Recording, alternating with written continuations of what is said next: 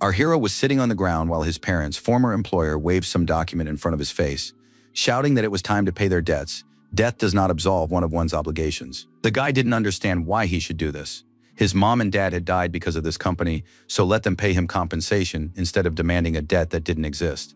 These memories often tormented him. Now Li Yi had blacked out again, and his colleagues were shaking him like a rag doll to bring him to his senses. They ripped the protective mask off the hero, and the young man began to choke. The radiation could turn him into an awakened one, but the odds were 1 in 1,000. Why did it have to be him? And yet the guy didn't die. He began crawling on the ground, cursing the workers who had put him at risk, but weren't in a hurry to take off their own masks. And once again, it was unclear why this world was so cruel, who had made up these rules, and why some people considered themselves better than others. The monster was very close. It was an insectoid preparing to feast on our hero, who was completely helpless against such a beast. But even as a massive claw pierced him, Li Yi could think of nothing but why all this was happening to him and not to someone else. As he was dying, the young man still couldn't understand why he had to endure all this. But that wasn't the point. The point was that he hadn't died after all. The guy's eyes widened. He thought he wasn't that weak if he hadn't passed out yet, but then he immediately felt that he had, after all, woken up. The system reported that the merger with an unknown organism had begun. Data analysis was initiated to check compatibility. Li Yi collapsed to the ground. A new message stated that the Dark Shadow system had been activated. Soon the young man would learn exactly what that meant. But for now, the past day flashed before his eyes. The young man was an experienced interdimensional miner. That morning, he had set off with his colleagues for the mining site. The job involved risking his life to mine energy stones in another dimension. His protective suit reduced the effects of radiation, and that morning things were going well. His boss told him that at this rate, in a couple of years, he'd be able to pay off his parents' debts and eventually save up for a small apartment of his own. The young man promised to do his best. In reality, the young man planned to leave the company as soon as he paid off his debt. The work was too hard and dangerous. They loaded up the vehicles and drove to the portal. The radiation exposure offered a chance to become an awakened, but was more likely to simply kill him. Li Yi drove, thinking that under different circumstances, he would never have agreed to put his life at such risk. His colleagues began discussing the hero's fate. Many sympathized with him because of the death of his parents 3 years ago. Instead of compensation, the young man had been saddled with a debt. One of the men added that the debt amounted to $1 billion and felt sorry for Li Yi. The second remarked that he was simply a weakling and should have sued for damages. The first insisted that it would be better if the corporation paid with its life, but his friend replied that an eye for an eye was too foolish. Money would solve the problem better. Our hero just listened to all this but didn't rush to join the conversation. There wasn't the slightest point in it. Hearing that he had been called a weakling, Li Yi also remained silent, but his eyes flashed with rage. It was an unfair accusation. They got out of the car. The guy thought that sometimes a person becomes weak, not of their own volition, but simply because the whole world has gone mad. At the entrance to the energy stone quarry, the commander gave his final instructions and announced that it was time to begin. Suddenly, there was a sound of crumbling rock. It seemed a cave-in had occurred in the mine. It was a complete surprise. None of the workers had ever encountered anything like this before, even though they all had several years of experience in this mine. Panic set in. There couldn't be an earthquake here. Nothing like this had ever happened in other dimensions, and the miners quickly realized that the most likely cause was the appearance of monsters. The men decided they wouldn't be working today. They had to head back. Rumors were circulating that humanoids had been spotted in this area, creatures even more dangerous than insects. The squad leader yelled that there was no point in talking such nonsense. 3 years ago, the area had been completely cleared of the awakened and monsters. He started to threaten the workers, but before he could finish, a huge monster took the man's life in literally a second. His colleagues froze in horror. No one dared to take a step forward or backward. It all happened too quickly. Li Yi shifted his gaze from the inspector to the monster that had killed him. His eyes widened in surprise and fear. It was a huge humanoid. Several more of the same were already approaching the spot where the group of miners was located. The monster had pierced the man right through, and the workers scattered in all directions. Some of them managed to escape to a safer distance, but most perished just like the squad leader. Li Yi was also running for his life. He needed to pick up the pace. There were about 17 kilometers left to the exit, but covering that distance on foot wasn't so easy. The young man glanced back to assess the situation. He couldn't decide whether there was any point in running at all, or if it was futile. Meanwhile, the humanoid monsters were going wild. The miners kept screaming. There was little chance of surviving such an attack, but there wasn't much more of a chance of making it to the portal either. The monster hurled one of the men forward, and he literally knocked Li Yi off his feet. The situation was growing increasingly tense. The impact against the rocks was so strong that for a moment, our hero simply couldn't breathe from the pain. His body left a fairly large dent in the rock, and cracks spread in all directions, but the young man still managed to get back on his feet. At that moment, he saw the surviving workers climbing into the truck. Someone had already started the engine. Li Yi shouted for them to wait for him too. The truck had already started moving toward the exit. The guy began waving his arms to get his colleagues to slow down and pick him up. His plea went unheeded, but the escape plan was thwarted by a massive humanoid that immediately attacked the vehicle. Sharp claws pierced the roof, as if it were made of paper. Fortunately, they didn't hit anyone. How they were going to get out of here now was completely unclear. The body of the van was punctured, just like the roof. Grabbing two miners, the monster leaped away with giant bounds. Our hero looked in that direction and realized that the other humanoids were now focusing on the overturned van. Several had already closed in to feast on the workers when an explosion rocked the area. Li Yi was unharmed. The flames did him no harm thanks to his protective suit and mask, but fear completely paralyzed the hero. He watched in horror as the huge creatures burned. They screamed deafeningly and were clearly afraid of the fire, fleeing from it. It seemed that this was exactly how one could try to save oneself, by scaring off the humanoids with burning torches. There were a few of those lying nearby, and this didn't escape the young man's notice. A plan began to form in his mind. Suddenly, another monster appeared as if out of nowhere and swung at him, intending to dispatch Li Yi just as quickly as his companions. And yet the young man continued moving toward his goal. Dodging these hellish lunges, he managed to reach the torches after all. As soon as the flame was in the miner's hand, he felt an incredible surge of confidence, deciding he wouldn't give up so easily. The hero began swinging the torches in all directions and shouting for the humanoid to get lost. And it worked. The huge creatures froze. Now there was no doubt that they were truly afraid of fire. He needed to share his discovery with the surviving miners, so Li Yi shouted loudly so his colleagues would hear what he had to say. He recalled how 10 years ago he first saw news reports about these monsters, back when portals to other dimensions first appeared on Earth. Insectoids, humanoids, and beasts poured into the human world. Only the awakened, those members of the human race who had also mutated due to radiation, could stand against them. The emergence of these people with superpowers made it possible to resolve the issue of the portals and subsequently harness the energy resources of other dimensions. But the miners were not awakened. They were ordinary workers for whom it was not so easy to survive in such a situation. Li Yi shouted for his colleagues to move faster. They had no way to escape the monsters or fight them, so the young man ordered them to quickly gather anything that could burn. They needed to scare the creatures away. He shouted again that the monsters were afraid of fire. One of the miners pointed out that their torches would soon go out. What would they do then? Li Yi shouted that they needed to make their way to the storage room. There was fuel there, and they would be able to hold out until help arrived. He ordered the miners to huddle as close together as possible and back up until they entered the room. Little by little, the plan began to work.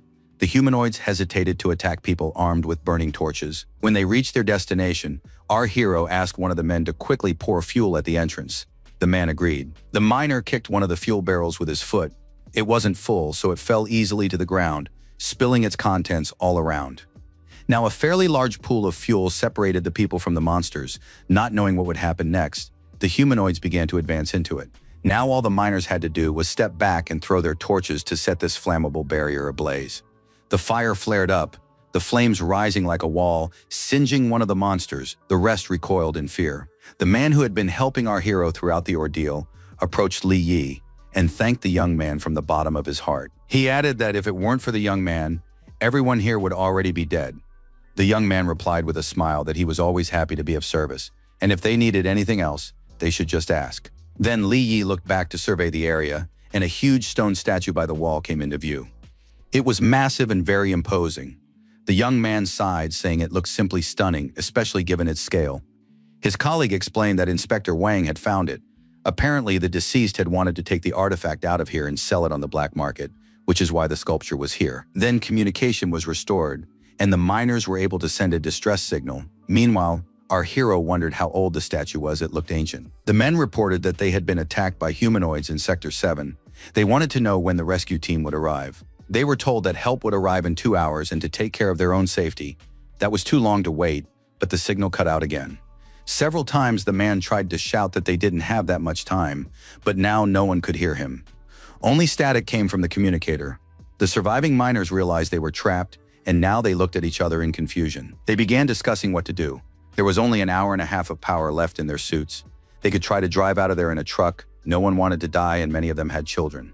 Li Yi had no parents, no wife, and certainly no children, but he didn't want to die in another dimension either. His suit's charge was at 61%, and our hero was really hoping that help would arrive sooner than announced. One of the men behind him suddenly told everyone to be quiet and listen carefully to what he had to say. Passing a baton from hand to hand, the scoundrel announced that the suit's power wouldn't last until help arrived, so someone would have to sacrifice themselves. With a terrifying smirk, the miner added that most likely the elderly or orphans would have to sacrifice themselves. And with a menacing look, he approached Li Yi and his companion. Pressing the weapon against our hero's forearm, the man said that in our world the young man had nothing to tie him down, so there was no point in him returning. The baton moved toward the protective glass, and the scoundrel ordered the young man to hand over the battery from his suit. The young man merely cursed. Our hero managed to parry the attack with his hand, protecting the glass from damage, which only angered his enemy even more, and he swung again. While Li Yi writhed in pain, a few more of the miner's accomplices approached. They mockingly suggested he put up a fight. They couldn't wait to have some fun. One of the men grabbed the young man, while the other lifted his protective glass, saying they would help him get a little radiation and become an awakened one. And then he would save everyone. The mask was flung aside. The young man tried to crawl toward it, promising that if he did awaken, the first thing he'd do would be to kill these men. The scoundrels roared with laughter, realizing that the idiot wasn't that lucky. The odds were 1 in 1,000, so he'd simply serve as a battery donor for them. Another burly man with a pickaxe turned to another group of colleagues and asked which of them was eager to be next. Immediately, one of the miners pushed 2 of his comrades forward, shouting that they should take it from them, not from him. It turned out that the move didn't even impress the villains. They rushed after him to grab and seize the suit. The guy turned out to be quite nimble and managed not only to run to another truck, but also to start climbing inside. The man grabbed the steering wheel, deciding that if they were going to die, they would all die together. There should be no special treatment here. It turned out that the truck he had climbed into was the very vehicle that was supposed to haul the statue away. The monument began to sway. The next second, the sculpture crashed to the ground, and the truck headed toward the fire. The others tried to stop it, realizing that if the escape succeeded, they were finished. The massive statue extinguished the fire as it fell. The truck also helped put out the flames, and the humanoids rushed at the people again. Li Yi tried to get up. Contrary to expectations, the radiation hadn't killed him. The young man looked at the statue and suddenly asked in surprise why it was laughing. Instead of answering, the giant continued to bare its teeth. Our hero decided it was a hallucination. Even a piece of stone was mocking him. One of the humanoids tried to attack Li Yi, but was stopped by a blow from a massive fist. The statue had decided to protect the young man, or maybe it was just his imagination. Now the young man looked at the wounded monster and tried to understand how such a thing was possible. Then the creature attacked again, and this time the miner's only thought was, why on earth did he have to put up with all this? The blow from the massive claw pierced Li Yi right through, but he didn't die instantly. Memories flooded back to him. He remembered the malicious faces of his relatives, who after his parents' death had only shouted and chased him away, declaring that they were under no obligation to help an orphan. The bosses of the deceased at the corporation were just as ruthless. Upon hearing that Li Yi wanted to investigate his parents' deaths, they simply brushed him off. All the complaints and lawsuits were thrown in the hero's face. He was told that if he wanted the truth rather than monetary compensation, then that's exactly what he would get. The man was determined to drag Li Yi through the mud. His clueless mom and dad had broken the rules, which led to the accident, so now the kid had to compensate for the losses. To keep from falling completely, our hero braced himself with his hand on the asphalt. He refused monetary compensation, wanting only to know the truth. His parents' former boss kicked him with such force that Li Yi flew to the ground. The scoundrel commented that he should have obediently taken the money and kept quiet. Now, once a month, the guy will have to pay a certain amount to cover the damages he caused. If he doesn't, he'll really regret it. Saying that Li Yi had only been given a chance because he looked so pitiful standing in a puddle in the rain, the man walked away. Now the young man was doomed, at least that's what he thought, and that might have been a huge relief. At the last moment, he was suddenly overcome with rage. Yes, he had become weak, but who said that weaklings had to die quietly? The hero sank his teeth into the monster. The humanoid howled in pain and flung its victim far from itself. Blood spattered in all directions. Lying on the ground with his eyes closed, the young man thought only that the monster stank absolutely disgustingly. Suddenly he realized that something enormous had lifted him into the air. The shadowy creature cackled, thinking that Li Yi had gained strength. but he had simply decided to have some fun before dying. Our hero declared that at least he had bitten the monster, and what could a useless statue, one that was simply falling apart, possibly do? The monument replied that right now it was the only one who could help the young man, but to do so he would have to grant it access to his body. The young man replied that he'd rather die than let some freak control him, especially one as strange as this. The monument merely laughed in response. It amused him that a man would rather die than submit. It raised one of its limbs above Li Yi, saying that a foolish little man had no choice but to comply. The dark shadow system activated. Our hero's body changed. Now he resembled a demon, something halfway between a statue and a monster. Then the creature bent toward the ground, and a black shadow began to separate from it, rising higher and higher. It completely mirrored all of Li Yi's movements. A massive foot hovered over the humanoid, asking if he was the one who had destroyed the statue. In the very next moment, the monster was crushed, and the boy declared that he wasn't going to let such actions go unpunished. Now the shadow hero looked more like the body's owner than the sculpture that had taken him over. The remaining humanoids rushed into the attack, and Li muttered under his breath that it was getting too noisy here. He activated his enormous shadow again and ordered that this unfortunate misunderstanding be corrected immediately. All the monsters vanished in less than a minute.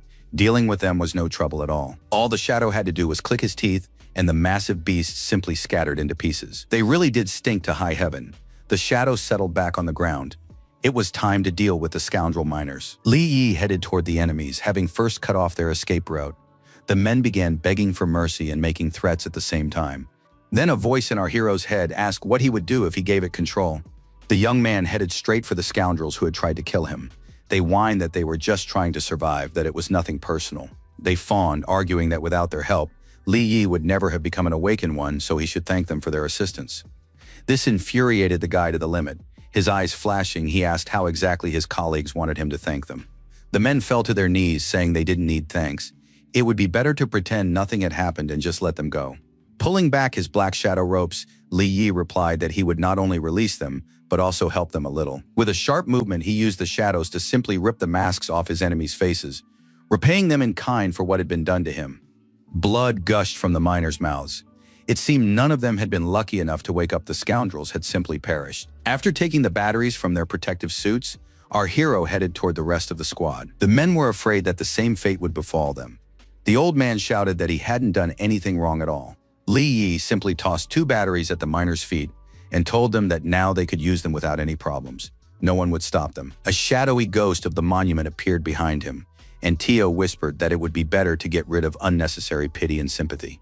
He added that they could kill the hero, but the guy disagreed. He looked ahead confidently. Declaring that he had no intention of heeding useless advice, the hero headed for the exit. The monument reminded him that circumstances wouldn't always work out so favorably. Outside the cave, there were a great many humanoids. Upon seeing Li Yi, they all rushed toward him. This came as a surprise to the boy. The monument ordered him to hand over control of his body, or else try to fight this trash on his own. The shadow assistant noticed that the boy's legs were already trembling at the mere sight of the monsters. Let him think carefully. Without the monument's help, he was nothing.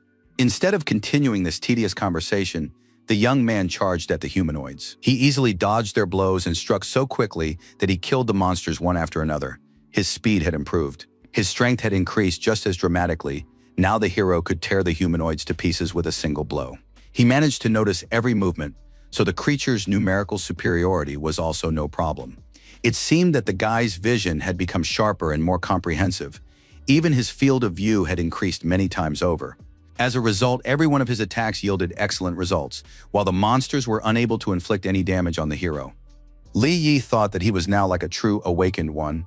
A normal person simply couldn't react like that. Besides, the shadow system was helping too, though the monument kept reminding him that he needed to use it more effectively. This infuriated our hero.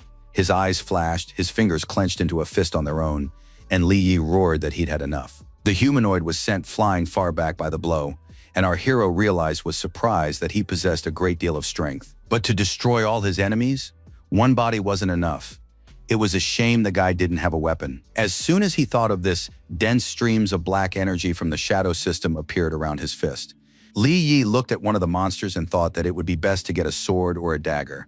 Almost immediately, the shadows rushed to the center of his palm. A bright pink glow appeared there. Something was happening. A second later, our hero held a rather large shadow blade in his hand, a pleasant surprise for him. Now the monster's attacks posed no threat to him whatsoever. The young man was confident he could dispatch them with a single swing of his sword. And so it happened. Now the young man charged forward, killing the humanoids one after another, his eyes burning with excitement. The ability to kill monsters and the awakened was a wonderful gift from the shadow system. Li Yi felt truly powerful. 2 enemies jumped out at him at once, but the young man decided that since he was now an advanced himself, he shouldn't dodge, it was better to counterattack. He was fast enough to dodge, but sometimes even that speed wasn't enough to keep things running smoothly. It turned out that he could strengthen the blade by transferring some of his own energy to it. Now Li Yi's effectiveness had increased significantly. After dispatching the nearest humanoid, the guy charged toward where the rest of the monsters were gathered. He flew forward, inspired by the idea that he now possessed incredible abilities, even though he could have easily died. When not a single monster was left alive, our hero lay down on the ground, and a moment later he suddenly began to laugh. Soon the young man was roaring with laughter as he lay on the ground, with his arms spread wide, surrounded by the bodies of his defeated enemies. A system message appeared stating that the evolution had been successful. Li Yi had now reached rank E. The young man was in a hospital room but had not regained consciousness. The doctor explained to the nurse that this often happens with awakened advanced individuals. It's part of the adaptation process. The girl was surprised by this news, but she became curious about Li Yi's level. Her colleague suggested they talk about it once the patient woke up. They needed to move to the next room, but the nurse found herself staring at our hero. He seemed very handsome to her. A spirit that had lived in the monument rose above Li Yi's body. It lamented that it had ended up with such a weakling. Why couldn't it have gotten at least a B-rank body? He looked at the young man and thought that he was incredibly lucky, having managed to adjust the activation and parameters of the shadow system on the first try. Li Yi opened his eyes and, seeing the spirit, asked what it wanted. The monument was just ranting about how this body wouldn't be able to withstand even a tenth of its power. The monument explained that he was the Lord of Chaos and Order from the ancient world, the ruler of the prisons of countless worlds. He ordered the body to be handed over. Once the throne was restored, the Lord would generously reward the little human. Li Yi didn't believe a single word. The creature was repulsive to him. The hero thought it was some kind of cockroach. The Lord of Chaos read these thoughts but decided that the main thing now was to get the body, not to argue. The young man frantically tried to figure out exactly what this spirit wanted. The wildest thoughts and assumptions swirled in his head. The young man didn't know that the creature in the shadows could read his thoughts. Fear and revulsion appeared on the monument's face as it read the possible scenarios. Shouting that he'd had enough, that it was all just the ravings of a madman, the Lord of Chaos brushed Li Yi's fabrications aside. He grabbed our hero by the collar and declared that a half-dead dog would be a better choice than this weakling. The spirit flung the hero away from him, shouting that if he didn't reach a higher rank within 3 days, he would be torn to pieces. Li Yi realized he was no longer in the hospital. It turned out the Lord had transported him to the underworld to level up at the insect lair. He informed him that every member of his clan has the right to undergo this trial once. Since his body had now been renewed, this opportunity was available to him again. An armored beetle appeared ahead. The creature seemed somewhat familiar to Li Yi. The spirit explained that the shadow system grants the hero access to the Lord's knowledge. Instantly, that very shadow blade appeared in the young man's hand, and he began to ponder the peculiarities of this system. He didn't have long to ponder. The hero was forced to fight to survive, and the leaping and swinging of his weapon didn't take long to begin. In a matter of seconds, the hero managed to land numerous strikes. He hadn't even expected himself to be able to move so quickly. Now it was time to assess the results of his efforts and the performance of this shadow dagger. Li Yi froze and looked at the beetle. The monster continued to roar hideously, baring its fangs. There were no visible injuries. Then the young man decided he had to attack its blind spot, its back, and he pushed off to make a leap. The blow failed to pierce the protective shell. The dagger flew off to the side, dragging the young man with it. The hero landed quite successfully, but he still didn't know how to deal with the insect's super strong armor. His musings were interrupted by the beetle's attack. It struck just as quickly and clearly understood that its opponent was defenseless. At the last moment, Li Yi managed to put his blade in his place, after which he tried once more to plunge it into his opponent's body. Not a single scratch remained on the shell. The shield was very sturdy. The Lord of Chaos hissed something about having been given a completely useless body. He asked if brute force was really necessary, suggesting it might make sense to change tactics. The young man replied that his battle concerned no one but himself. The young man made another attempt to strike the shell, but instead hit one of the monster's limbs. The armored beetle swatted him away with a claw, and Li Yi was sent flying back a good 10 meters. The opponent was very strong. The young man was thrown against the stone wall of the gorge. The blow was so powerful that blood began to flow from his mouth. Immediately, he noticed he was covered in some kind of green slime. The shadow spirit ordered the weakling to get up immediately. He was right, a little more, and the insect would have simply finished off our hero, but the latter realized that he had, after all, found the enemy's weak spot. Li Yi decided that if he severed all of the monster's limbs one by one, victory over it would be only a matter of time. The plan came together almost instantly, and now the young man knew exactly what to do next. His eyes flashed. The monster roared. It was as if it sensed that in an instant it had become much more vulnerable than before. The young man braced himself for a new attack and whispered that he would now show who the real weakling was. The Lord of Chaos sensed something familiar. He was surprised that this body had proven so capable that it had learned to use shadow intuition. Li Yi launched another spectacular attack and severed the front leg the creature had been using to strike him. He was very pleased, but the spirit didn't understand why he should expend so much effort for the sake of some paw belonging to this armored beetle. Our hero explained that this would give him the opportunity to carry out his plan and reach the monster's most vulnerable spot. The insect tried to retreat and recover, as if sensing its imminent demise at the hands of this small but clever opponent. Meanwhile, Li Yi decided that to carry out his plan, he needed a more powerful weapon and activated its creation. A rather long sword appeared from the shadows, perfectly suited for the attack. The boy darted toward the monster and, finding himself beneath it, simply slashed open the abdomen of this enormous insect. Once on the ground, he looked up to see if his hunch about the weakest spot had been confirmed. The monster's head, covered in streams of yellow slime, fell right onto the young man, a sight not for the faint of heart. But the desired effect had been achieved, and our hero repeated his lunge with the long sword, full of determination. Soon a crystal appeared at Li Yi's feet. He had defeated the armored beetle. The Lord of Chaos laughed, saying it was merely a Y-rank monster. Why was the man so out of breath? The young man felt a surge of strength. His progress toward breaking through to the next level was only 0.2%, but the spirit explained that he had obtained an energy stone, which was good for accumulating experience. The young man decided to keep going and took a few steps toward the cave, but suddenly heard something there. He couldn't make out anything, and the Lord of Chaos suggested using shadow intuition again to look. The hero asked what kind of skill that was. The spirit advised him to concentrate shadow energy in his eyes, and the ability would activate on its own. He had already done this with the beetle, but hadn't even noticed. Immediately, a notification appeared stating that the hero had unlocked the first-level shadow sense, and his eyes changed slightly in appearance.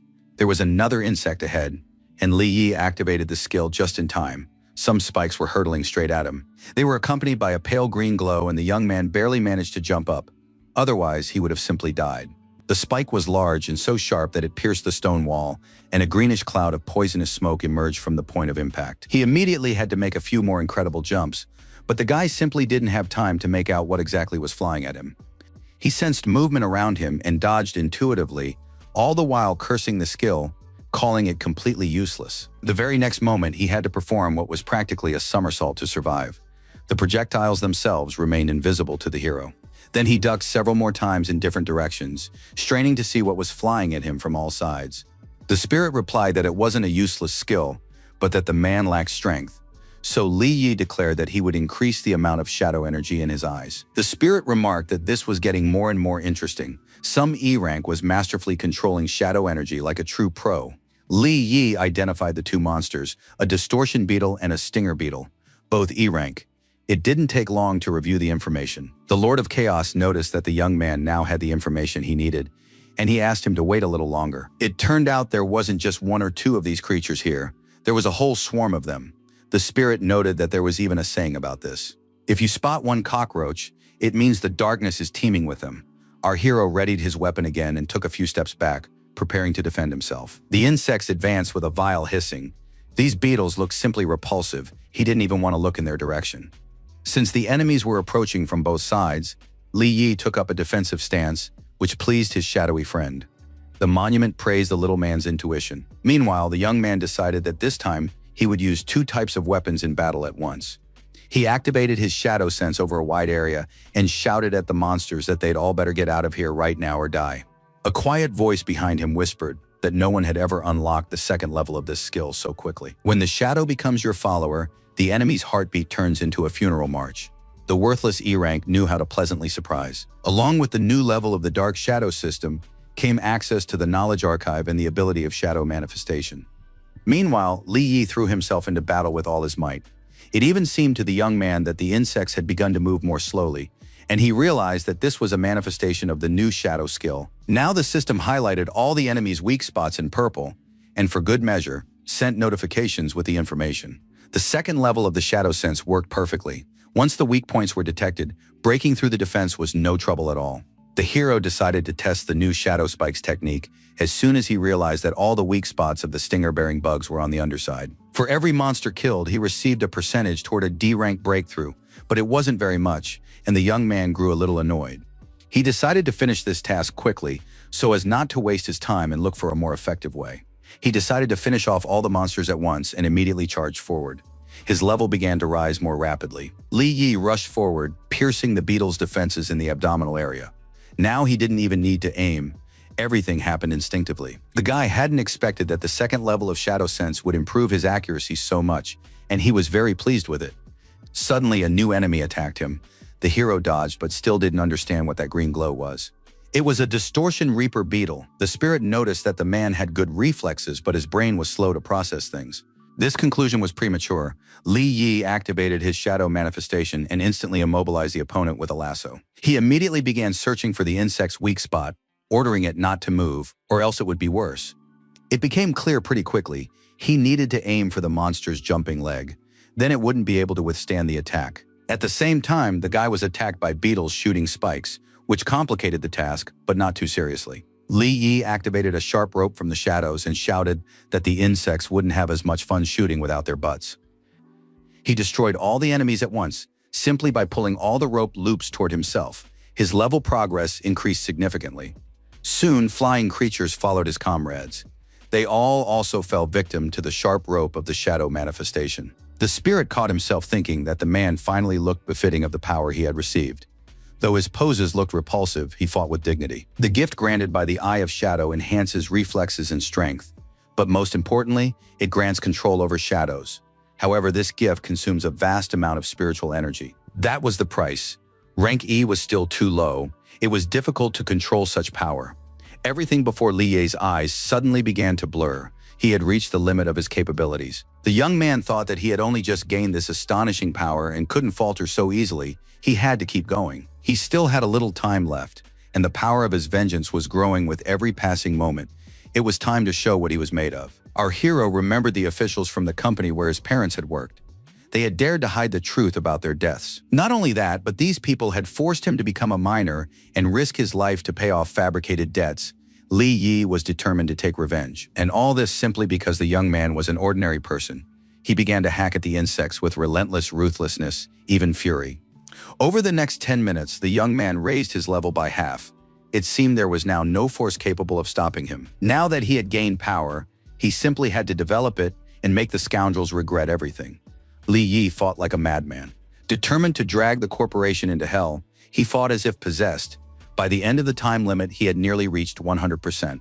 The spirit assessed the result, noting that human malice blended perfectly with the system of the dark shadow and even fueled it. Soon the young man stood atop a mountain of defeated monsters. He was practically at his goal, but both time and enemies were running out. With just a few seconds left and a little over 2% remaining to achieve the desired result, the Lord of Chaos realized that the hero had decided to unleash all his shadow energy. He asked if the hero wasn't afraid that his body wouldn't hold out and would explode. Li Yi replied that if he could become stronger, then he was obligated to do so. With a cry that there was no turning back, the young man lunged at a new swarm of insects that had appeared just in time. A second before the timer ran out, our hero gathered the maximum amount of energy and prepared for the final leap. He managed to destroy the monsters and, at the very last moment, finally achieved the coveted D rank and did so in the most spectacular way possible. The man landed on the ground and realized the mission was complete. Now it was time to assess the result. Wiping the last bits of green slime from his face, Li Yi couldn't believe he'd pulled it off. The monument announced that the guy had gotten incredibly lucky. Amid the insect remains, our hero spotted a weapon. The Lord of Chaos explained that this testing ground had been used by his people for trials, and the dagger had been left behind from those days. If one were to apply human standards to the blade, its power would roughly correspond to an A rank and excellent specimen. Li Yi approached and picked up the weapon. This dagger was more like a two-handed sword in size. Were those people giants back then? The spirit replied that not exactly, but compared to his shadow powers, all these daggers and blades were mere toys. Using a shadow rope, he lifted an entire arsenal and invited the young man to verify that this statement was true. The monument remarked that it would be better to use this metal in a different way, and our hero immediately realized that it would be better to sell the weapons. Li Yi knew that only an advanced D rank could handle sales, so he said it was time to head to the registration hall. The relevant organization operated practically without days off, but our hero's abilities were rated at E rank, and he began to protest. The girl at the registration desk replied that although his physical stats were good, no significant energy fluctuations had been detected, which was why he had been assigned that rank. The young man grabbed the slip of paper and began to read. The administrator added that he was registered as a minor, so he would receive a 15% pay raise. On the street, Li Yi noticed that the shadow system was simply excellent, but people didn't appreciate it. The spirit explained that this was because they couldn't see the shadow energy fluctuations. The hero decided that this was perhaps for the best, but there might be complications with selling the equipment. The only option left was the black market. All shady deals took place there. The Lord of Chaos remarked that it sounded promising. The visitors sensed the miner's arrival by his scent. It seemed they were good at reading people. Guests like this hadn't been seen here in a long time. Li Yi surveyed the assortment. His spirit was indignant that these ridiculous little people would attach stones to metal and call it a divine weapon. Some guy started trying to kick Li Yi out, saying that a miner might break something, and with his salary, he wouldn't be able to cover the damages even in 100 years. The hero asked why customers were treated with such disrespect here. The salesman pinched his nose and declared that a poor, hardworking man was a dubious customer. The guy replied that he didn't like the merchandise on display, then pulled out his dagger and ordered them to call an appraiser. Just then, a couple more customers showed up. They asked what the salesman's rank was, and it turned out to be only D. They were the ordinary girl Su Qing and the advanced D rank Zhou Ting. The beauty didn't understand why she'd been brought to such a place. The seller greeted the regular customer and asked what he had brought this time. The customer replied that he wanted to sell a dagger from another world to buy a car for the girl. Zhou Ting showed the Wind Howl blade and added that it increased the owner's strength stats. The dealer remarked that it was an excellent item. That's when Li Yi recognized the advanced practitioner's companion and called out Su Qing by name. The girl froze in surprise. After the guy's parents died and he was left in debt, the beauty rejected his advances and told him she didn't want anything to do with such a loser anymore. Zhou Ting asked if the girl knew this man, and she replied that he was just a fan after all. She was a celebrity, recognized everywhere. How could she possibly know some minor? Then the snob started yelling that the establishment standards had fallen. How could they let in a lowlife who would just go and talk to a celebrity like that? He swung his sword and shouted at Li Yi that the garbage collectors were down the street. He should take his junk and get lost. Zhou Ting struck the dagger our hero had brought, but something clearly didn't go according to plan. The result was unexpected. The Wind Howler's sword shattered into pieces. This simply couldn't happen to a truly valuable weapon. Our hero calmly replied that the junk here wasn't his artifact at all, so it wasn't clear yet who should be chased away. Su Qing began accusing her companion of deceiving her, since he had claimed the sword was very expensive. In a fit of rage, the advanced practitioner lunged at Li Yi, shouting that he would now show the young man his place in this world. The young man easily dodged, hissing that his opponent was moving too slowly and his energy wasn't strong enough. The advanced fighter's reflexes were quite good, but he still couldn't land a hit on our hero. He made one attempt after another, trying various techniques, but nothing worked. Li Yi didn't take any damage. The guy dodged masterfully. He was much faster than his enemy and on top of that possessed certain hidden advantages. Zhou Ting tried striking with both his feet and fists, but couldn't understand why an ordinary miner, who didn't even possess an E rank, remained out of his reach. Li Yi watched the proceedings calmly. The man's attack was far less dangerous than the swarm he'd had to fight just a short while ago. The advanced fighter was ready to burst with rage. He wanted to teach this little miner a lesson at any cost. And once again, nothing came of it. It was time for our hero to demonstrate his own shadow-based art. With a sharp rope, he immobilized his opponent's fist. It was invisible to the man, but it prevented him from striking. Joy Tin shouted that the miners should go back to the hole they'd crawled out of. He was preparing to attack again. Li Yi replied that in that case, the mangy dogs should also go back to the alley they came from. He made sure the rope was tightly wrapped around the attacker's fist and yanked it sharply. The young man collapsed to the ground. Ting slowly tried to get up. Su Qing rushed to his aid, the girl beginning to worry about her fiancé. With burning eyes, our hero noticed that Mr. Zhou liked being called a dog. That was good. The advanced fighter immediately lunged at the offender, shouting that the scum must have completely grown tired of living. He didn't get a chance to attack. Several men entered the room, and Boss Wang ordered everyone to stop immediately. The shop owner, Wang Defu, pointed out that even though Tin was a longtime customer, fighting was not allowed here. Su Qing pointed at Li Yi and claimed that this actor had broken Joy Tin's blade, which was why he had started getting upset. The man stared intently at our hero and asked thoughtfully, "Who is this miner?" He stepped closer and asked if the sword in the young man's hand had indeed broken Mr. Zhou's blade. The young man replied that the aggressor had struck first. What was his fault if his sword had shattered into pieces as a result? The shopkeeper asked the expert if that was really how it happened. He whispered that the boy's blade was unusual and that they could handle it the old way. Tin replied just as quietly that yes, he would take the money, and Wang would take the goods. The merchant spread his arms wide and walked toward Li Yi, saying that he trusted Mr. Zhou, so he would take responsibility for resolving this issue. He asked permission to examine the sword, and the young man handed the weapon to the man, unaware of what this might lead to. Wang Defu's eyes bulged in surprise. It seemed the blade our hero had brought here was a rarity to him. It turned out that wasn't exactly the case. The sword simply weighed about 100 pounds, and the young man held it with ease. There was a chance he was an awakened one too, so the merchant decided to test the waters. With a smile, he asked where such a simple miner could have obtained such a weapon. It was a great rarity. Li Yi asked when it had become necessary to verify the identity of the seller and the origin of the goods on the black market. The man chuckled, saying he was just curious if he didn't want to. He didn't have to tell him. The hero realized he was being tested. He said he'd found the sword while digging. There were no secrets here. Wang smiled, deciding that he was indeed dealing with an ordinary working man. The merchant said that Li Yi's sword was sturdy but not magical and had no gems. It was worth about 100 bucks, whereas Zhou's blade would have been worth a couple of million if it hadn't broken. Wang smiled and said he would buy the guy's sword and cover the costs, but the miner would have to reimburse Mr. Zhou for the 2 million. The man assured the laborer that he was doing him a favor and added that he would persuade the boss not to be too angry. Tin replied that since the shop owner himself was asking, he would agree. Su Qing reminded him of the promised car and the fact that a poor miner simply didn't have that kind of money. The guy asked his girlfriend not to worry. If the poor man sold his organs, he'd scrape together the necessary money. Li Yi calmly asked when they had managed to work out such a scheme, and the security guard moved toward him with a menacing look. Our hero smiled, flashed his eyes, and asked those present to simply enjoy the moment. A dense purple glow enveloped him enough to blow the store to smithereens, and the guy said it wasn't him who needed to worry. The other guards also rushed forward. The boss ordered them to thoroughly maim this insolent brat. They turned around with the guests to head to the tea room, not even suspecting that the battle's outcome would be nothing like they expected. Only when one of the thugs flew past and slammed into the wall did the shopkeeper and his accomplices take notice of what was happening. The shop owner ordered the manager to be more careful.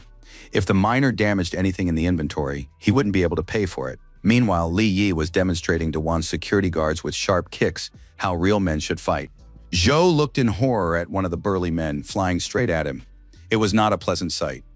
The awakened man realized he couldn't stay on the sidelines in this situation. He was bursting with rage. With disgust, he kicked another guard away, and the man began to fall in the opposite direction. Ting Zhou simply kicked the rest of them aside like balls to protect his girlfriend, who was screaming in terror.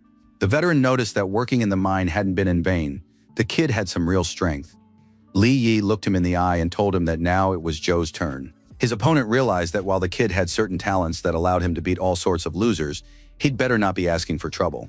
He had already gathered enough energy to lunge forward and immediately attacked, shouting that against a D-rank warrior, a miner was still just a snot-nosed kid. Instead of responding, our hero simply raised his hand, palm up, in which the outline of shadow energy, invisible to the others, had already appeared.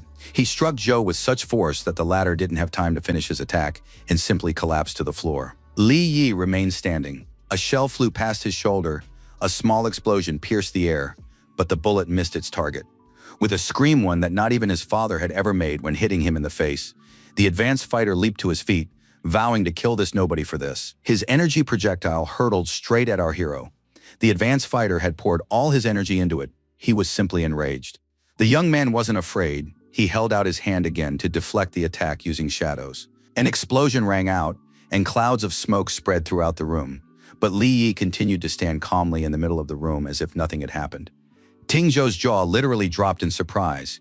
His attack was supposed to incinerate the miner, but the man seemed to have some kind of invisible shield or something similar, saying that since his father hadn't dared to teach the bastard a lesson, he would do it for him. Li Yi headed toward the advanced warrior, who shouted for the miner not to come any closer. It was too late. A shadow web had already entangled our hero's opponent, something he hadn't even suspected. Su Qing was surprised that some poor guy had defeated a D-rank warrior. Zhou exclaimed that the guy wasn't just a laborer at all.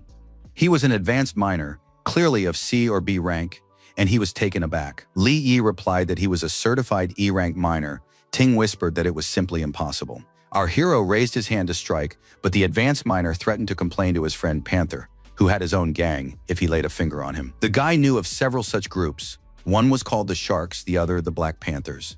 The young man began beating Zhou. He was simply furious because he remembered that the Sharks were involved in his parents' deaths, and the Panthers were no better. Su Qing screamed, and Li Yi continued to kick her boyfriend, sending him flying to the opposite end of the room. The deceiver herself got her share. She was kicked so hard that the girl flipped over, landing on her back. The guy kept beating the guy until his eyes rolled back and he lost consciousness. Our hero replied that what he hated most in this life was trash like the Sharks and Panthers. They'd better not stand in his way.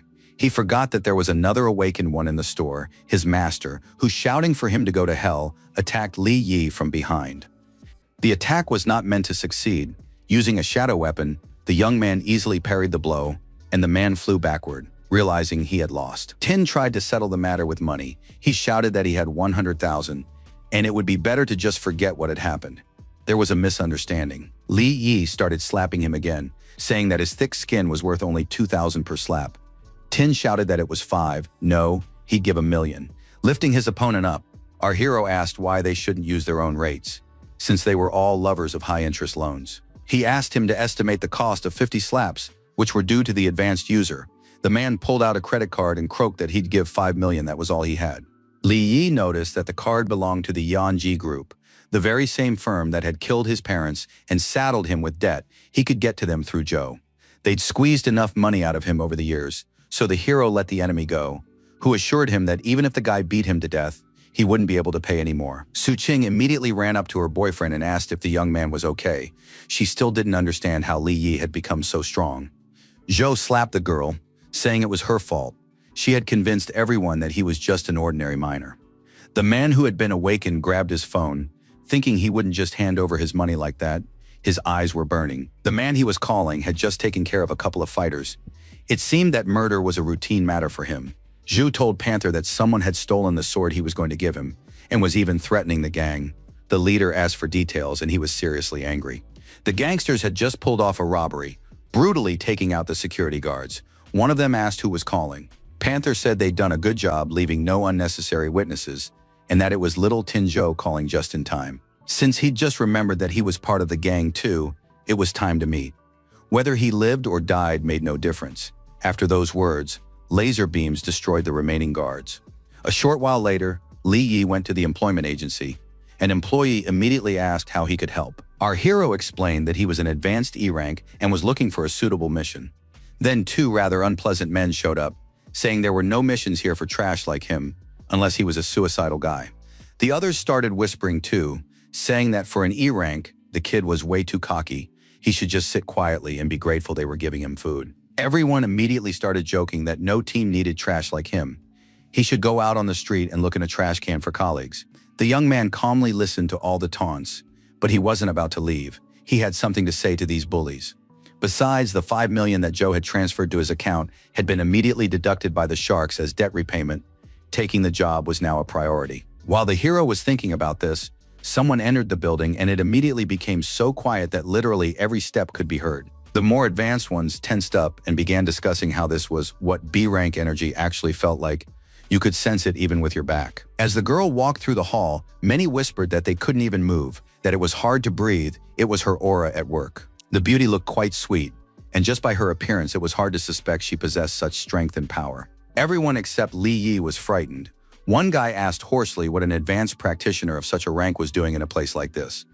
Our hero thought that this girl's strikingly strong energy was completely devoid of any intent to kill. Either she was hiding it, or she truly lacked such qualities. The masked beauty's assistant announced that a D-rank advanced miner was needed to work in the D-rank Beast Abyss.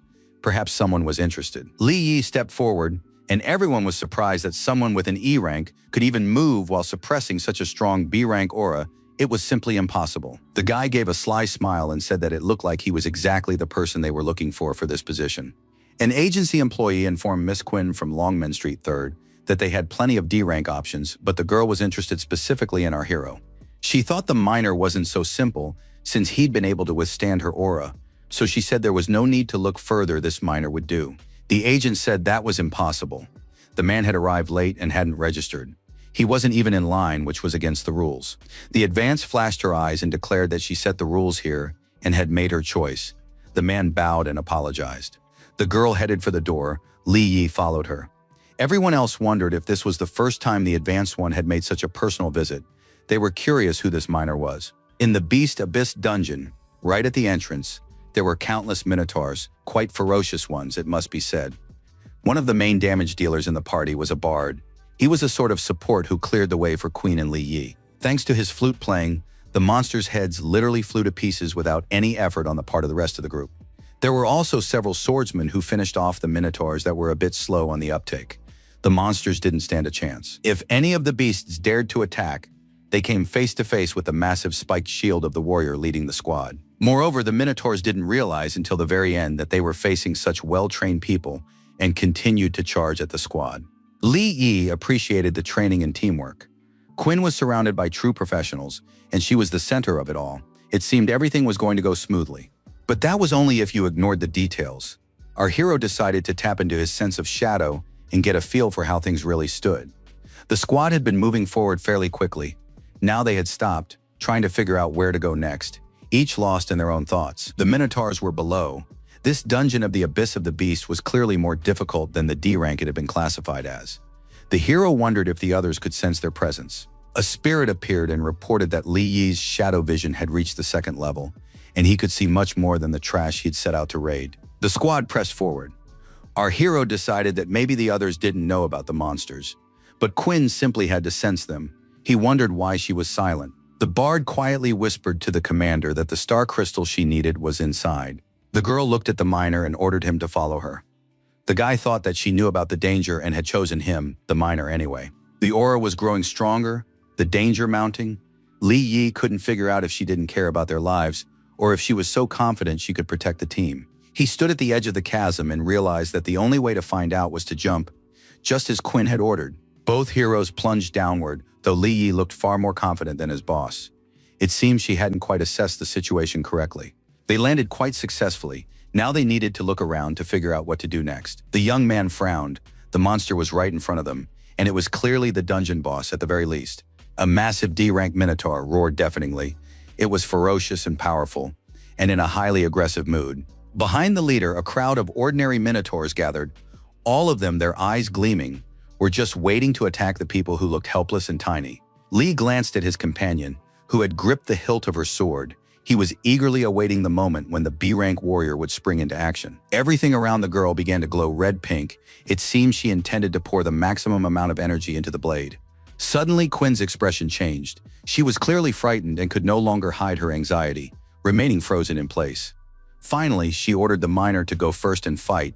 Taken by surprise, he nearly stumbled, reminding her that he was E-rank. Instead of answering, the squad leader pressed her lips together and trembled. It was clear she was struggling to find the right words. Finally, the commander fell to her knees and told the young man that she couldn't move. If he defeated the monsters and cleared the dungeon, he would receive $1 million, and she would provide cover. Our hero tried to protest, but the beauty began tearfully begging him to just do what she asked. Li Yi sighed and replied that for that kind of money, he might try to carry out the order, though he wasn't sure he could. The young man summoned his shadow dagger and decided that since he had no choice anyway, he'd have to do a little work with his blade. He moved forward confidently, leaving Quinn behind. The girl hadn't expected her persuasion to work so easily. The minotaurs also immediately rushed forward to attack the man who had dared to disturb their peace. Li Yi hadn't even managed to strike a couple of times before he realized that the monsters weren't interested in him at all. They were running straight toward the squad leader. The beauty stood in the same pose, but now she was even more frightened. Deciding that at this rate she would soon be left without a reward, the guy rushed to her defense. It turned out there was no real need for that. The girl was quite capable of taking care of her own safety. A flash of light sent the monsters flying backward, crippling many of them. The young man wiped the sweat from his forehead and thought he'd underestimated his colleague a bit. But that was for the best. At least he didn't have to worry that she'd die. At that moment, another minotaur leaped at Quinn, and it was clear she hadn't yet gathered the energy for another defensive move. Then Li Yi summoned that very same huge sword he had tried to sell in the shop and rushed to intercept the monster. With a single move, he managed to stop its attack. The enormous monster was now falling backward, but it was clear that this was far from over. The guy asked Miss Quinn why she was drawing the monster's attention to herself. He was curious to know what the secret was. Instead of answering, the girl ran further down the tunnel, shouting that she was leaving these minotaurs to him. Well, the hero couldn't do anything about her, so he set about hacking at the enemies. It wasn't exactly too difficult for him. In a couple of minutes, he had taken down everyone in the area and was getting ready to tackle the next wave. Meanwhile, the squad leader was running for her life. It seemed she wasn't so much afraid of the monsters as she was eager to get her hands on the crystal. The beauty had ventured deep enough inside and now believed she was out of danger, not noticing the monster that had followed her here. As soon as the girl caught her breath, she heard a roar behind her and looked back in horror. It seemed the plan had failed. The advanced rank mage stood there, trembling with fear, but still asked the Minotaur why he wasn't afraid of her. Instead of answering, the monster swung his club. It seemed that the aura of a B-rank advance was nothing to him. Li Yi was there too.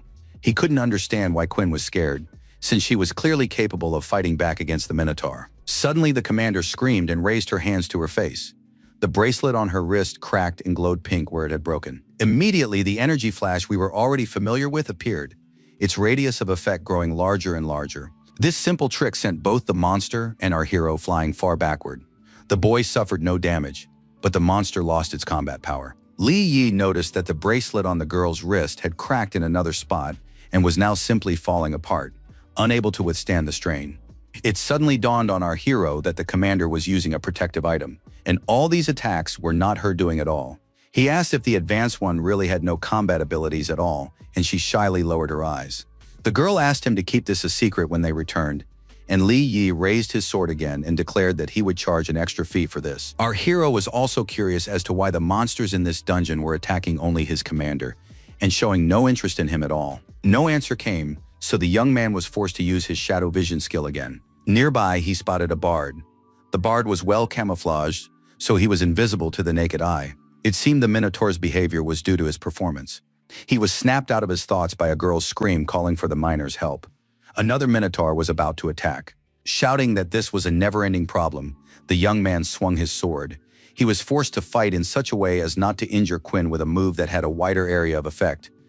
Wondering how long this would go on and what could be done in this situation, Li Yi prepared to fend off another wave of creatures. Suddenly it dawned on him that the shadow sword was very fast, and there was a way to end this much more easily after all. The bard's target was Quinn, so why not use her as bait? He summoned shadow chains to bind the monsters and prevent them from reaching the girl. Now he needed to resort to a trick. Our hero loudly declared that since the commander was without her protective gear and wasn't a combat type, she'd have a hard time without his help. The Minotaurs couldn't move, but they hadn't noticed that yet. Meanwhile, the guy was heading toward them, saying he wanted to clarify something. Quinn shouted for him not to leave her for long. She also didn't understand why he had suddenly decided to report on all his actions. The girl was left unattended and watched anxiously as Li Yi fought the Minotaurs. The bard decided that since she was so helpless, this was a perfect opportunity. He thought that since that damned miner had nearly ruined his entire plan, it was time to stop relying on monsters and kill Quinn himself, especially since she was defenseless. The villain crept up behind the unsuspecting girl. He drew a long stiletto and was already preparing to strike. The shadow sword proved faster than the blade. The bard's hand never managed to complete the move. Our hero appeared as if out of nowhere. Quinn and her would-be assassin were both very surprised, and the man, moreover, was left without an arm. She fell right before the villain's eyes, and he didn't immediately grasp how this could have happened. Tears welled up in his eyes. While the bard clutched his wound, our hero explained to the commander that his colleague had used infrasound to orchestrate the Minotaur's attack on her. The man, whose name was Luden, laughed, admitting he'd been too careless and hadn't expected a miner to outsmart him. But that didn't mean Li Yi had already won. The bard immediately used some skill that required a large amount of energy. He drew it from the wounded monsters. Waves of red glow rose from each Minotaur. Those of them who were able to rise gave all their strength to the advanced one. He knew how to control living creatures. The bard managed to create a massive cluster of red energy that gradually took the form of a gigantic Minotaur. He shouted that he wouldn't hold back anymore. Li Yi whispered that Luden's aura now matched the C-class. Quinn guessed that he had grown stronger thanks to the monster's life energy. Right at our hero's feet, the ground split open and streams of burning lava appeared. This, too, was the bard's doing. The girl explained that such a skill could have appeared after leveling up. The advanced one hadn't demonstrated such abilities before. The guy thought that such a trick was even enviable. In fact, Luden's cheating deserved respect. It was quite something to level up so easily. The C-class lava minotaur roared. Li Yi and Quinn had little chance against it. And besides, they shouldn't forget about the bard himself and his special skills. For a few seconds, our hero tried to assess the possible outcomes, but soon realized it was a waste of time. The enemy attacked using a broadsword, but because of the lava, the area of effect was much larger, and the damage was widespread. A purple glow struck the advancing group. The young man managed to shield himself and the commander with his sword. The attack was so powerful that an explosion erupted. For a few seconds, it was completely unclear what exactly was happening. Both heroes were thrown backward. Thankfully, they weren't killed, but they were hurled along with rocks and debris for a good 10 meters. Queen began to choke. Li Yi thought that S rank was beyond his own capabilities, but there were other ways to fight besides direct confrontation. The girl noticed that the miner was injured and asked anxiously if she could help in any way. The enormous minotaur, glowing with lava, began to approach again.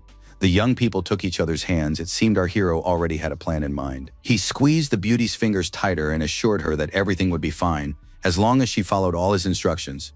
The next second, Li Yi rushed forward, shouting to his girlfriend to try not to fall behind. She was scared but obeyed. To Quinn's surprise, the minotaur didn't budge, letting them slip past. She asked if the miner could also command monsters. Our hero replied that he had no intention of revealing his secrets. In fact, he had used shadow ropes, but the beauty didn't need to know that. The monster continued to roar but couldn't pursue them yet.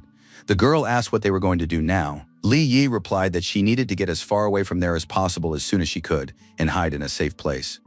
They moved a little further into the maze, but it was time to split up because the guy couldn't control the shadows from such a great distance. He ordered the commander to keep running without stopping, while he would buy her time by holding off the enemy. Then he would definitely find Quinn. Her main concern was to get through the maze and not get into any new trouble. The beauty moved forward, and Li Yi thought that he was concerned not so much for the deceiver's well-being as for the 1 million reward she had promised. Meanwhile, the C-rank minotaur was shaking his head from side to side, trying to figure out where his victims had gone. A question rang out from behind him. Was the monster looking for him? It was the miner, and he clearly wasn't scared. The bard, in the form of a monster, spun around and swung his axe, shouting that he needed Queen Xian. Where was she? The blade struck where Li Yi had been just a moment ago, but the young man managed to parry the blow with his sword just in time. Sparks flew from the clash of metal. Our hero jumped back behind Liuden again and suggested that the man figure out for himself where the girl had gone.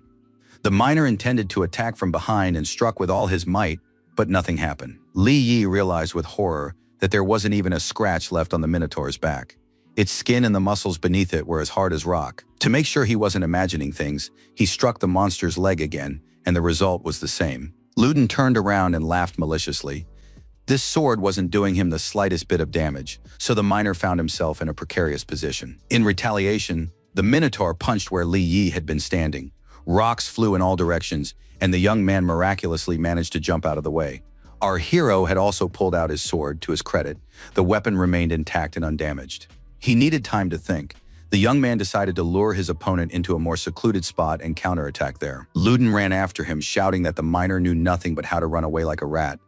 While our hero gathered his thoughts, he decided to use his sense of shadow to identify the enemy's weak spot and strike. The minotaur was already very close and had not the slightest doubt that he would emerge victorious from this confrontation. The young man realized this was his chance and simply leaped to the side, ending up behind the monster. That was exactly where the source of the purple glow was, revealing the monster's most vulnerable spot. In the very next moment, our hero leaped higher and swung his sword to strike the right spot. He didn't manage to strike. It turned out that the bard's instincts and intellect were in no way inferior to his own. Liuden spun around, rendering the miner's attack completely pointless. The boy froze in place. The opponent didn't even give him a chance to swing and, shouting that he had immediately seen through the boy's trick, counterattacked. The young man could barely get back on his feet. He was impressed by the power of the C-rank warrior and now didn't know how to hold out.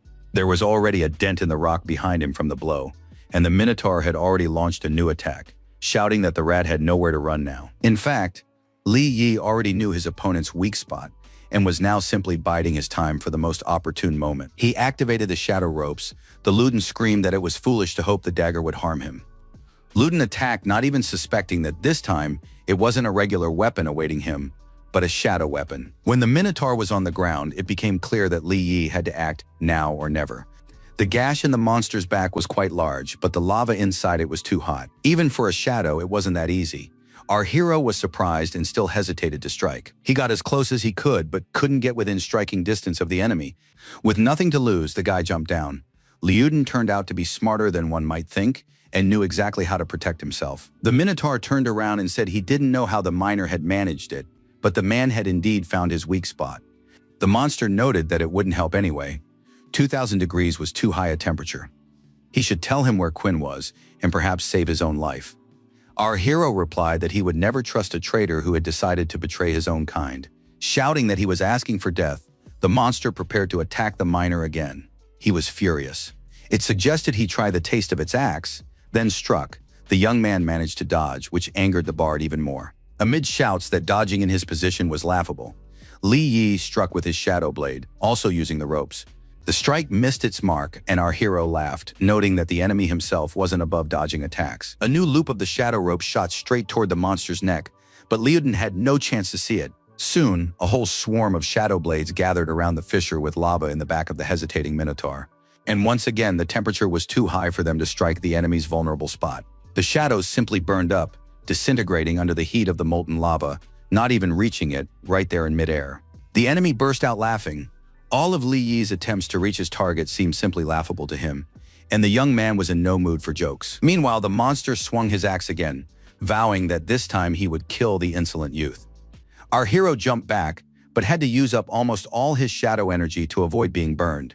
It seemed he couldn't do without Queen's help after all. Li Yi leaped at his opponent, deciding that even if he burned to a crisp, he wouldn't let anyone take possession of his body. He decided to take the risk, because if he killed an S rank, he would gain so much experience that he could only dream of such an opportunity couldn't be missed. So the miner simply charged at the monster's back, surrounding himself with a shadow barrier and arming himself with a shadow spear. He raced forward at tremendous speed, confident that he could break through. He had enough strength. The hero nearly burned to a crisp, but he convinced himself that in this case, the end completely justified the means. And then it happened. The spearhead reached the gash in the Minotaur's back, despite the high temperature of the lava. Liuden roared. His health points had dropped to almost zero, but at that very moment, Berserker mode activated, and all his stats doubled. He shrugged his shoulders, and that was enough for Li Yi to fly off to the side. It was terrifying to imagine what would happen when the enemy turned around and charged into battle. The young man was slammed against the rocks with such force that for a moment, he didn't even realize what had happened. The Minotaur roared that he hadn't expected such a thing from a pathetic miner. But there's a limit to everything. The heat made it hard for our hero to breathe, so he just stood there and listened as the monster promised him instant death right here and now. Suddenly, our hero's expression changed. It was as if he had regained his senses and even recovered. For some reason, the amount of shadow energy had surged dramatically, and now Li Yi felt confident he could withstand another attack from the enemy. The Lord of Chaos appeared and explained that this energy had always been within the boy's body. It simply hadn't been necessary to release it until now. Li Yi was fortunate enough to activate a new shadow skill right then, and now the shadow energy had fully restored him. The Minotaur sensed the opponent's terrifying aura and realized that this was not just about healing. Something more was at play. Deciding that he couldn't let our hero awaken new abilities, the bard swung his axe again. The blow missed its mark again. The young man leaped back with such speed it was as if a hurricane had swept him away. The monster assessed the miner's new stats and continued his advance. Now he too did not hesitate with his attack. And again, nothing worked. Liuden couldn't believe that some E rank could display so much strength. Something was clearly wrong here. With a scream that would flood everything here with lava, the Minotaur set about carrying out his threat. Li Yi realized these weren't just empty words, but he was curious to test his new abilities, so the hero didn't run away. A torrent of flame and lava surged straight at him, but not a single muscle on the miner's face twitched. Meanwhile, the bard in the form of a Minotaur roared that he would burn the boy to ashes, then spit on him and trample him. It turned out that this confrontation was far more interesting than the previous one. The monster looked at Li Yi with disappointment and fear. He stood right in the lava, taking not a single scratch, as if it were just an ordinary puddle. The young man was extremely pleased. If the entry-level Shadow Awakening offered such capabilities, what would happen once he leveled up the skill? The guy looked at his enemy and asked the boiling guy if he could turn up the heat a bit. It had gotten a little chilly in here. The miner joked that his opponent had gotten a little carried away, but now it was time to put an end to the fun. Aiming his spear straight at Liuden's chest, Li Yi declared that now it was his turn to have a little fun. The Minotaur grew angry and with a roar leaped toward his death. The young man had already begun his attack and had no intention of stopping halfway. He enveloped himself in energy, which allowed him to withstand the high temperatures. Both shadow blades were also ready for battle. The miner immediately put them to work, leaving purple trails in the air as he moved so quickly. Our hero landed several powerful blows and descended, receiving a notification that his shadows had been enhanced. All his stats had improved by 200%. Li Yi managed to completely sever the monster's arm. Now it simply stared at what had recently been its limb. The Minotaur roared with rage. Now he wanted to take revenge on the guy even more, but first he needed to recover. Meanwhile, the hero decided to work a little on his sword technique, so he practiced to slice through the giant's arm. Using both blades, the miner turned the stone flesh into a scattering of shards. The weapons worked not only effectively but also spectacularly. Luden was unimpressed. Releasing 2 streams of lava, he regenerated, growing new arms right before the stunned Li's eyes. Soon both were already holding weapons. Our hero watched what had happened and thought that as long as there was lava, fighting such an opponent would be very difficult. The young man was impressed by such healing power, but worst of all was that it rendered all his attacks pointless. The hero activated his dark vision and noticed that the enemy's energy streams were gradually weakening. At this rate, he wouldn't last long. The Minotaur ignored this remark and launched an attack, shouting that now he should try the taste of his axe one more time. The monster unleashed a whole series of blows, but Li Yi managed to parry every single one, and on top of that he was actively swinging his sword himself. Luden continued his lunges again and again. It seemed he would only stop once he had killed the miner. The young man, however, remained completely calm. His attacks were gradually tearing the monster's body apart, but it paid no attention to this. At some point, the bard suddenly realized he could no longer lift his axe. He asked in fear what was happening. His body began to shrink. The lava was getting smaller and smaller. Li Yi explained that the enemy had completely exhausted its energy reserves. He pointed his sword at the Minotaur and ordered it to prepare for death. It should not expect mercy, for there would be none. The enemy asked him not to rush into such decisions, since he and Li Yi were on equal footing, to which the young man replied that there was a catch. Quinn had promised him 1 million for his safety. Then the bard declared that money was no object. If the miner handed over the commander, he would receive 5 million as soon as they returned to the city. Our hero was far from stupid, so he refused. He didn't want Liuden's men to finish him off as soon as the money was handed over.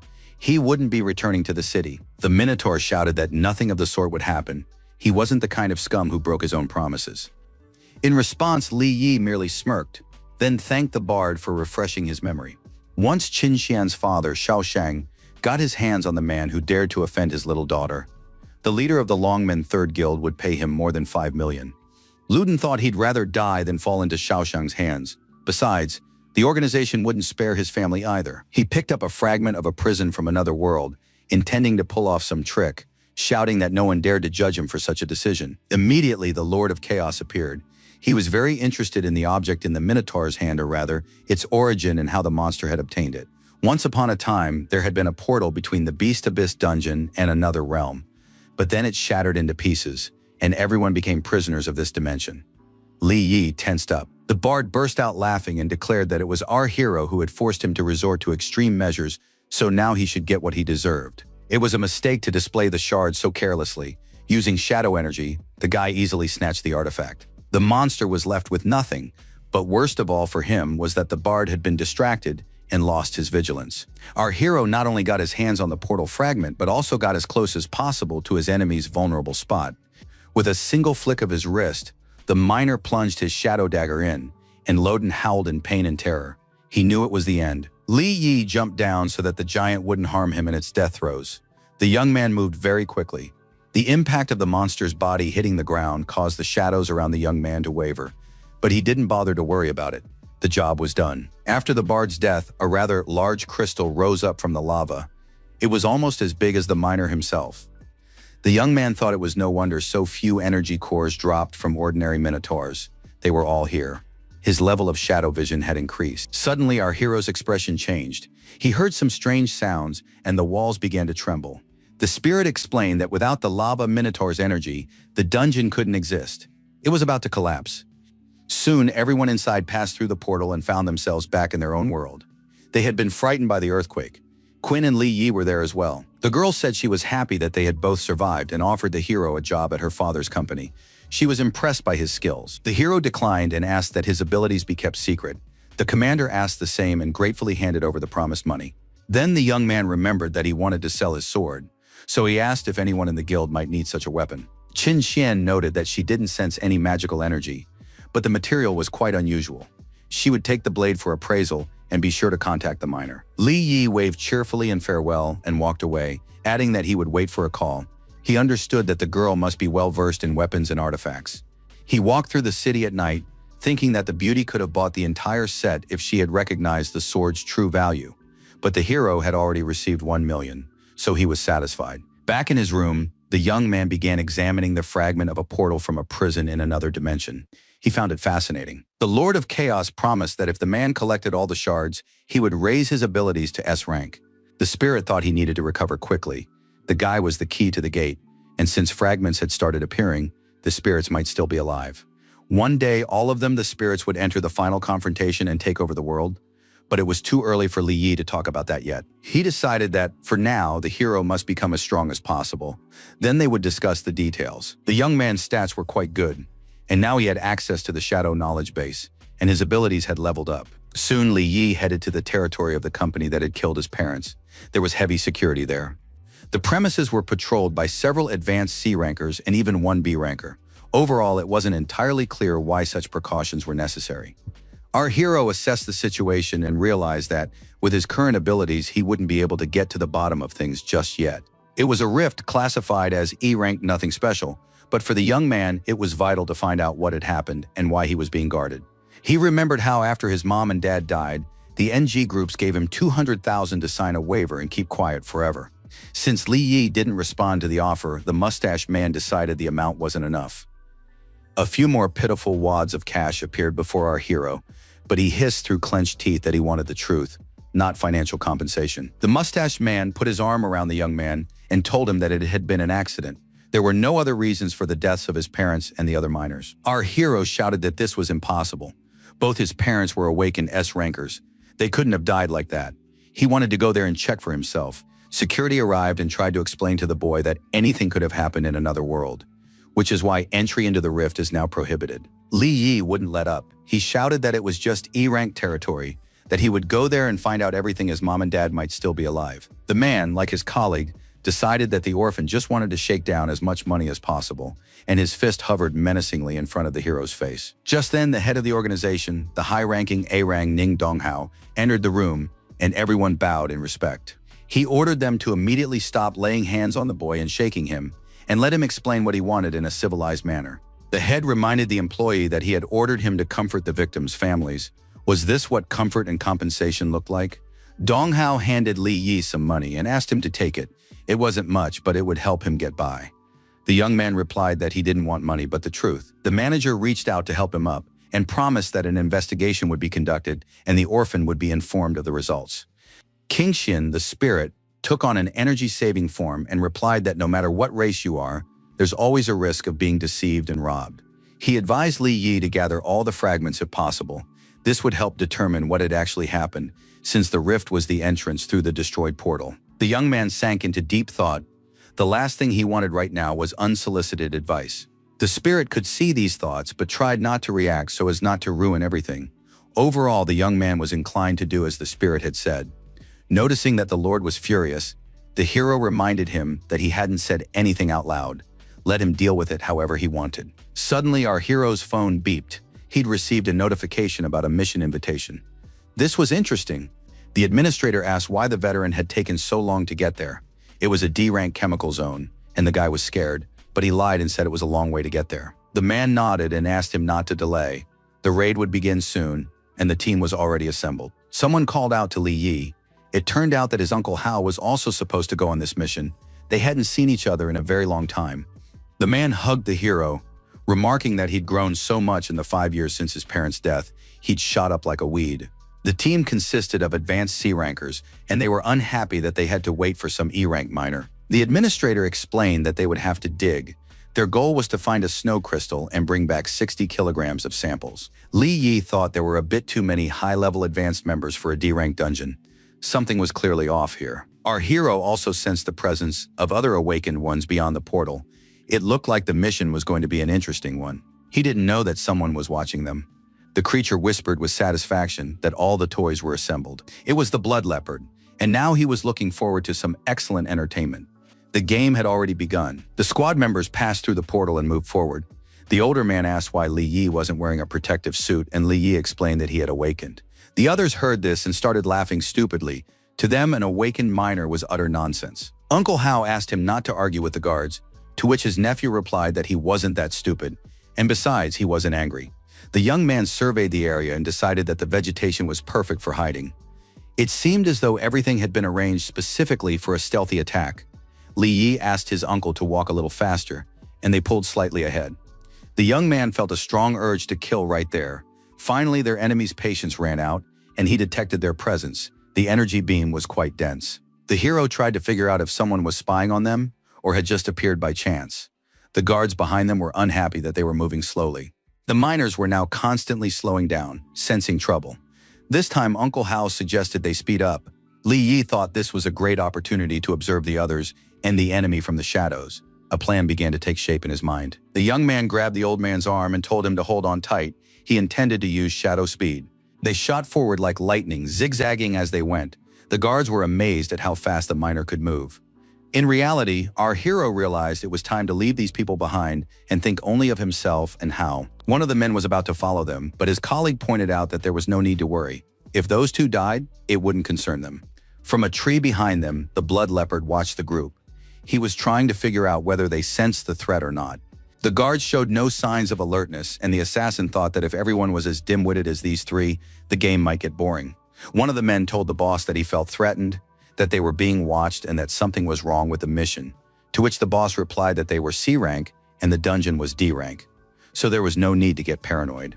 The second guard also told the boss that he sensed something strange and that it was giving him the creeps. He suggested they return to the portal before it was too late, but the squad leader asked his colleagues to calm down and not panic. He didn't get to finish his sentence.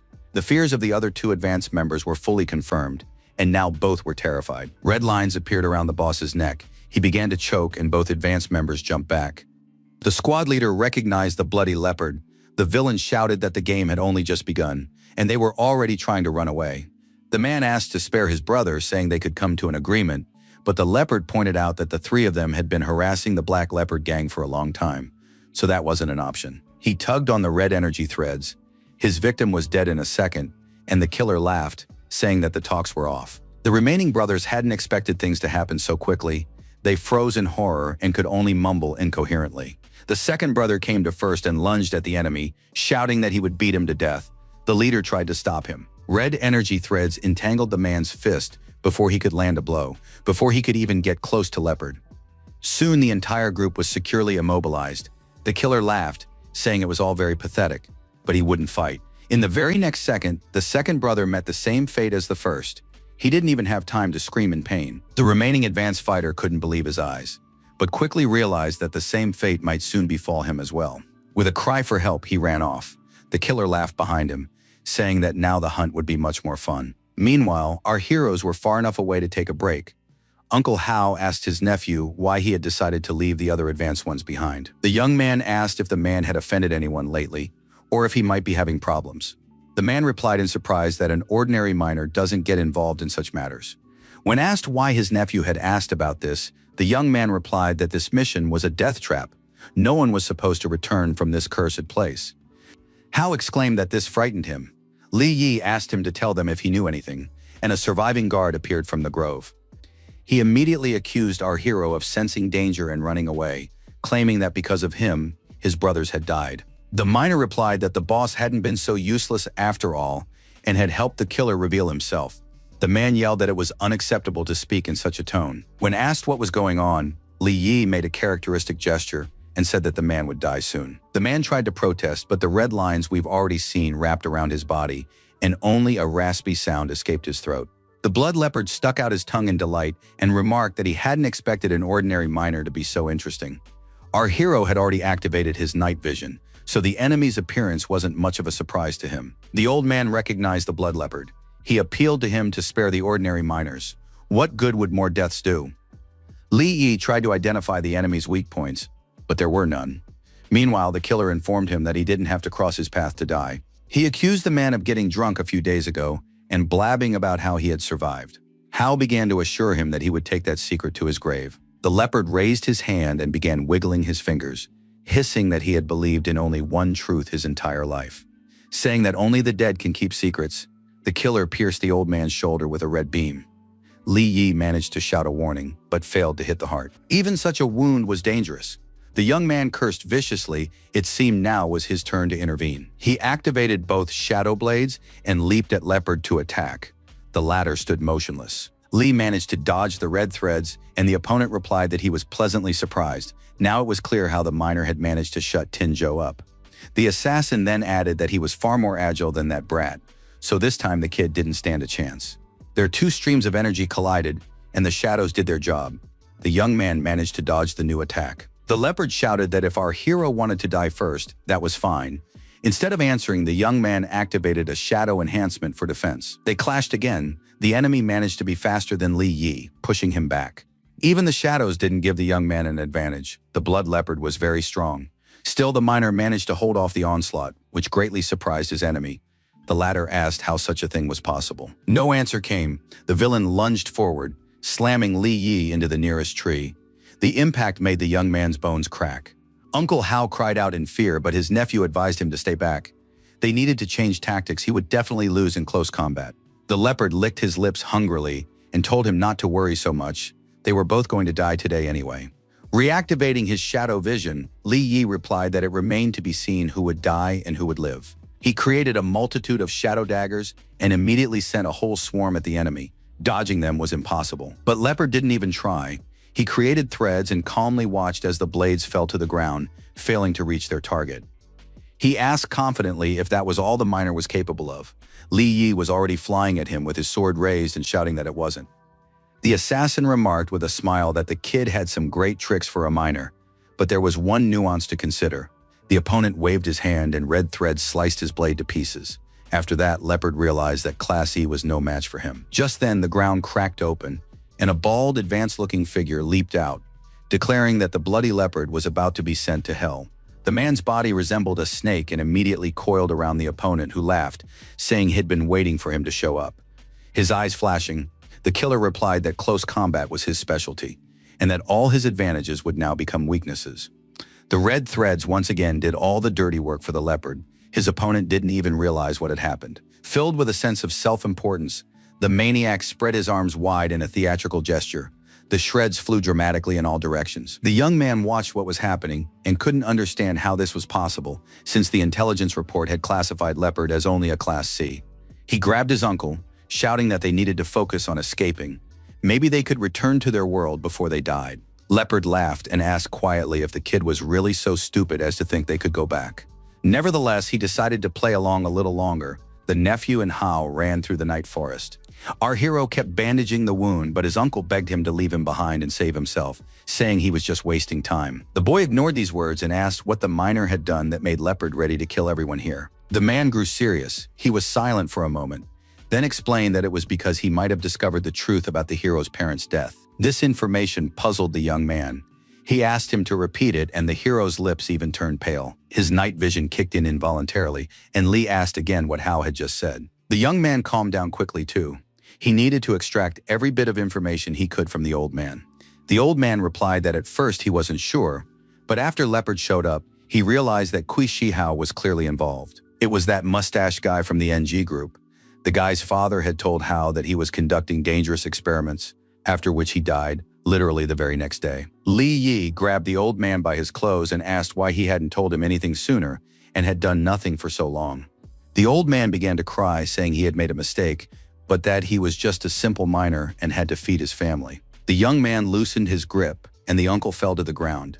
Now the hero wanted nothing to do with someone who had allowed his parents to be slandered. Hao stood up and explained that he felt guilty, but mostly for having recently let it slip in the bar. He didn't get to finish. The blood leopard's red silk threads had already done their work. Li Yi noticed them too late. He suddenly realized he would never learn the details from the old man. The miner tried to say something else, but now our hero could no longer hear anything. He was paralyzed by horror and despair. Uncle Hao's last words were a plea for his nephew not to hold a grudge against him. The miner begged him to forgive him. Blood spattered onto Li Yi's clothes. His face showed no emotion anymore. What was happening came as a shock to him. Leopard smiled as he realized he had figured it out. Standing before him was the son of those two S-rankers. No wonder the boy's face looked familiar. He launched his attack, promising that he would now reunite the family. The enraged miner also charged forward, shouting that this would never happen. The battle began. Both opponents moved very quickly and delivered blows of incredible force, but neither achieved their goal. However, the more time passed, the harder it was for Li Yi to hold his own against a stronger enemy. Soon he sustained his first wound. The assassin asked how terrifying it was to watch one's own blood and flesh fly in all directions. Our hero replied that these bloody silk threads were not invincible. Let him not get his hopes up, for he had already torn several of them. The young man summoned his massive sword. He had already realized that when the leopard attacks, it becomes most vulnerable. With a single swing, the miner freed himself from his bonds and rendered the killer completely helpless, at least for the moment. Li Yi managed to wield his blade and activate the shadow ropes at the same time. Now the threads were useless. The opponent hissed in surprise, realizing he'd traded damage for damage. It seemed this kid was actually worth something. By this point, our hero had expended nearly all his energy. He suddenly realized he had reached his limit. The leopard smirked, deciding that it had all been a bluff, and he had already decided that the time had come for some real fear. The threads rushed toward Li Yi again, but this time he looked doomed and didn't even try to do anything. Suddenly, the killer remarked that he could have finished it all in one go, but the miner was only E rank, so he wouldn't rush. The runt lifted the guy into the air and spread his arms, now inviting the hero to simply come over and kill him. The miner said nothing, continuing to stare at his enemy with hatred. The killer smirked, noting that no one had ever managed to kill anyone with just their eyes. Leopard added that he was always very pleased when ants like Li Yi thought themselves capable of great deeds. The villain smirked, noting that he could reveal one more secret to make our hero's thirst for revenge even stronger. Uncle Hao had left out half the truth. The boy's parents had died in another dimension, but not as a result of an accident at all. Baring his sharp teeth, the killer revealed that he had personally had a hand in these people's deaths. He had simply reveled in his own grandeur. This revelation was the last straw. Never in his life had the boy wanted to survive and settle the score so badly. Leopard appreciated that look and declared that he recognized it. The father had looked exactly the same when he killed the hero's mother. The villain recounted with relish how the man had burned with hatred, watching helplessly as his wife was cut to pieces. Li Yi called out to the bloody leopard, who suddenly realized that his own threads had begun to burn him and grimaced in rage. The young man managed to break his bonds. Energy burst from him with terrifying force, and he called the monster's name once more. Shrouded in shadows, the miner moved forward to deal with his parents' killer once and for all. Along with him, the Lord of Chaos was approaching the leopard. It seemed these two were no longer helpless. Li Yi looked the villain straight in the eye and promised to cut him to pieces no worse than a seasoned butcher. His shadow mentor was pleased. It turned out that the man had now gained the ability to accumulate energy outside his own body. Immediately, a notification appeared stating that the young man had leveled up, unlocking a new skill and improving all the others. Li Yi was now C rank. Leopard was surprised. He realized the guy had managed to recover. Furthermore, shadow walking had become available to the hero, though he hadn't used it yet. The opponent launched another volley of his bloody threads at the miner, promising that he would soon be begging for mercy again. The young man replied mockingly that someone else needed to pray now. Certainly not him. He used the shadow step and found himself behind the enemy, whispering that the enemy should pray himself, for the shadow had already achieved its goal. Leopard couldn't understand how the boy's powers could have grown so quickly. His speed was mind-boggling. However, it would take some effort to kill him. The assassin launched a counterattack, confident that Li Yi wouldn't be able to dodge it. Our hero leaped upward and suggested trying something new. He activated the control of the shadow daggers. The villain smirked and hissed that this move was useless against him. The red threads were at the ready. Li Yi used the shadow step as a teleport. A sword was clenched in his hand, raised for a strike. The attack came quickly. The hero asked if the enemy liked this turn of events. The enemy laughed, saying he liked it very much, because those toy knives were incapable of piercing his defense. It turned out that things weren't quite as they seemed. Li Yi's sword bypassed the woven energy net and grazed his opponent's arm. The young man braced for a new attack, shouting that it was impossible to attack and defend at the same time. The blood leopard simply lacked the speed and energy for that, and that was precisely where his weakness lay. The threads vanished, and now our hero swung his blade with such fury and speed that it was hard to track his movements. The result was not long in coming. His enemy was seriously wounded and was gasping something about how this was impossible. Li Yi stopped and looked at his bleeding opponent, who couldn't believe he had lost to a miner. Our hero pressed his sword to the man's head and ordered him to tell the whole story of what had happened in the mine. The bloody leopard bared his teeth and hissed that he would only tell the young man's mother about it. The blade shot upward and then plunged downward, severing the assassin's arm from his body forever. He let out a piercing howl, but this scream did not move Li Yi in the slightest. He was determined to continue. The young man looked at his enemy and coldly declared that his patience was not infinite. He should speak immediately. Leopard realized there wasn't much to tell. It was all Kui Shihao's fault. He had been conducting experiments that the hero's father had found out about, and he had paid the price for it.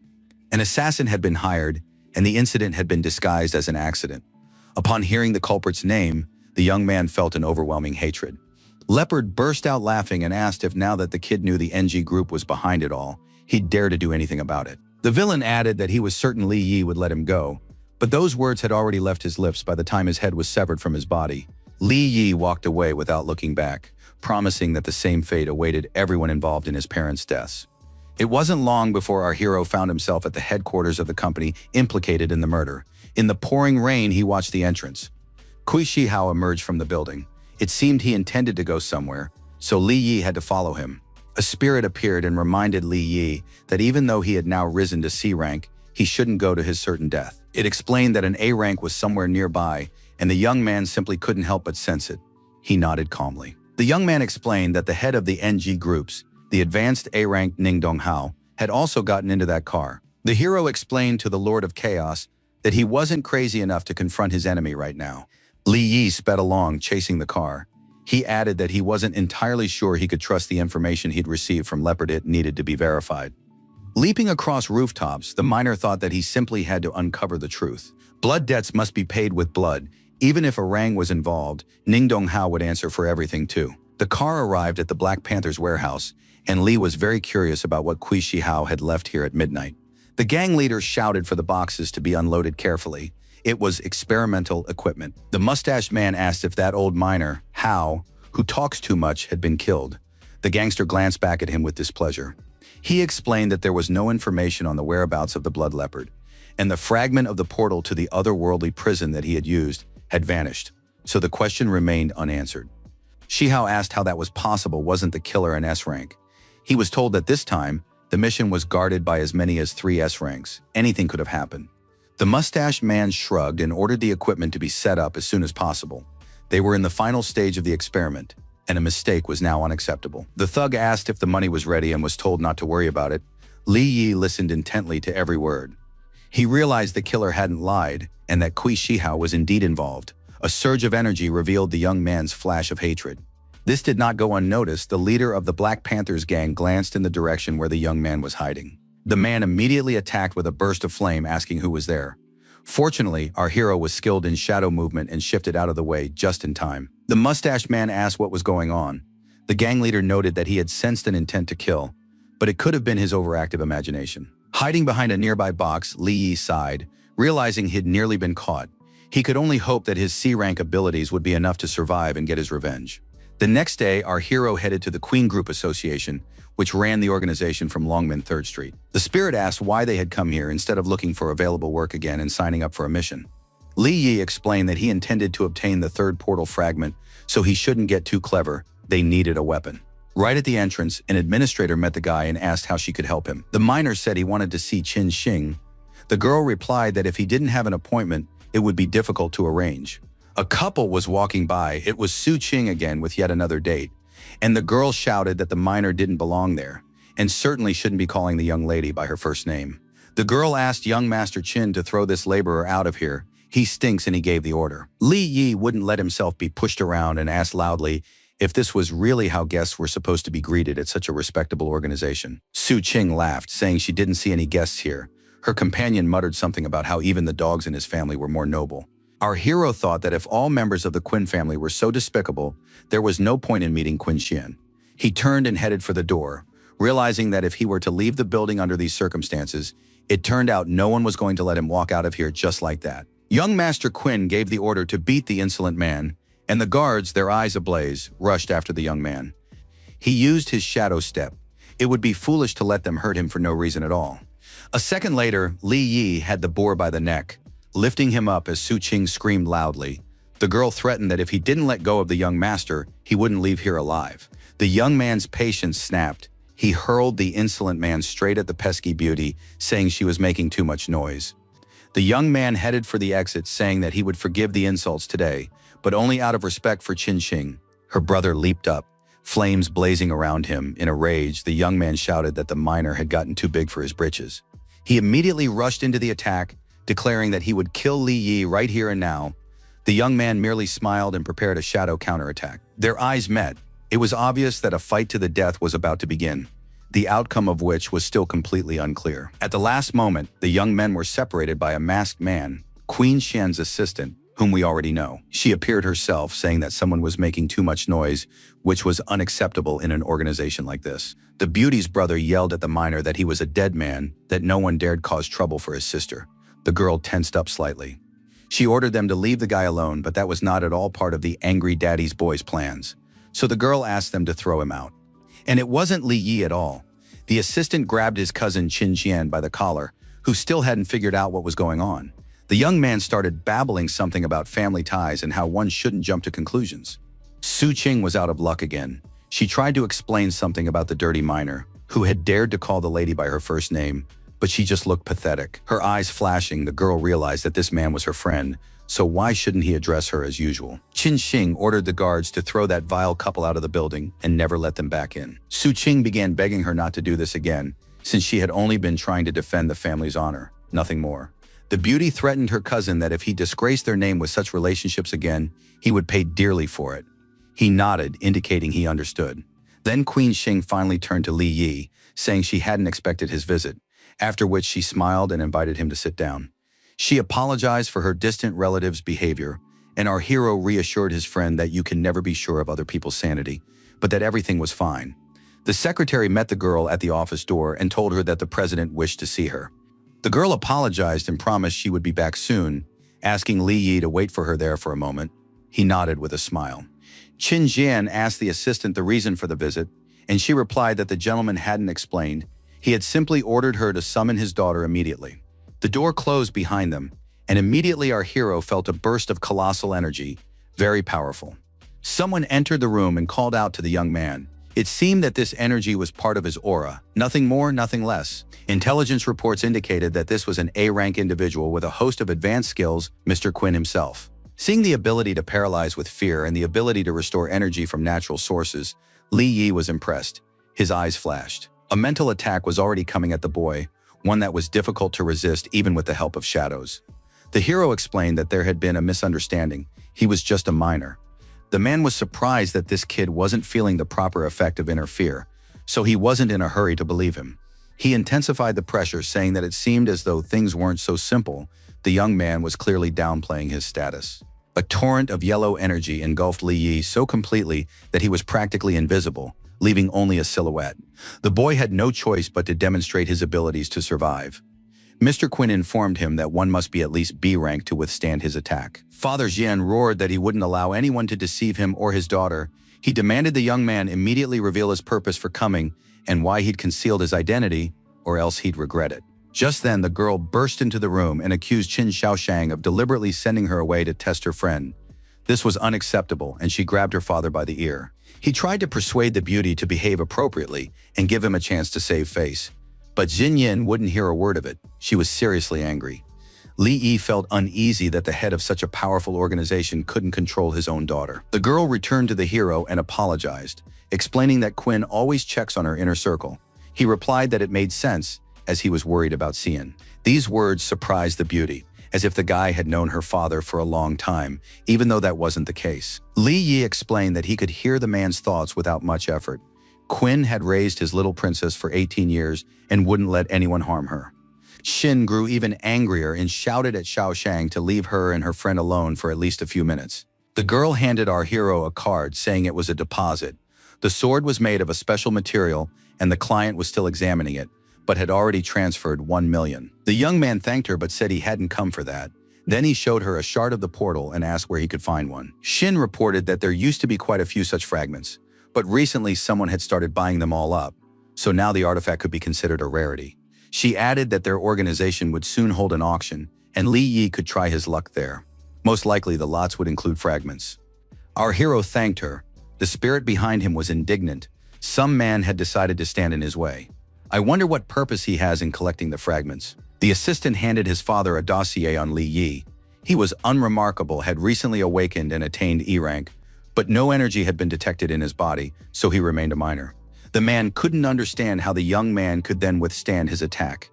It seemed he had been hiding his true abilities for a long time. There was no other explanation. The phone rang. The voice on the line began to press Xiao Shang for how many more swords he could offer. It seemed they were talking about Li Yi's blade. The old fox reported that he didn't have any specific information and needed to consult with Shi Yin, but he wondered why the weapon had sparked such interest. It seemed that research had uncovered something interesting. The man wanted to know all the details. The voice on the line said that the material's strength was so high that it could make their army invincible. The leader's face stretched in surprise. Xian's father thought that our hero was indeed a tough nut to crack. Even the weapon he used was special, if not unique. Meanwhile, Li Yi walked around, examining the interior. There were many intriguing artifacts, and he had little doubt that fragments of the portal would be found there as well. In the hallway, Su Qing was once again trying to charm the young Master Zhou. She had lost her job and hoped he could help her. The blonde glanced at the miner, who was supposed to be dead, and wondered what the bloody leopard had wanted to deal with so long ago. Zhu decided to find out what was going on and called out to Li Yi, asking what an ordinary worker had forgotten here. The guy stopped. Then he looked back contemptuously at Su Qing's companion and replied that his memory didn't seem to be as good as it could be. Our hero took a few steps forward and asked if the enemy had already forgotten the slaps he'd given him. Ting hissed at the miner not to dare approach him. He didn't know that the Black Panther gang leader was standing behind him. The man declared that Zhou was indeed on the verge of bringing shame upon the organization and told him to pull himself together immediately. He approached Li Yi and declared that striking his man in the face was the same as striking him in the face. Panther swung his arm to strike, saying that now was the time to fall to his knees and ask for forgiveness. The floor beneath the young man's feet cracked and split. So much energy was in the gang leader's hand as it came down on his shoulder. And yet the young man continued to stand calmly, replying that the gang leader shouldn't even dream of him kneeling before this scum. Black Panther praised the miner for his strong character. This even earned his respect, unlike Tinzhou. Just then, Queen Xian appeared with her assistant and greeted the gang leader, saying that on their turf, he could easily buy anything that caught his eye. The man had also come to the auction, so not wanting any trouble, he pretended to simply give Li Yi a friendly pat on the shoulder.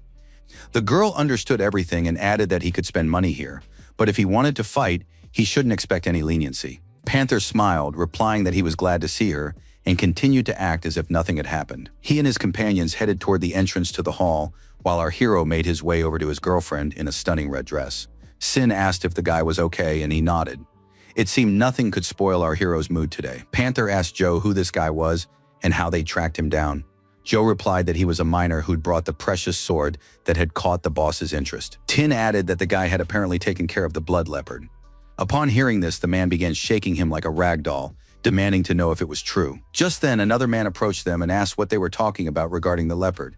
It seemed the question was on many people's minds. Panther explained that Li Yi had been the assassin's final target, but he was alive. While no one knew where the villain himself had gone, he was likely dead. When asked if the miner could have killed Leopard, Su Qing laughed, saying that he was a pathetic E-rang and such a thing was impossible, but the others didn't see it that way. Just then, the young man felt a familiar surge of energy. He saw Kui Shihao, there was no mistaking it. Yusach recognized the guy right away too. Now neither of them could take their eyes off the other, and the rest of the world seemed to cease to exist. The man remembered what a piece of trash our hero had been to him before, but now he made a much more serious impression. And all because he was standing next to Qin Xinyi, and they were clearly friends who could believe such a thing? Shihao grew wary. Meanwhile, Li Yi and his girlfriend walked further down the hallway.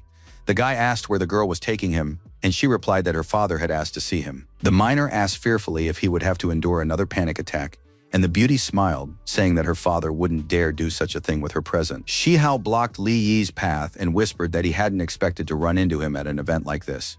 The young man simply walked around him and continued on his way, saying that he was just an ordinary miner and therefore unworthy of the honor of speaking with such a high-ranking guest.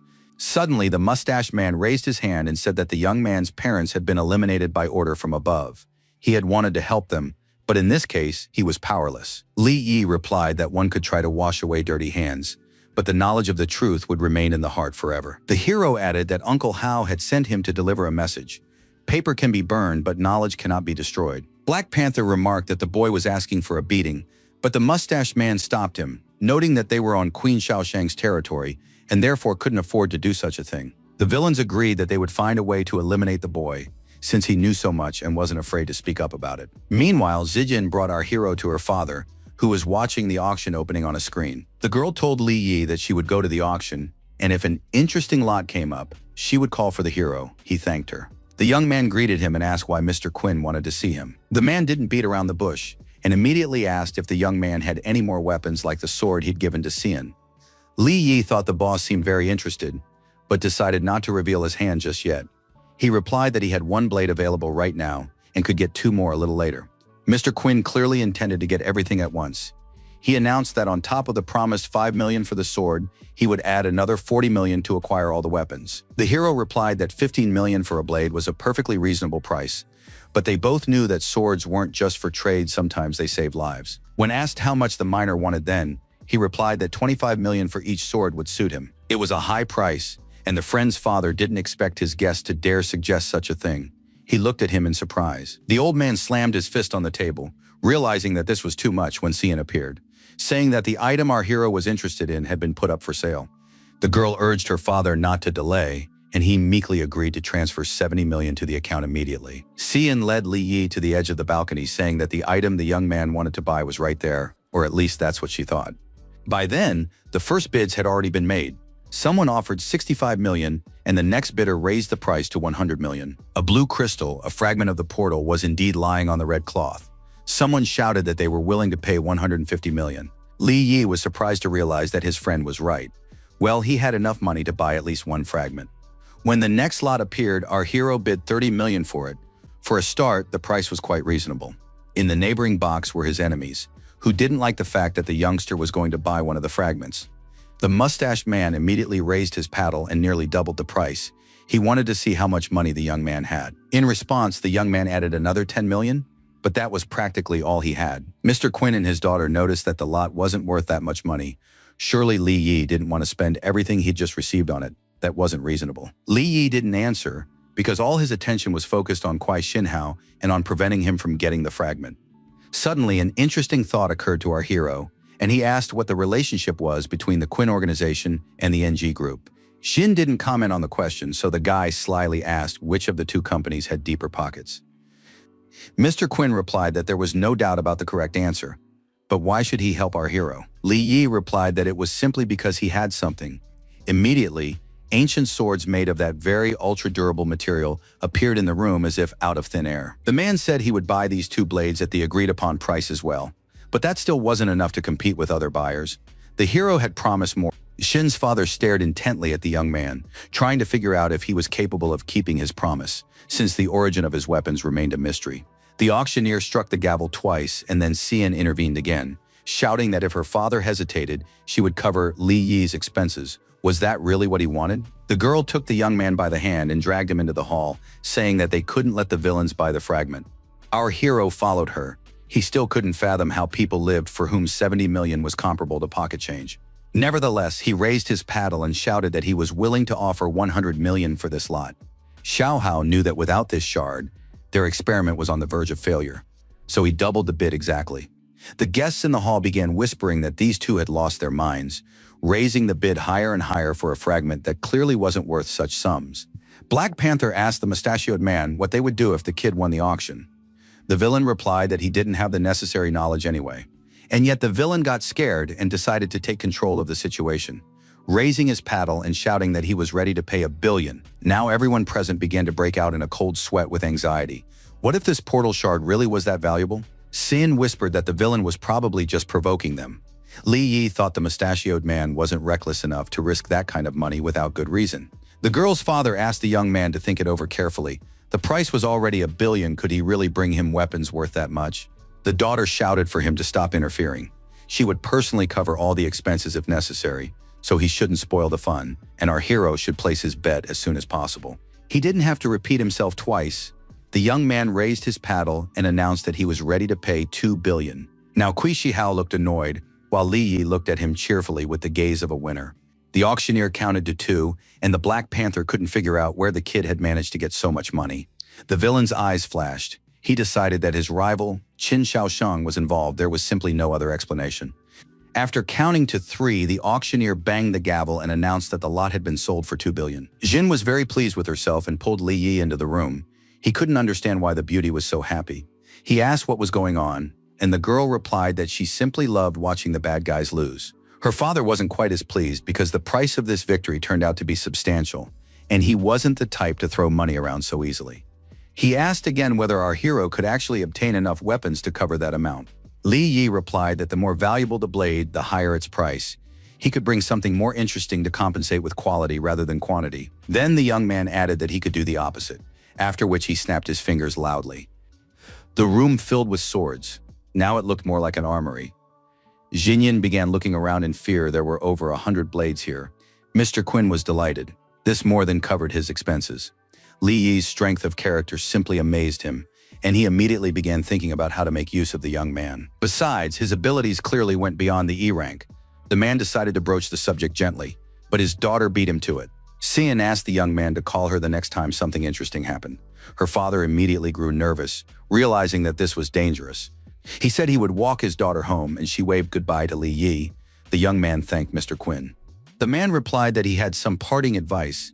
The young man was clearly no ordinary person, but the NG groups weren't pushovers either. They shouldn't be underestimated, and he shouldn't rely solely on himself. He hinted that they shared common goals and a common enemy, so he suggested that the hero get in touch if necessary. Li Yi nodded. Meanwhile, the Black Panther was informed that Mr. Shaoshang and his daughter had just left the auction. He informed Kui Shi Hao of this, adding that the only one currently guarding the shard was that young boy.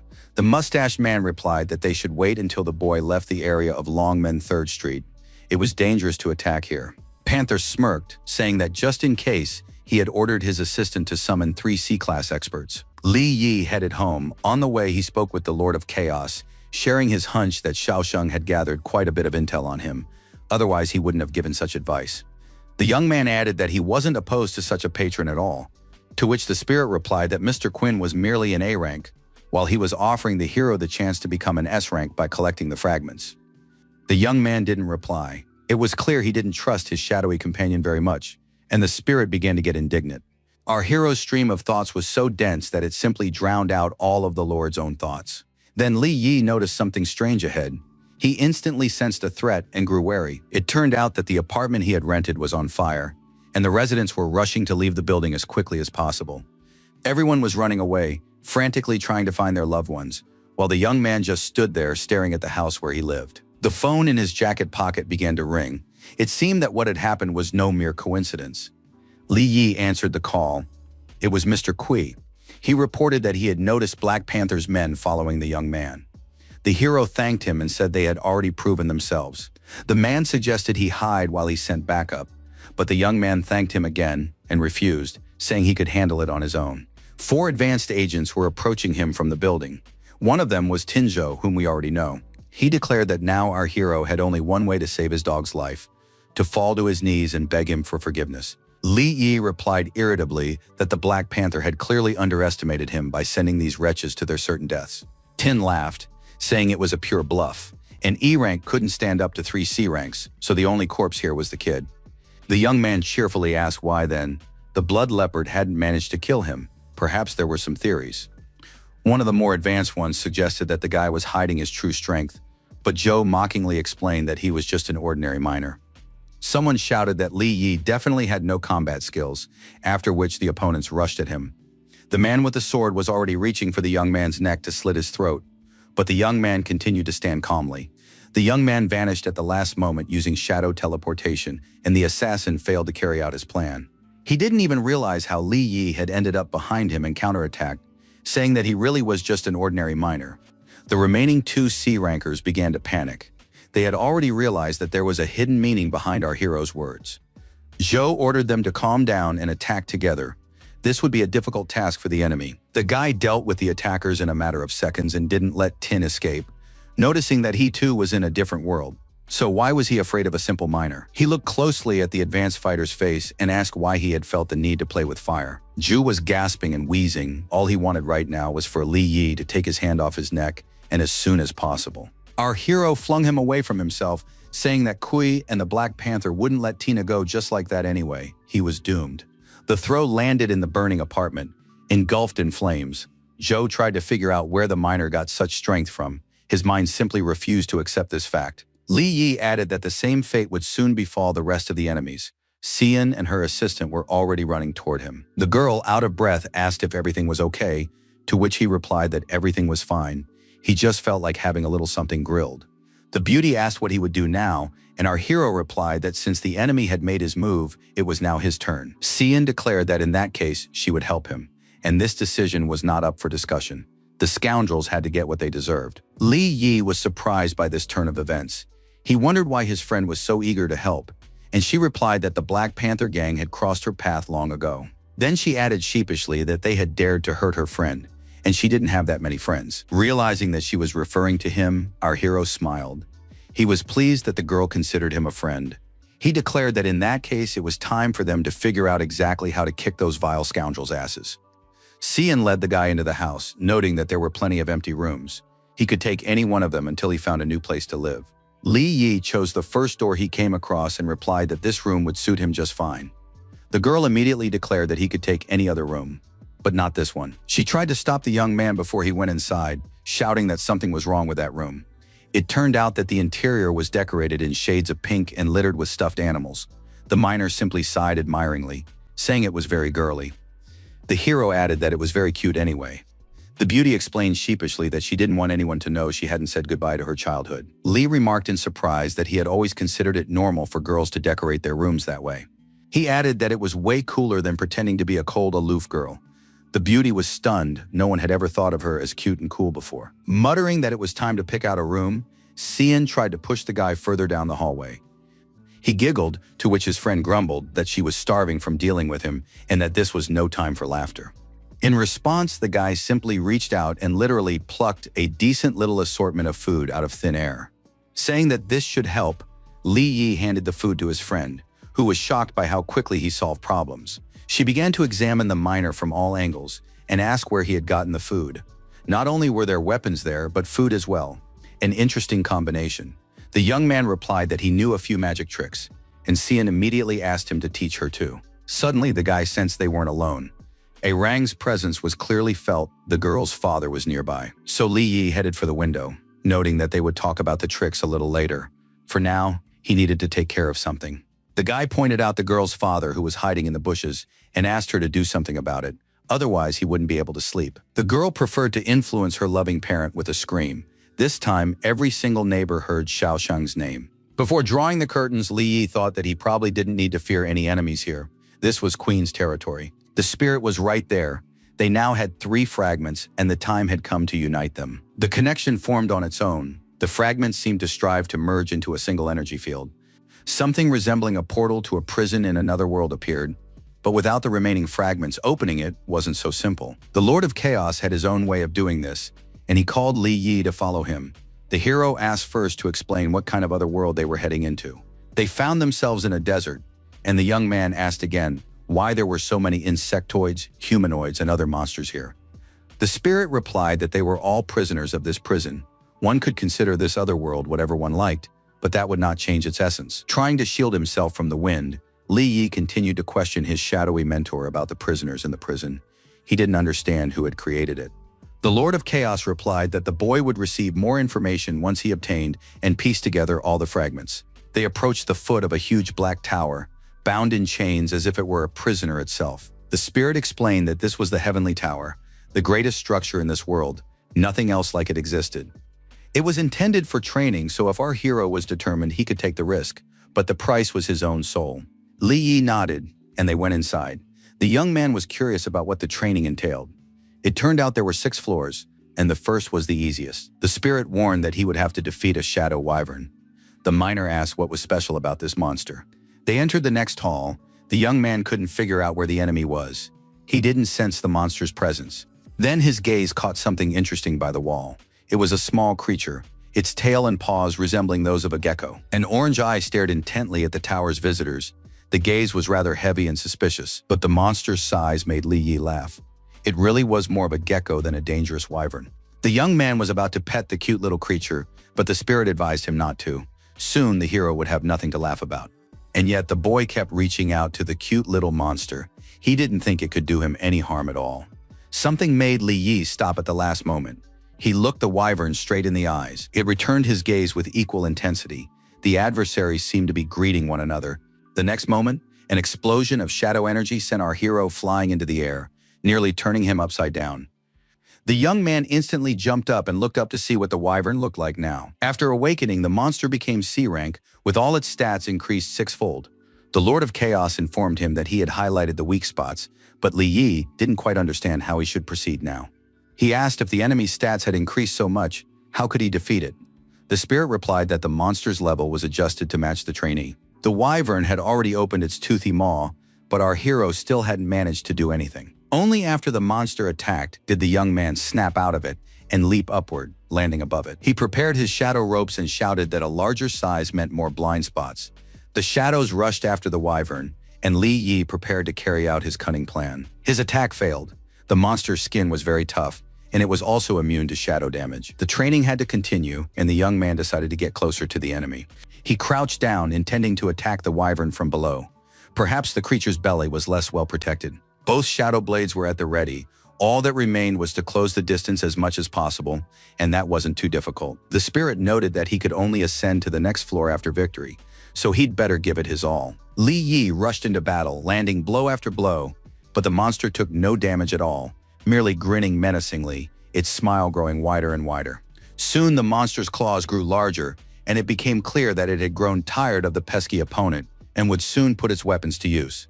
The Lord of Chaos praised our hero for having excellently leveled up his shadow skills, increasing his speed, reaction time, and strength. Suddenly, the spirit asked the wyvern if it was very hungry, and then hinted that a human could also be used as food. Li Yi froze in place. He hadn't expected such a trap. It turned out the monster had expended a lot of energy on him and now needed to make up for it. A massive maw hung over the young man, who was too terrified to even twitch, but knew for certain he didn't want to become a free lunch. He leaped out from under the closing jaws and dashed forward, trying to figure out what to do next. Drooling, the wyvern followed close behind. It really did want to fortify itself with something or someone. Li Yi no longer knew how to save himself. He asked his mentor what would happen if he died here, but the mentor said nothing. The teeth clicked again, and the hero asked if this pet had been vaccinated. The situation seemed unfair to him. Finally, an idea popped into the young man's head. He shouted that if the wyvern was hungry, he had something to offer it.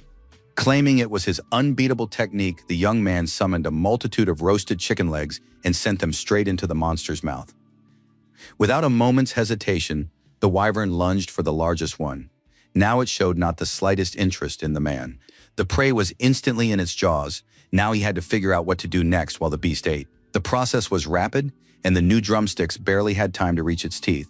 Yet Li still managed to summon the shadow ropes again. He confirmed that the treat was indeed delicious, then directed his ropes toward the wyvern. Now it was securely immobilized but continued to chew on a piece of tasty chicken as if nothing had happened. It was a victory. A system message appeared stating that the shadow skills had been leveled up and the trainee had cleared the first level of the tower. The spirit clutched his head. He didn't care for this approach, but a message still appeared stating that the connection to the prison gates had been established and access granted. Li Yi didn't like this message. He guessed that this was actually why the Lord of Chaos had brought him here. It turned out that each fragment made the connection to the prison in the other world easier, making it possible to pass through the portal in the future. The spirit intended not just to pass through, but to open the portal, making it accessible to the creatures inside the prison as well. The boy had played with the wyvern, and he was eagerly awaiting the second level. The mentor didn't like his trick with the food, but he was curious to see how Li Yi would handle the next opponent. He suggested not wasting time and testing his strength on the second floor. The guards and stewards would make perfect opponents. Our hero noticed that the spirit looked satisfied and thought that the next level would clearly be no easier than the first. The Lord of Chaos seemed to read his thoughts and said that the boy would see everything for himself now, and then he could decide. They stopped in front of a massive gate. The spirit remarked again that he didn't think there was any serious threat ahead. Li Yi nodded. He was already tired of this chatter, so he simply reached out and opened the door. What he saw was completely different from what he had expected, but the miner chose to keep a calm expression on his face. High above, near the ceiling, a C-rank royal serpent loomed, but that was far from all that awaited the young man behind the door. There was also a lava minotaur and a water turtle, both of the same C-rank, and among other things, a pair of humanoids were present as well. Li Yi tensed up in earnest. The young man looked at his mentor and asked which of these monsters could be considered the staff. There was no answer. Instead, numerous monsters rushed at the hero, but he remained standing, assessing the situation. He couldn't hesitate for long. First and foremost, he had to get out of the snake's attack range. It was the largest and fastest. Li Yi barely dodged the blow, which was extremely powerful. Rocks flew in all directions. Now the exit was blocked, so there was no way to leave the room. He had to solve the problem right there. At that moment, the monster roared and lunged at the miner again. It intended to kill the stranger in one fell swoop. The young man used his shadow step again, but he knew full well that he couldn't keep running forever. The Minotaur and other smaller monsters were right there too. The young man was forced to activate his shadow blades. He swung his sword several times, distracting his opponents, and then ran as fast as he could toward the door. To open it, he had to strike the ground several times, but the endeavor was ultimately successful. Soon Li Yi was on the other side of the room's entrance, trying with all his might to close the door. Finally, he managed to accomplish this task as well, though it took a great deal of energy. The boy was barely breathing. He was completely exhausted, and all he could manage was a few curses directed at the spirit. He accused his mentor of deceiving him by saying there were only servants there, to which he received the reply that there was no deception, just that the hero was still too weak. Li Yi began to inquire what chores the Minotaur and the snake were doing. It turned out they were fixing the heating and electricity respectively. The cunning Lord of Chaos had also assigned perfectly understandable household duties to the other monsters. The verbal exchange ended quickly. The spirit rejoiced, while the young man simply didn't have the strength to continue the debate. A distinctive signal sounded. The system announced that an A-rank creature had been detected nearby. It was necessary to exit the portal into the outside world. Mr. Quinn had arrived with his daughter, though it was unclear for what purpose. The man got straight to the point and reported that he had heard from Cian that Li Yi was planning to strike a deal with the Black Panthers. Our hero replied that this was indeed the case. The gang leader had been hunting him for a long time, so it was better to make the first move before the other side achieved its goal. In response, the boss of Longman's 3rd Street said that the gangsters had been provoking his men for a long time, but he hadn't acted. The guy assumed it was to avoid upsetting the balance. His guess turned out to be correct. Mr. Quinn told the hero that the city is run by 3 main organizations, each with its own specific role. That's why he doesn't touch his enemies. The entire well-oiled system would fall apart if even one link were removed, and the economy would go into decline, whereas right now finances are growing.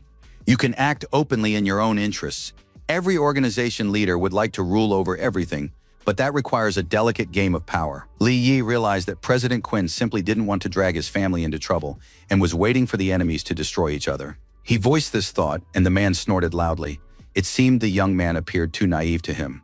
Smiling, Xiao Shang said that he wanted Li Yi and his daughter to become the force that would destroy the Black Panthers. The president is ready to provide the young people with money and everything they need. If they fail, he'll be able to protect them, since officially he has nothing to do with it. The young man remarked admiringly that President Quinn had come up with a brilliant plan in just one night. He was impressed. The man turned away. He was crying because he was ready to do anything for his daughter. He was afraid she would run away with Li Yi and leave him alone. Our hero could literally feel the tension in his girlfriend's father's thoughts.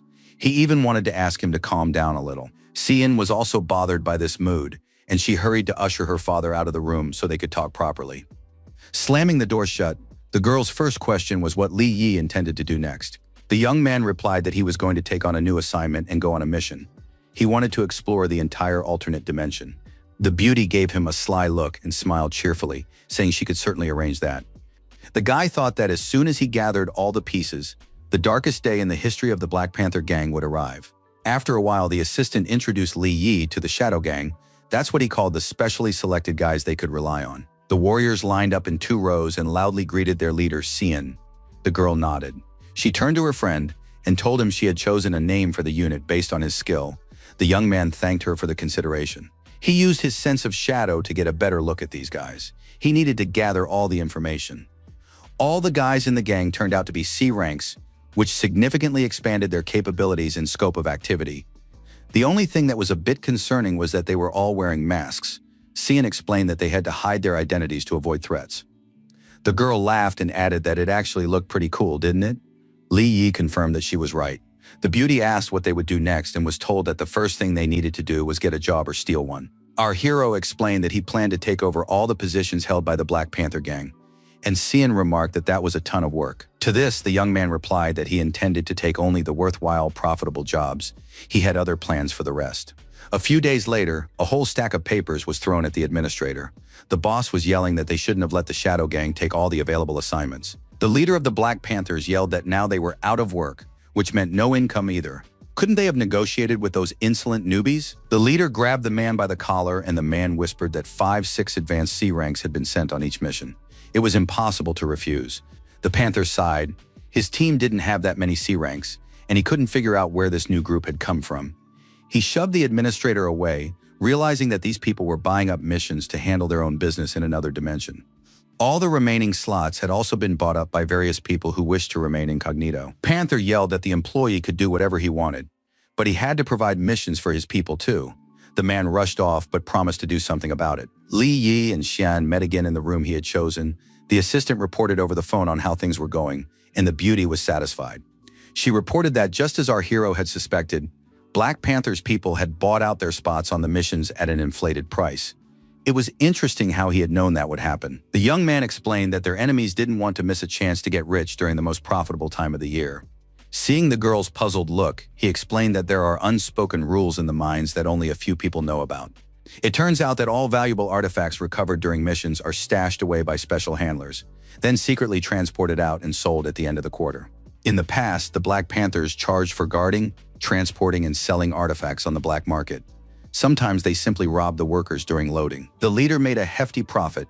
Even if he had to get rid of unwanted witnesses, it wasn't a problem. Now he has made this business impossible by buying up spots to enter another dimension. The gangsters are ready to do anything, or else they'll lose their usual profits. Cian pointed out that this made no sense, since the gangsters had simply bought spots on the raids at an inflated price. Li Yi stood up and quietly explained that the point was slightly different. He didn't want to make money, he wanted to achieve other goals. Opening the portal, the young man explained that it wasn't for nothing that he'd been running around another dimension quite a bit lately. Shin realized with amazement that this was an entrance to another world. The guy explained that he had studied all the portals and could travel to any location at will. Now all they had to do was track down whoever was paying a high price to buy spots on the missions. That would be the gang member, and his target would be easy to track down. The beauty was thrilled. Li Yi added that he didn't want to tell many people about these portals, only a few close friends he could trust. The girl grabbed our hero by both hands and asked him to take her with him. She simply adores such adventures. You could tell from the guy's face that he really wanted to go with her, but he still had his doubts. Finally, he made up his mind and stepped into the portal, saying that in that case, they would destroy the gang together. The area they ended up in was pretty deserted. Only a single truck was heading toward the exit. The driver complained to his partner that this time they'd gotten some pretty lousy junk, but the other guy reassured him that he wouldn't be left empty-handed anyway. Suddenly, the rocks above the truck collapsed, large fragments flying down. One piece loomed over the road like an iceberg. It turned out it hadn't fallen from above, but had risen from the ground. An identical stone pillar suddenly appeared right in front of the truck. The miners screamed in terror. The thing was, there were more and more of these underground pillars. The men tried to drive around them, fully aware that if one of them popped up under the truck, they were done for. The only pity was that they realized this but could do absolutely nothing about it, and that's exactly what happened.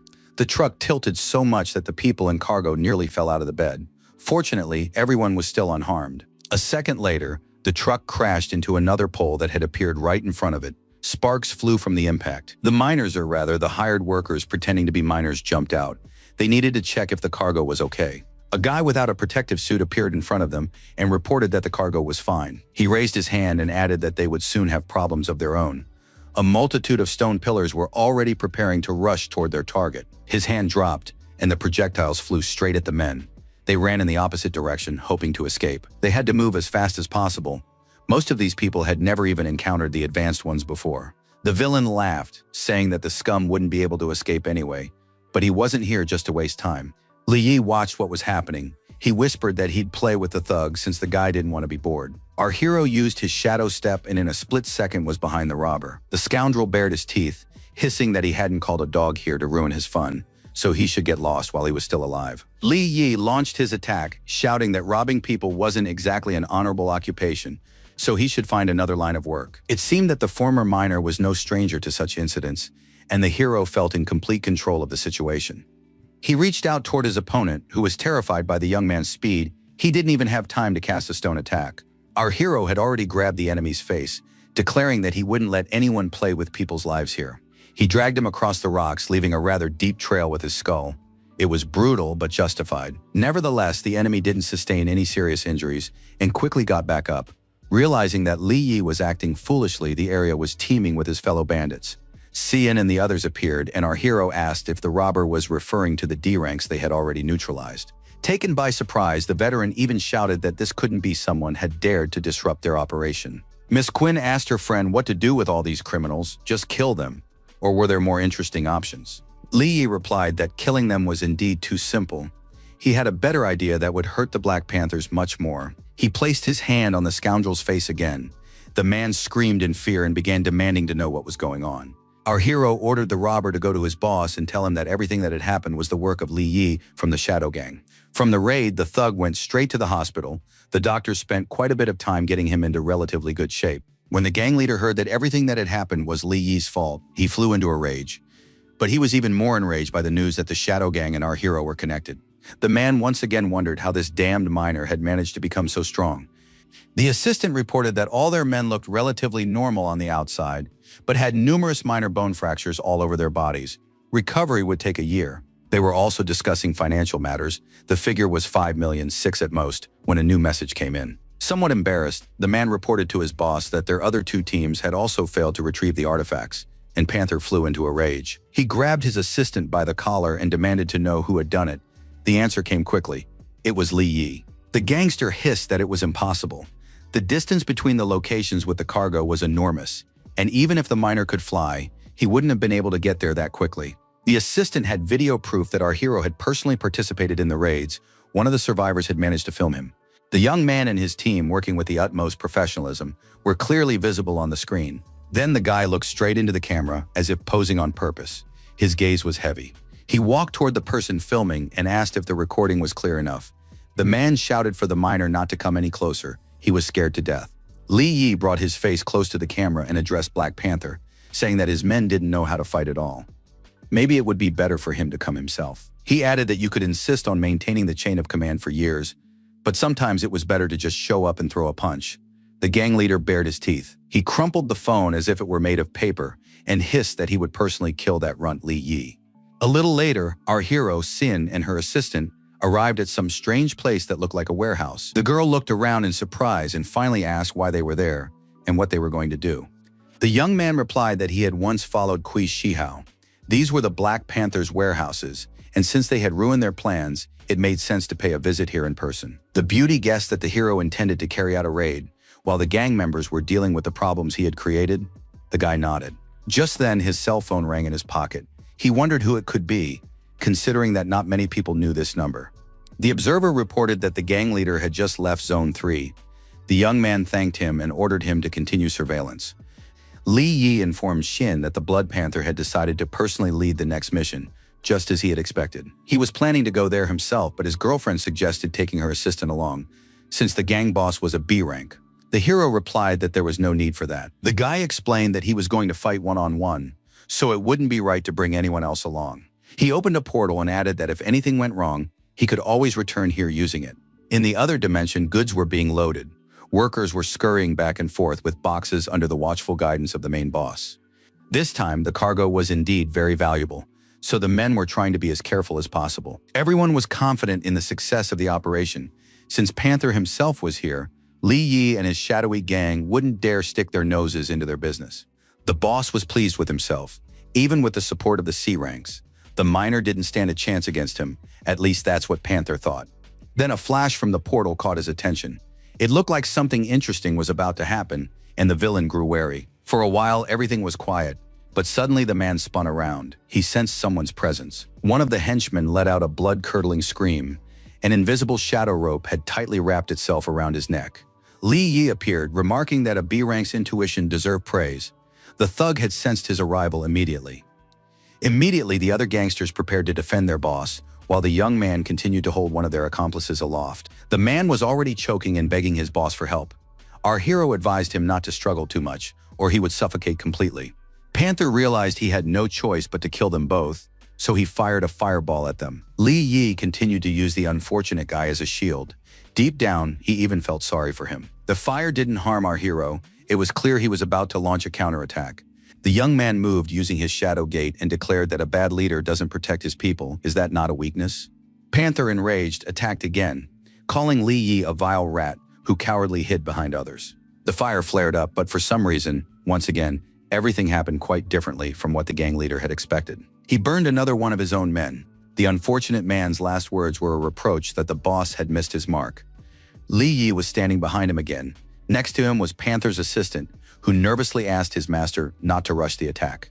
The man bared his teeth and hissed that if there was a chance to kill the insolent man, he wouldn't spare any of the lowly pawns. He activated a fire tornado with a shout, declaring that this time the miner would have nowhere to hide. The thugs and workers scattered in terror in all directions, trying to save their lives, while our hero stood calmly in place.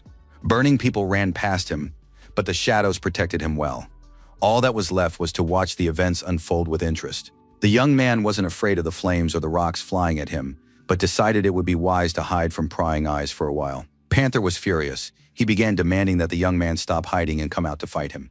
In reality, Li Yi understood perfectly well that he didn't stand much of a chance against a B-rank opponent, and the smartest thing to do right now would be to simply leave. He thought this would have a lasting effect on the enemy, especially if he returned a little later. After some time, the gang leader arrived at the very warehouses our heroes had visited a short while earlier. The staff just shrugged, reporting that there were C-ranks and Queen Xian among the robbers, and they couldn't do anything to stop them. Panther was furious and asked again if there really was absolutely nothing they could do. Without waiting for an answer, he simply burned the guard at fault. The man didn't even realize how it had happened. The gang leader only now realized where Li Yi had gotten so many helpers from. Xiao Shang's daughter was involved in the scheme. Let them not accuse him of cruelty now. It was time to settle the score, and the villain was furious. He summoned Kui Shihao and showed him the empty warehouses, declaring that it was all over. Everything he had was stolen. Hundreds of millions, if not more. The mustache man asked how he could help. If men were needed, he was ready to provide all his available fighters. But it wasn't that simple. Even if Qin Shaosheng left the city for some reason, they still couldn't lay a finger on his daughter. The man placed a hand on Panther's shoulder and asked him to wait until the experiment was over.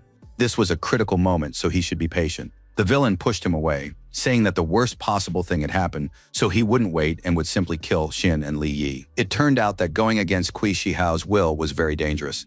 A look of fear crossed Panther's face. Behind his companion, a horde of monsters with burning eyes, resembling hellish creatures, appeared. The latter grinned menacingly and announced that if the gangster wanted to play with death, he wouldn't mind starting with him right now. The Black Panther's leader hadn't expected this.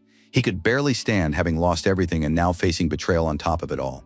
Shihao reiterated that they shouldn't let some money ruin their grand plan. As soon as the job was done, he would send men, and the entire Quinn family would cease to exist. The mustached man turned and headed for the exit. The gangster thought it was easy for him to say, since he wasn't the one who had lost everything he'd accumulated over the years. The man's eyes flashed with anger again, and he thought he could easily deal with Qin Xian without the NG group's involvement. The red car was speeding down the highway.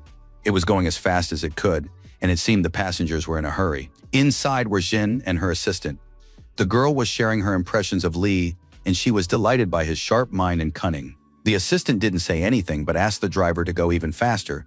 Miss Qin wanted to meet the guy as soon as possible, and the girl felt a little embarrassed. She asked Duanao where he'd gotten that idea, to which he replied that she'd woken up just an hour ago and had already mentioned the hero 24 times. Xin said she didn't have many friends, so she was feeling a little lonely. Just then, another car pulled up alongside them, and the assistant grew wary. He only had time to turn toward Miss Quinn and try to shield her with his arm, shouting at the driver to be careful. A bullet shattered the window, and the car swerved sharply to the side. Duan Ao barely managed to grab Xian so she wouldn't be thrown out. A huge truck crashed into another car. The one the heroine was riding in remained relatively intact, as the driver managed to react in time.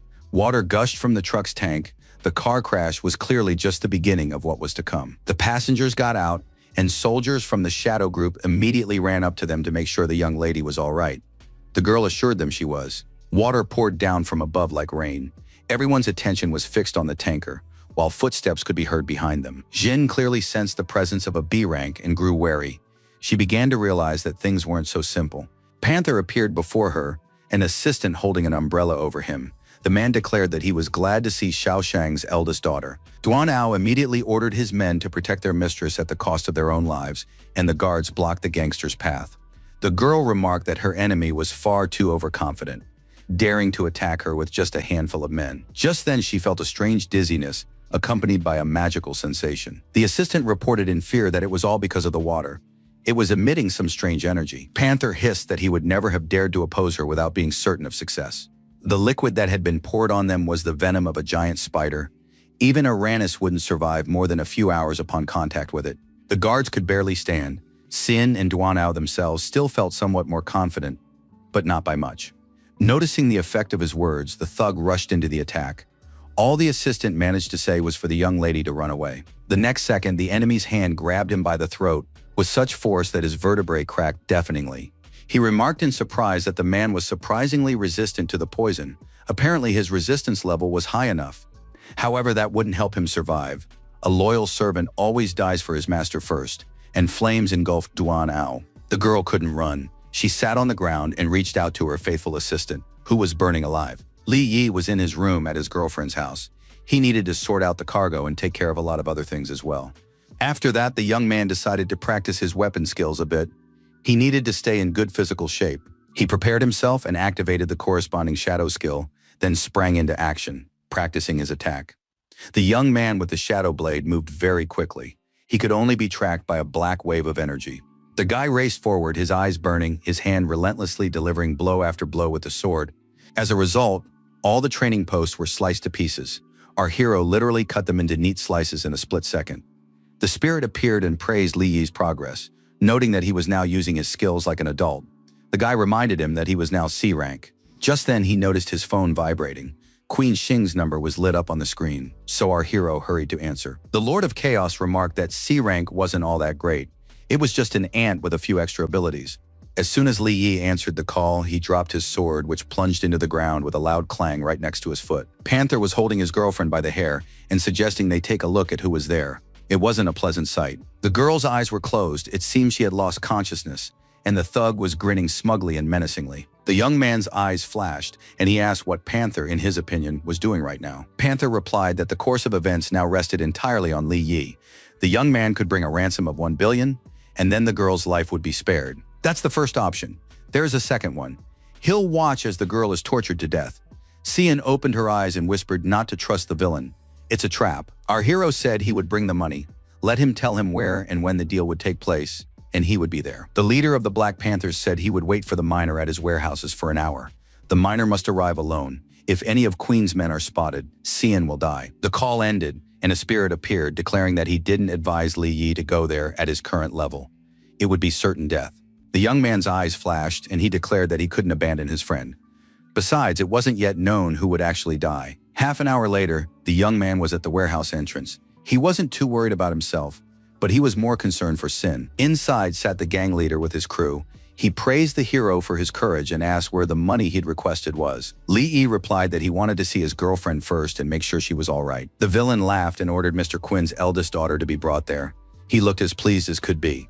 There was the sound of a motor and the grinding of a mechanism, and a crane with a hook appeared, to which a rope was tied. The young man looked at what was hanging from it and shuddered. What he saw made his heart race. Hanging from the rope, her wrists bound, was Qin Si-yin. She was clearly in pain from hanging for so long. Upon seeing Li Yi, the girl tried to scream and warn him of something, but her mouth was taped shut, and only her tone was discernible. The guy looked at her and signaled that he couldn't hear her. He gave the system the command to open the shadow vault. Instantly, thick wads of banknotes appeared before the Panther. Judging by their quantity, it really was 1 billion. The gangsters rushed to check if there was any trickery involved, after which they happily announced that the money was real. Our hero reminded them that since they had received what was promised, they were now obligated to release the captive. That was the deal. Panther stood up, saying that the only reason he hadn't killed the kid yet was because he hadn't seen the money. Was the boy really so naive as to think he could walk out of here alive? Li Yi reached forward and pressed a button on some device, saying he hadn't even thought of trusting the enemy's word. Bundles of cash glowed, sending yellow beams of energy shooting out in all directions. It looked as if an explosion was about to go off at any moment. And so it happened. Fortunately, the young man had already mastered the skill of a shadow sortie and slipped out of the blast zone just in time. When the flames died down and the smoke cleared, The gangsters began peering into the dust clouds, assuming that Li Yi had once again fled like a rat. That wasn't the case. The guy emerged from his ambush and nearly sliced Panther in half with his shadow sword. The Panther dodged and fired a fireball, shouting that these tricks wouldn't do Li Yi any good. Our hero looked at his enemy and reminded him that playing with fire is dangerous when everything around is filled with clouds of dust. He attacked again, and this time he almost hit his target. The thug had to strain to avoid being killed. An explosion rang out. This time it was the work of Panther. Xian was terrified that our hero might very well have died. The flames blazed brightly, illuminating the beauty's face, but she could think of nothing but whether Li Yi was alive or not. Suddenly, a shadow dagger severed the rope the girl was hanging from. She didn't see it, but she felt herself falling. Out of fear, the beauty closed her eyes tight, for landing in the epicenter of an explosion, blazing with fire, is not the most pleasant experience. That didn't happen, and Miss Quinn opened her eyes in surprise. It seemed the landing had been softer than it could have been. She was sitting in Li Yi's arms, who in turn was perched on the back of a dragon, or a creature very much like one. We know it was a wyvern. They were heading toward the portal. What was happening made the gang leader whistle in surprise. It seemed the kid had a couple of aces up his sleeve. The villain watched the boy go and hissed that all of this would be his sooner or later. An assistant approached and reported that more than half of their men were wounded. The boss shouted that it didn't matter. Everyone who could move should follow him. He couldn't let the enemies escape. Finding themselves in another dimension, the men ran toward the training tower. They didn't know what it was, but Li Yi headed straight for it. Xian asked the hero what they should do now. The beauty feared that the Black Panther's men would simply destroy everything there. The young man replied that everything was going according to plan. He wanted to use the gangsters to solve a couple of his own problems. He asked the girl to hide somewhere nearby with the wyvern, and he would take care of the rest. The guy jumped down, shouting that he'd be fine and not to worry about it. He ended up near the door. The spirit asked if Li Yi really wanted these people to help him clear the second level. The hero declared that nowhere was it stated that he had to do it alone. The Lord of Chaos praised the miner for his resourcefulness. The miner replied that without A-class protection, he couldn't handle those monsters. But now a chance had appeared. Just then, a burst of fire flew toward Li Yi, and he realized that the leader of the Black Panthers was already close. He needed to open the doors. So the young man did just that, noting that these guys were a bit impatient, but maybe that was for the best. The thugs continued to close in. They were certain that Li Yi now had nowhere to run from them. He had already started preparing to drag them inside, so he asked why on earth he should run away. Our hero explained that he had already freed Qin Xian and could now have a little fun and spend some time doing as he pleased. He looked his enemy straight in the eye and announced that now was the perfect time to dot all the I's. Panther began to laugh uncontrollably, exclaiming that the kid must have completely lost his mind to say such a thing. He told his men not to be afraid. Li Yi was alone, so they should deal with him first and then look for Xian. The villain promised that he would let his men give free rein to their emotions when they got their hands on the beauty. These words made our hero shudder. He caught himself thinking that he would never allow anything like that to happen. The guy replied to Panther that he wasn't as good at calculating dates and times as he was, but he could definitely say when these guys would die. He threw the doors to the second level wide open and ordered the monsters to step out a little to greet the guests, rather than rudely ignoring their arrival. A multitude of glowing eyes appeared from the darkness. The bandits slowed down a bit. They hadn't expected anything like this. There were snakes, a turtle, and a lava minotaur. All of them rushed toward the tasty little humans with joyful roars. The villains froze in surprise and fear. They had encountered monsters before, but they had never seen so many different kinds at once. Meanwhile, Li Yi leaped in huge bounds up over the monsters' heads, using them as a barrier between himself and his pursuers. The panther wanted to fire a fireball at the young man, but was forced to launch it at the humanoid that had suddenly appeared right there.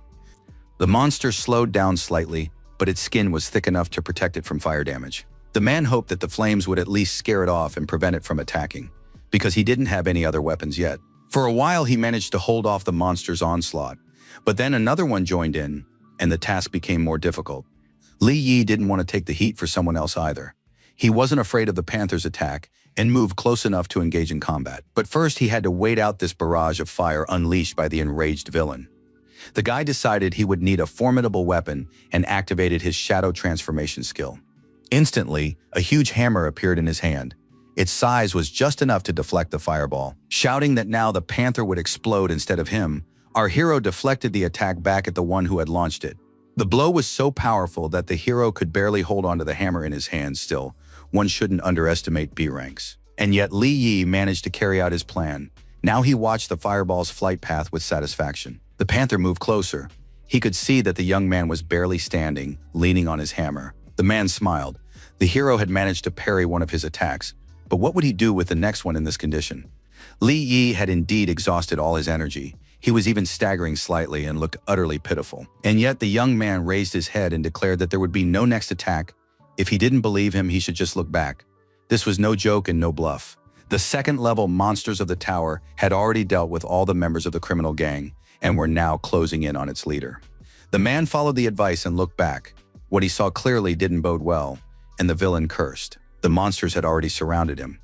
Li Yi, saying that he'd let his opponent play while he got the hell out of there, rushed toward the portal. Panther had no choice but to fight the monsters. He simply couldn't follow our hero. The guy had once again outmaneuvered the gangster. Shouting at the creatures to leave him alone immediately, the gang leader launched his signature fire attack. At least the flames definitely didn't have the best effect on the humanoid. The monster let out a piercing scream. It turned out that this monster had excellent regeneration. Almost immediately, the situation returned to its original state. Panther was furious like a demon. He roared that he would tear Li Yi to pieces the moment he came into view. Meanwhile, the young man, accompanied by the spirit, headed through the portal toward the second-level core.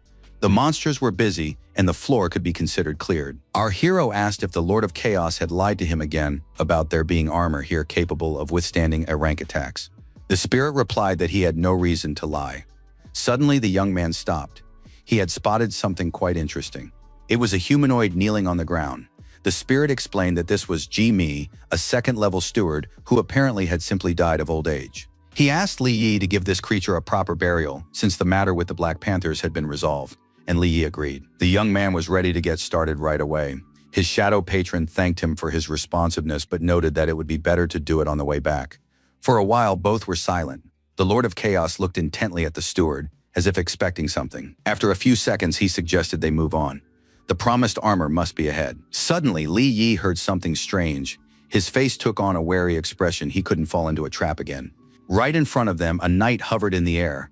His bright cloak fluttered dramatically in the wind like a banner. Our hero asked if this was the shadow armor the spirit had promised, and the spirit began to mumble something incoherent. The young man began to examine the armor, noting that it looked quite nice, not at all as ugly as he had expected. His shadow mentor thought it would be better to get armor of a higher level. But Li Yi had little chance of passing the third level without reliable protection and good preparation. Our hero immediately picked up on some hesitation in the spirit's voice and asked what was wrong. Perhaps something was amiss. The spirit replied that everything was fine, that he should just take his well-deserved reward. Li Yi asked why it was said so emotionally. Then, from beneath the helmet of the armor, a sound resembling a cough was heard. The young man could not believe his ears. Immediately afterward, an iron gauntlet clamped tightly around his neck, and a quiet voice said that it was glad to welcome the master. So many years had passed that it had already given up hope of a reunion. A system notification appeared stating that the young man had been attacked by the soul of a level B stranger possessing certain shadow skills. He never let go of the miner's throat, even though the Lord of Chaos spread his arms and joyfully greeted Uncle Ming. The masked spirit shouted that he never would have thought the great and invincible master would be parasitizing in the body of some C rank. Our hero's mentor ordered Yi Ming to stop. He didn't like this treatment one bit. He continued to choke Li Yi and slowly said that the Lord of Chaos no longer had the right to command him. Ming reminded him that his soul had fallen asleep in this armor so that the master would come and awaken it, not so that he would obey him. And all because only a pitiful fragment, a shard of a soul, had returned. So now he had no choice but to be reborn, using his tormentor's resources. Li Yi was gasping for breath. He realized that the vessel for the stranger's soul could be not only this armor, but also his own body if the Lord of Chaos were defeated. He mentally turned to his mentor and asked if he could defeat Ming if he allowed the spirit to fully take possession of his body. This suggestion surprised the Lord, who asked if the boy wasn't afraid that he would use this opportunity to completely subjugate him. Li Yi noted that this was no time for jokes, thinking to himself that if the spirit could do that, it would have done so long ago. It seemed everything was leading to the master having to fight Ming, even though he didn't want to get involved in this confrontation. Finally, he made up his mind and possessed the boy's body, shouting that since that was the case, he simply had to do it. Our hero's face changed, becoming more determined and fierce, and a shadow energy appeared in his eyes. Immediately, this energy spread far beyond the body, which in a single second became much stronger and more resilient, flinging the armor backward. Ming laughed, saying it was a futile endeavor. In this frail body, the spirit would not be as powerful as before. Its maximum level was now a rank. The entropy skill activated, and our hero announced in the Lord's voice that even a rank strength would be enough to teach the insolent one a lesson. The shadow field activated, and fragments of stone formed by the energy release flew into the armor. The shadow realm, fully under the control of Li Yi and his temporary host, rejoiced. This was the second shadow level. Ming smirked. The master's powers were indeed incomparable to the past. He had long since taught him how to counter such attacks. Saying that he had more than one surprise in store, our hero sent a whole swarm of shadow swords at the enemy. The enemy shouted that this didn't scare him because he could always dodge, even when the blades were too numerous to count. The knight himself possessed the third shadow level. He swung his sword, realizing that this body wouldn't withstand the blow. The spirit used Shadow Walk and simply vanished before his former student's attack could land. He moved behind him with the intention of attacking before Ming could turn around. The latter looked back, asking what kind of skill this was. He had never encountered anything like it before, and there was wariness in his gaze. Li Yi attacked, but the stranger's soul managed to defend itself with a sword. The blade rang out from the blow but remained intact. A whole series of blows followed. The opponents fought with their swords, and Ming noted with satisfaction that the spirit was running out of strength. The spirit mentally addressed our hero and asked if he could hold out any longer. The young man assured him he could, that everything was fine, and they could continue. Then the Lord of Chaos delivered another series of blows. The enemy laughed, saying that even armor couldn't be pierced like that. The level was too low. He hadn't finished speaking when the spirit pushed off the ground and soared high into the air, as swift as lightning. The Lord of Chaos shouted that in that case he would simply shake Ming out of his armor, leaving him defenseless. The blow was so powerful that cracks appeared in the ground beneath the knight's feet, but he still managed to block it with his blade. A quiet standoff began, with each opponent using their own resources to the fullest, and the result was not long in coming. Under the onslaught of the master's fist, his former student's sword shattered into pieces. Without wasting a precious moment, our hero attacked again. This time the blow landed on the torso, but the knight defended himself with his gauntlets. The Lord of Chaos did not stop there, and shouting that he needed to add just a little more, struck again, knocking the soul out of the armor. This was exactly the result he had been aiming for. The spirit smiled. Now, there was no way he could let his former apprentice return. The master called out to Li Yi, who replied that he was fine. The Lord of Chaos knew that wasn't true. If the battle continued, the boy's soul and body might not withstand the high energies and burn out. Somehow the armor remained alive. Apparently the stranger's soul could split. He announced with a smile that he simply couldn't pass up such an opportunity. He burst into a deafening laugh, striking a theatrical pose. The former mentor asked when Ming had managed to become so vile. The enemy's attack was very powerful. Li Yi's face contorted in pain after the blow, and he barely managed to stay on his feet. The knight's fist was already very close. With a smirk, he declared that she shouldn't blame him for her own weakness. This attack was even more successful, and the spirit could not withstand it. Staggering, it began to slowly fall backward. The Lord of Chaos was forced to temporarily leave the young man's body to give him a chance to rest and recover a bit. He struck Ming, saying he had simply been waiting for the right moment. Ming was sent flying, landing upside down. Nevertheless, he also unleashed an energy strike. This counterattack did not go unanswered. The spirit shook, and a shadow rope wrapped itself around his neck. The master whispered that he never thought he would be bitten by the dog he had raised. It was a sad sight. Nevertheless, only the chosen few are capable of defeating a mentor. The Lord of Chaos rose above Ming and announced that he could now regain his former power. Li Yi slowly came to his senses. He began to gather shadow energy, and his spirit slowly approached. A new coil of shadow ropes immobilized his patron. Our hero suggested using it again but received a negative response. The body wouldn't hold out. Ming was extremely pleased with himself and declared that he would take the place once held by his master. The latter shouted at the young man to run away. He couldn't use his powers to help our hero, but he also didn't want his soul to be consumed while his body fell into the hands of a villain.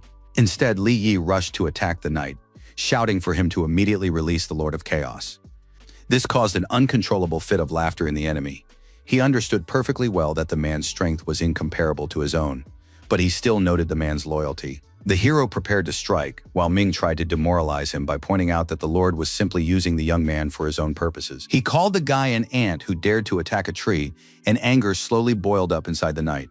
Ming summoned a surge of energy and simply hurled our hero as far back as possible. He landed on the rocks, sending debris flying in all directions. Blood gushed from his mouth like a fountain from the blow. Li Yi had never before taken such heavy damage in a single strike.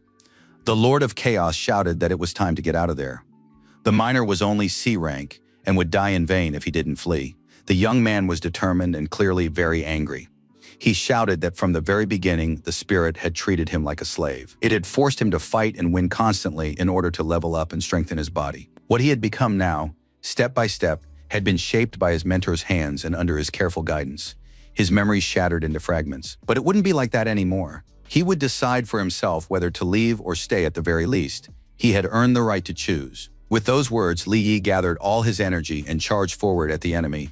It seemed a new plan of action had taken shape in his mind. The hero shouted that his first move would be to absorb as much shadow energy as possible, which the enemy had in abundance, allowing him to deal with Ming first and then with Panther. This amused the lost soul, who declared that the boy's body simply wouldn't hold up.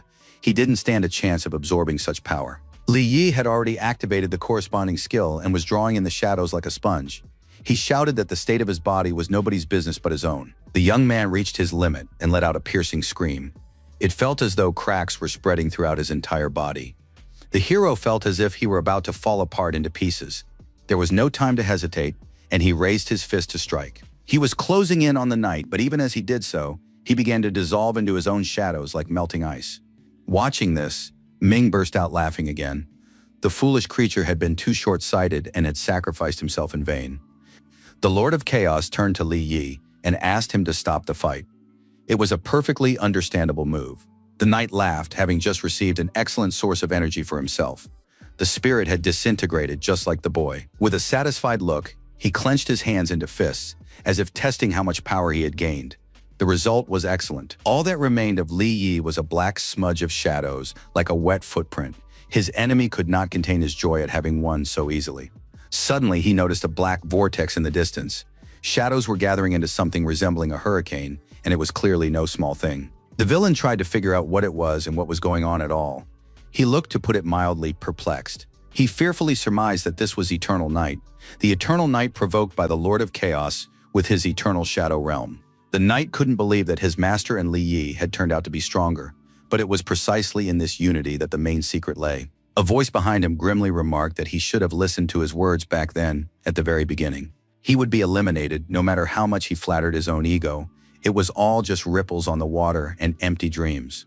The Lord of Chaos reconnected with our hero, and now he was full of energy. A whirlwind swept his opponent away. The opponent didn't even try to resist, realizing that it would be futile in this situation. He looked up the guy's stats and was stunned to see that he had reached the 3rd level of shadow manipulation and was now capable of creating a domain, manipulating energy, and devouring souls. How some C rank could surpass him in the art of shadow manipulation was completely baffling. But the opponent was stunned. He realized where this colossal shadow energy had come from. The souls trapped in this world had been absorbed by the spirit within Li Yi's body, or perhaps by the young man himself. Now it was clear where such strength and power came from. Fighting was completely useless, and the knight recoiled. The opponent pointed a hand at him and asked what a lost soul would do without this armor.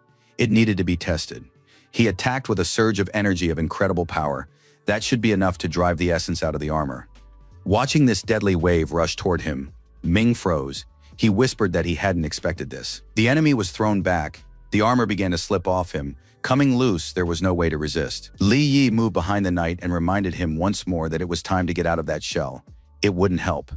He struck again. The knight screamed, realizing that this was the end of it all. Not only had he failed to rise to greatness, but he was about to die. The next attack was not long in coming. There was an explosion and something heavy fell to the ground.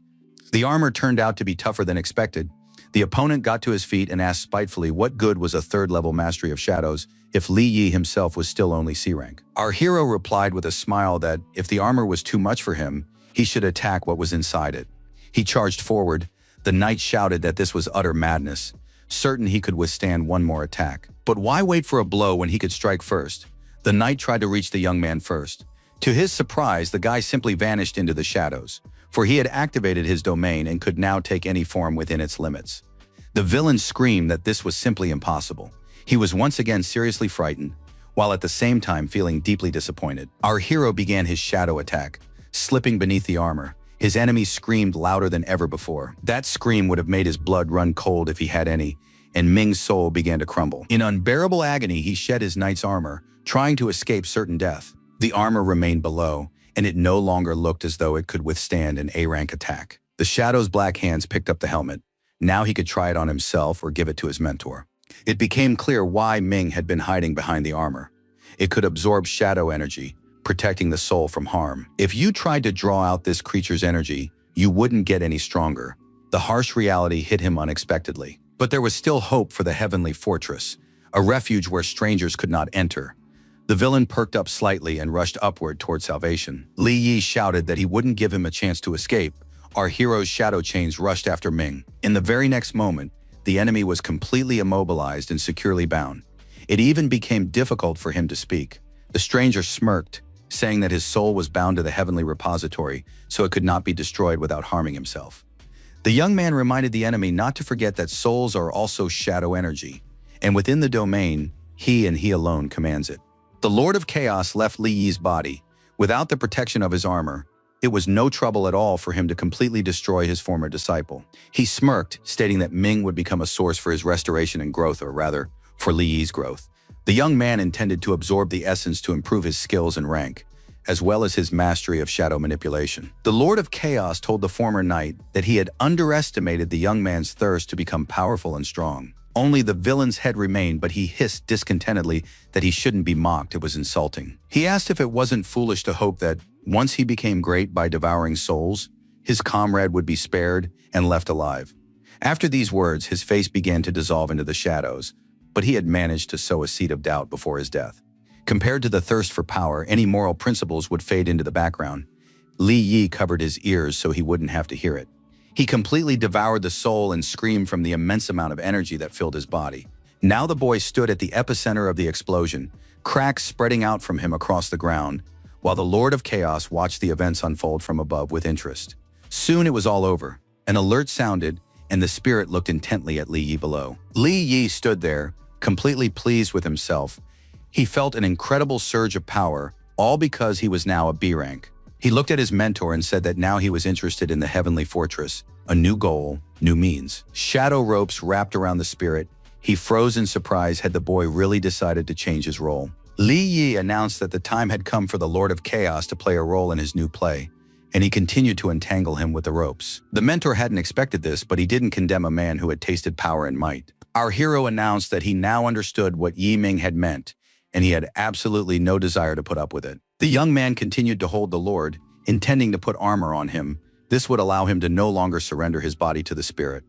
Our hero said he had seen through his true nature. It was utter darkness. If he had absorbed that energy, he would have definitely suffered from diarrhea. The armor began to reassemble around the spirit. He froze, realizing that this outcome wasn't so bad for him. After all, the armor could withstand even an A-rank attack. Now, under Li Yi's control and the influence of his entropy skill within the domain, the Lord had become a new being. His body was the armor, and the creature had attained a rank while retaining its skills. The young man allowed himself to joke that his mentor now looked far too gloomy and sullen. He added that the armor was huge and ugly anyway, so he would never have worn it, and that the Lord shouldn't thank him too much for the gift. On the second level of the tower, the bandits continued to fight the monsters. One of the guys fell victim to a snake and begged the boss for help. The boss replied that he would end the suffering of both the man and the monster in an instant, preparing another fire attack. The unfortunate thug realized he was doomed and screamed in terror, but that didn't stop Panther from attacking. The man turned and walked away, saying that such trash didn't deserve to be saved. Just then, he heard footsteps behind him. He didn't want to look back, so the leader of the Black Panthers simply glanced over his shoulder. Li Yi slowly walked toward the enemy. He noticed that the B rank had done his job well, neutralizing the monsters as expected. The gangster's face twisted with rage. He uttered our hero's name with hatred, and it was clear that an attempt at revenge was about to be made. The Panther leaped upward, launching his attack. He had already enveloped his fist in flame, but the young man didn't even try to dodge. Eyes full of shadow energy flashed from beneath the helmet. It seemed the Lord of Chaos wanted to test his limits. A single glance was enough to send the man flying back several meters, and the fire went out completely. Panther managed to stop himself, but he lacked the resolve to attack again. He realized he was facing an A rank. The entire second-floor landing was littered with the bodies of his gang members. But this didn't faze the leader in the least. He cared only about his own life. Li Yi alone posed no threat. but now he was accompanied by a stronger warrior. The young man asked if it wasn't time to pay for the bullying. The young man pointed at the spirit in armor and said that guys of his level were now just a warm-up for him. This insulted Panther. No one had ever dared to speak to him that way before. He was the main threat here, not some kid to warm up with. Li Yi added that he could immobilize his opponent to start with. A real battle wasn't on the cards anyway. After these words, our hero activated his shadow domain. He was eager to demonstrate his new abilities to the enemy. Panther prepared his signature flame attack. Declaring that these cheap tricks wouldn't work on him, the miner was still D rank, no matter what he said. The guy replied that his claim was untrue and lunged forward. He struck the thug in the solar plexus with a fist empowered by shadow energy. The man's eyes bulged from their sockets in pain. The villain quickly got to his feet, but the young man was already rushing toward him with his fist ready for another strike. The leader of the Black Panthers hissed through clenched teeth that no one dared look down on him, but Li Yi was already superior, if only physically. His face remained completely impassive. Only the flashes of energy in his eyes betrayed the colossal power the hero intended to pour into the attack. They collided in a terrifying confrontation, streams of shadow energy and flame battling each other just as fiercely as the opponents themselves. An explosion rang out. Panther was sent flying to the side. The stone floor shattered into pieces, and everything was engulfed in smoke. Nevertheless, he quickly got back up and asked in surprise, "Since when did you become a B rank, and how did you manage it?" "Our powers are equal." Li Yi replied that it was all thanks to his own efforts. The gangster had brought about this rapid rise in his status through his own actions, step by step. The enemy didn't care about anything. They were consumed by the desire to kill the young man, so even the fact that he had leveled up was no obstacle to their goal. Shouting that he didn't care that the kid was now B rank, the man lunged at him with his fists. He shouted that he was strong enough to take care of Li Yi, but the latter simply dodged and now watched to see what would happen next. An elbow strike followed, but the young man blocked it without much trouble, remaining just as unflappable. The Lord of Chaos reminded him that inside the domain, it wasn't necessary to expend his own energy. He suggested trying to control the energy around them. Li Yi nodded, and Panther had already managed to whip up a new whirlwind of flame. The spirit suggested using the enemy's power against him, such as the very essence of shadows. But our hero had to figure out how to do it on his own. The right solution came to mind completely unexpectedly, and our hero smiled, realizing he now understood. He added with a laugh that he had never taken the Lord of Chaos seriously as a teacher. Perhaps he should have. Meanwhile, Panther attacked again with fire, saying that he shouldn't think of himself as a genius. The kid wouldn't be able to learn to fly anyway. Li Yi began to command the surrounding energy and gather it around himself. It was mostly shadow energy, but the flames obeyed as well. The stream split into neat spheres, none of which harmed the young man. His opponent's mouth fell open in surprise. He had never seen anything like this in his life. Enveloped in a whirlwind of shadows, the young man felt immense pleasure. He felt almost omnipotent, a very pleasant sensation. It turned out the hero was preparing a counterattack. A second later, his shadow projectile was already hurtling toward the Panther. Still, the man was a B rank, so he managed to dodge it. But it must be noted that he was scared out of his wits. With a single flick of his wrist, Li Yi adjusted the trajectory of the energy stream and simply swept the thug aside. The thug decided there had been a mistake, so he praised him for his excellent resources and appalling aim. The fireball was already ready. Twisting shadow ropes with his hand, our hero replied that it wasn't a matter of accuracy, but rather that in trying to dodge, the opponent had let his guard down. The guy shouted that the last move was only necessary so that his fist could meet the enemy's face as quickly as possible, after which he attacked, and another explosion rang out. The flames died out instantly, but the shadows continued to swirl around the young man. His opponent had been knocked off his feet, unable to withstand the blow, and yet the man got back up. He was curious as to how such a thing was even possible, since their levels should be roughly equal. Despite the fact that the young man was expending energy and using his skills, he wasn't growing weaker. It was as if he'd found an eternal source of energy.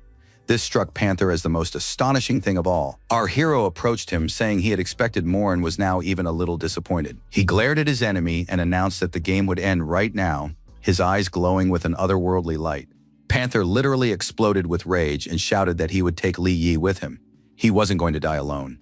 Our hero said nothing in reply, simply raising his hand and beginning to gather shadows to carry out what he had to do. He attacked with his sword and moved with relentless speed, landing multiple strikes. His opponent fought to the limit of his abilities. He wasn't going to give up without a fight. A fight can go on for a long time, but not when you're left without arms. Li Yi had deprived the thug of the ability to continue. The man froze. The realization of what had happened didn't sink in immediately. In his shock, he didn't even have time to scream. He simply stared at his severed limbs, realizing that there was nothing more he could do. It was all over. The leader of the Black Panthers gang listened to our hero's footsteps, which were getting closer and closer. Finally, the tip of the blade pressed against the base of the enemy's skull. This meant only one thing. He could not escape now. The man exclaimed that the young man had proven stronger, so he shouldn't hesitate and should just kill him. The miner remained silent. When he spoke, he asked why the panther now wanted to die, since just a moment ago he had been certain of his victory. Holding the dagger to his opponent's throat, our hero said that death would be too easy an outcome for him. Alive, he could be of far greater use. The Lord of Chaos asked why Li Yi needed this man alive. He replied that it was for one purpose only, to obtain more information about Kui Shihao. Hearing this, the villain declared that he would not tell the young man anything, even under threat of death. It was clear that these were not empty words. Our hero said he understood, but that Qin Shaoshang would likely find a way to make him talk. Hearing this, Panther flinched, then shouted that the young man simply had to let him go. Kui Shihao in the NG group wouldn't let Li Yi go unpunished. Not wanting to hear this, the miner snapped his fingers and sealed the villain's mouth with a dense stream of shadows. He told the thug not to worry. Even if the enemies didn't come for him, he would come for them anyway. The Lord of Chaos said he could help the young man deal with the NG group's A-rankers. He could consider it a return gift for the armor. Li Yi replied that nothing could be done until he was certain that Ning Donghao was also involved in the experiment. Our hero turned and headed for the exit, adding that when it came to this place, it was best to rely only on himself. This was a personal matter. Military vehicles and soldiers began moving through the city. Despite the rainy weather, everyone was operating as efficiently as possible. Ning Donghao asked the mayor what was causing all this, but the mayor couldn't answer. He had no information. The man knew only that troops were converging on the main square from all the surrounding districts. Perhaps Xiao Shang would clarify the situation. He had a wide network of informants. The mayor turned to Mr. Quinn, who replied that Sheen had taken Panther hostage today. She was unharmed and the criminal had already been dealt with, but they needed to keep their dogs on a tight leash. The man slammed his hand down on the armrest so hard that sparks flew, then stood up. He nervously stated that under these circumstances, he had no way of knowing what was happening with the army and the military. Queen Xian's father approached Ning Donghao and asked how he could explain that he had no control over his own men. If the head of the NG groups lacks the skill to train them, then President Qin knows how to fix everything and can do it for him. Erang was clearly not pleased with what he heard and asked President Qin how he was to understand this. Xiaoshang snorted and remarked that it would be better for a high-ranking official to know nothing at all about his subordinates' dirty dealings. Otherwise, he would have to deal with him as well. Ning Donghao immediately began gathering his energy and angrily asked if Mr. Quinn was overestimating his capabilities. Quinn replied that this could be put to the test. Another man entered the room saying he felt relieved to see them so active. It was the region's supreme commander. He added that their enthusiasm would come in handy given what was happening in the city and the danger looming over them. They entered the conference room and took their seats. The military officer announced that the reason everyone had been summoned was very important. The man raised his hand and ordered his assistant to explain the details. The assistant nodded readily. All the A-rankers present had taken part in the battle against the monsters from the second-level rift 10 years ago. There was no need to explain to them what A and S-class monsters were. The assistant added that he would not remind the battle participants of the full power and danger they had faced back then. The reasons why this rift appeared and then disappeared on its own have not yet been determined. Nevertheless, their organization has been monitoring radiation fluctuations at the site where it all happened all this time. 5 years ago, noticeable spikes began again. Now at their peak, they reached levels seen a decade ago. All three A ranks looked at the assistant with concern. Each knew full well what this might mean. The mayor asked General Hong to voice the assumption that could be made based on what had been presented. The man replied that everything pointed to the city of Haicheng soon having to relive its past experience. He clasped his hands and concluded that the opening of a rift into the second dimension was a matter of mere hours. For some reason, upon hearing these words, one of those present imagined not monsters, but spirits we won't reveal who exactly just yet. Everyone went outside. They needed to prepare for the coming catastrophe. If the rift did indeed open, they would have to act quickly. Before getting into the car, the general promised that the army would do everything possible, but he hoped that the three main families would put aside their feuds and unite in the fight against the catastrophe. Queen replied that he wouldn't mind if certain people weren't pulling their sneaky tricks behind his back. Hong replied that the situation was tense, and if anyone failed to rise to the occasion due to personal ambitions, extreme measures would be taken. He personally asked Qin Shaoshang to lend a hand and put past grievances aside. Chin had no choice but to agree. Both men got into the car and drove off. The mayor and Ning Donghao stayed behind to begin preparations on the spot. It seemed they had been indirectly hinted that Shaoshang and the military were working together. It remained to be seen what the consequences might be.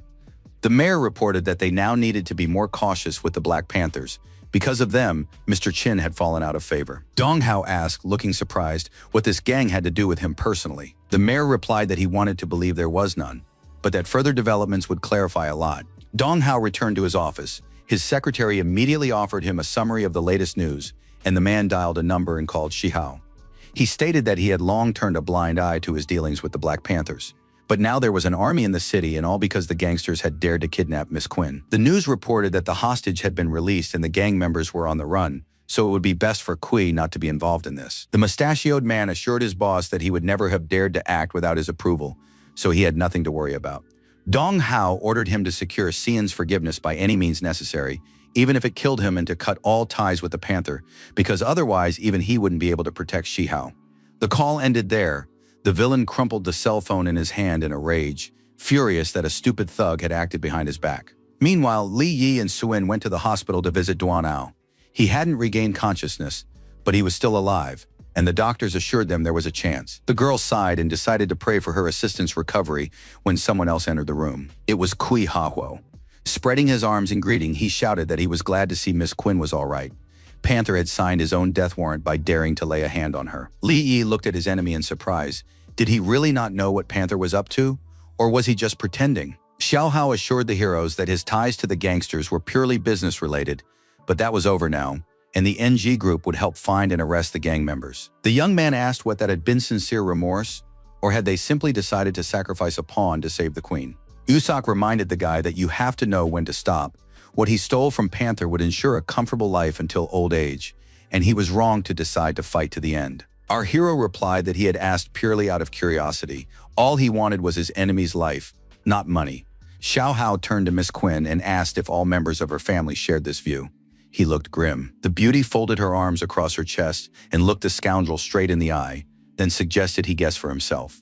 The man muttered that in that case they had nothing more to discuss, and turned to leave. As he left, the villain told Li Yi not to forget that he was part of the NG group, so without proof, no one would dare touch him. Shakhtar remarked that in that case he'd better pray the Panther's men didn't find him, or else he'd be in for a rough time. The man hissed that it all depended on how you looked at it.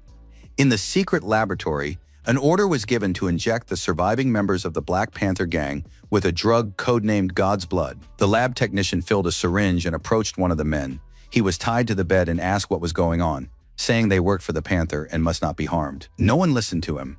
The needle went straight into his vein, and soon the syringe was empty. His resistance had been in vain. The transformation began instantly. The gangster's face contorted, but not just with a grimace of pain, it was literally changing before their eyes. His body, too, filled with energy and began to grow.